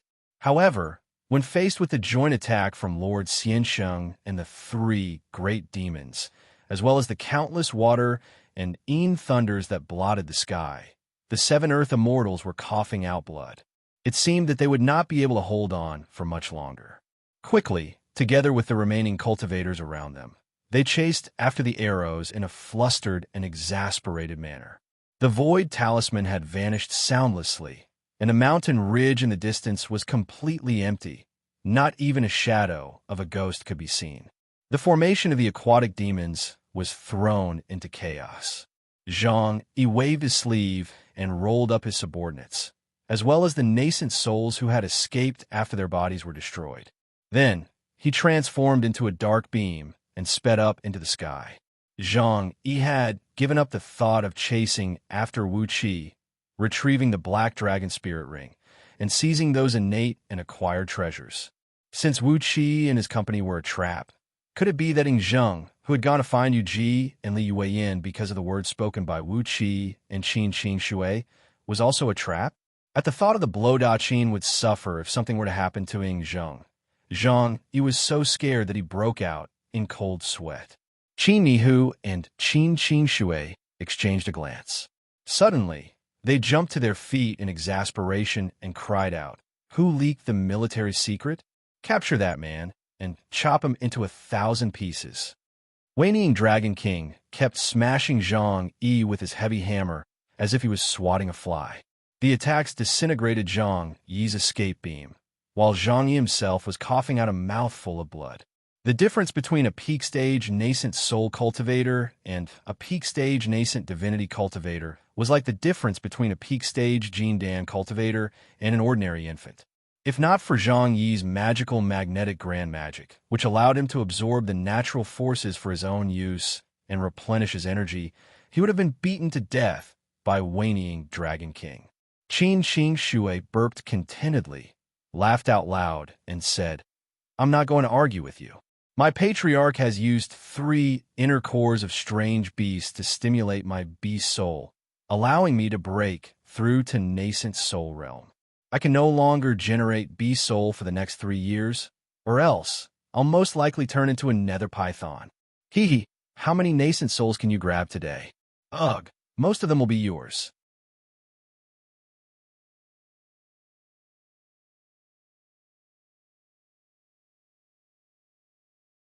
Chapter 255. Riding on a dark beam, Zhang Yi fled at top speed, while Wuqi rode on the sword of greedy wolf, transforming into a dark shadow and following closely behind. As he was severely wounded by whinnying Dragon King, Zhang Yi's speed was getting slower and slower, and Wuqi was about to catch up with him. Amidst the dark beam, Zhang Yi gave a furious cry. Abruptly, the dark beam split into 7 tiny dark beams, escorting his 7 nascent soul subordinates as they shot forward. Suddenly, the magnetic force surrounding Zhang Yi retracted, and with a blink of his body, he came before Wu Qi and blocked his path. A dark gleam flickered in Zhang Yi's eyes as he stared at Wu Qi, sneered and said, "Wu Qi, do you really think you can defeat me?" Wu Qi retracted his sword beam, stared at Zhang Yi fearlessly, smiled and said, "How would I know if I don't try? I possess acquired spirit pearls of 5 elements, and I'm cultivating an acquired cultivation technique of 5 elements. However, apart from the unity of sword energy script of heaven-breaking sword sect, I don't have any other divine abilities or cultivation techniques. I'm sorry for my energy. Therefore, I just want to obtain the incantation of the magnetic grand magic from you, old mister." Zhang Yi stared at Wu Qi with astonishment. After a long while, he threw his head back, let out a long laugh, and said, "So, the reason why you're chasing after me is to seize the divine abilities and mystic techniques from me? I thought you're trying to stop me from losing the blueprint of the dragon-slaying formation." Wu Qi shook his head and said, "I don't care whether the blueprint is lost or not. Great Yin and Great Chu have joined hands and laid out a massive ambush to kill Ing Zheng. If he still managed to escape, it would mean that Ing Zheng is not fated to die yet. I'm just a small potato, and I don't care about the affairs of the state." Giving Zhang Yi a strange smile, Wu Qi took a deep breath, smiled, and said, "What I care about is my own cultivation base, my own divine abilities and dermic powers. On top of that, I have a supreme treasure transformed from innate earth element energy essence. If I can cultivate the magnetic grand magic, my future achievement will definitely be at least 100 times stronger than old mister." Zhang Yi's face twitched in anger. He cursed in a low voice, "Brat, you're being rude. Do you think I'm a dead dog that you can cook as you please? For the innate earth element energy essence to fall into your hands is like casting pearls before swine. Damn it, damn it. All these years, I, Daqin, have collected over 30 types of innate spirit objects, and most of them are the element of gold and wood. This is the first time I've seen this innate earth element energy essence." Staring hard at Wu Qi, Zhang Yi rolled up his sleeves with some malice. While rolling up his sleeves, he sneered and said, "Fine, fine. I'll be shameless and take away your innate earth element energy essence today. And those 5 acquired spiritual pearls, I could take them back and bestow them to my descendants. They're also precious treasures. Although our Daqin is rich and populous, if we split it evenly, each noble clan won't even get a single acquired spirit pearl." Countless magnetic forces shot out, turning into black flying swords that shot toward Wu Qi. Zhang Yi roared with laughter and said, "And the Black Dragon's spirit ring. This is the imperial decree given to me by His Majesty. If you had retreated into the water with that old dragon, I would not be able to do anything to you. But little did I expect that you would come to me on your own accord. Now, I can only bully a junior like you." The flying swords formed from magnetic force were extremely sharp and heavy, and they flew at an incredible speed as well. These magnetic flying swords had the same effect as the golden dragon scales on Wuxi's earth element dragon scale shield, but they were different methods that led to the same result. In just a blink of an eye, the flying swords, which were formed from several tens of thousands of magnetic forces, had arrived next to Wuxi, thrusting towards him from top to bottom, as if they were going to grind him into minced meat on the spot. Wuxi casually raised his left hand and activated the earth element dragon scale shield. A clump of dense yellow mist wrapped around his body, while several tens of thousands of golden beams in the shape of dragon scales wheeled rapidly around him, clashing and colliding with the countless palm-sized magnetic flying swords. Deep, muffled booms of explosions kept ringing out. As the magnetic flying swords did not have real bodies, they shattered into pieces after colliding with the golden dragon scales. The glow of the golden dragon scales dimmed a little, but under the control of Wuxi's will, it quickly flew back into the earth element dragon scale shield, quickly replenishing its innate earth element energy essence, and shot out again with a dazzling gleam. Sensing the tremendous impact coming from the magnetic flying swords, as well as the aura of sharpness that was a few times sharper than the golden dragon scales, Wuxi nodded his head and praised, "Wonderful! If I can cultivate the magnetic grand magic and use it to drive the earth element dragon scale shield, its power will be at least 100 times stronger. Old Mr. Zhang, please give in to me." Laughing loudly, Wuxi waved his hand. A ring of dense yellow light rushed out from the shield, quickly devouring all the magnetic flying swords that came piercing at him from all directions. The innate earth element energy essence was the source of all the earth element energies under the heaven. The magnetic force was also a type of earth element energy. By controlling the innate earth element energy essence and devouring the magnetic flying swords, Wuxi converted the magnetic force into nutrients for the earth element dragon scale shield, just like how humans ate and drank. The rolling yellow mist around him grew denser and denser, while the magnetic force released by him kept weakening. Zhang Yi stared at Wuxi with anger and shock. Suddenly, he sneered and said, "Fine, fine. Since you want to seize my magnetic grand magic, I'm going to seize all your treasures as well. Today, this old man will go all out and compete with you, a junior, for a while. You have the innate earth element energy essence to protect you. Although you only have the cultivation base of early-stage Jindan realm, don't blame me for bullying you." Then, he waved both hands, causing the natural energies in the underground energy veins and all the natural energies within 1,000 miles to ripple and gather towards him. It was as if his body had turned into a huge black hole, quickly devouring all kinds of natural energies. A black light ball, about 1 mile in diameter and formed by the magnetic force, enveloped Zhang Yi and Wuxi, then quickly drilled into the ground. Like a drop of water fusing into the ocean, the magnetic force quickly fused into the ground. Before long, it had traveled several thousand miles away along with the underground energy veins. Wuxi hovered quietly in the black ball of light, looking at Zhang Yi with a smile on his face and letting Zhang Yi use his divine ability to take him away. Zhang Yi fished out a medicine bottle and swallowed a few healing spirit pills. While circulating his energy and regulating his breath, he smiled faintly at Wuxi and said, "In order to lure His Majesty into your trap, you've really made up your mind. Those subordinates you killed in the battle are all men of sacrifice, aren't they? It's fine if you lost some men of sacrifice, but in order to make us believe that you're really fighting among yourselves, you've actually wounded yourselves. You've really made up your mind." Wuxi nodded with a smile and said, "If I can't be ruthless to myself, how can I deceive you?" Touching the wound on his belly that was cut by the sword beam, Wuxi sighed and said, "If not for the fact that the Emperor of Great Chu Ping, had given me the bamboo paste, a spirit medicine that can heal all wounds in an instant, Wuxi would never agree to their damn plan of luring the enemy. My spine was nearly broken by the flying sword. It's very painful, very painful. Smiling, Zhang looked at Wuqi, nodded and said, "Apart from this paste, are there any other benefits?" Wuqi nodded and said, "Of course there are. His Majesty has promised me that if I can successfully lure Ying Zheng into the ambush, he will confer me the title of Duke of Purple Jade Seal, the highest rank among all the dukes of Great Yin. Qin Qing Shui and all the others can also be conferred the title of Marquis."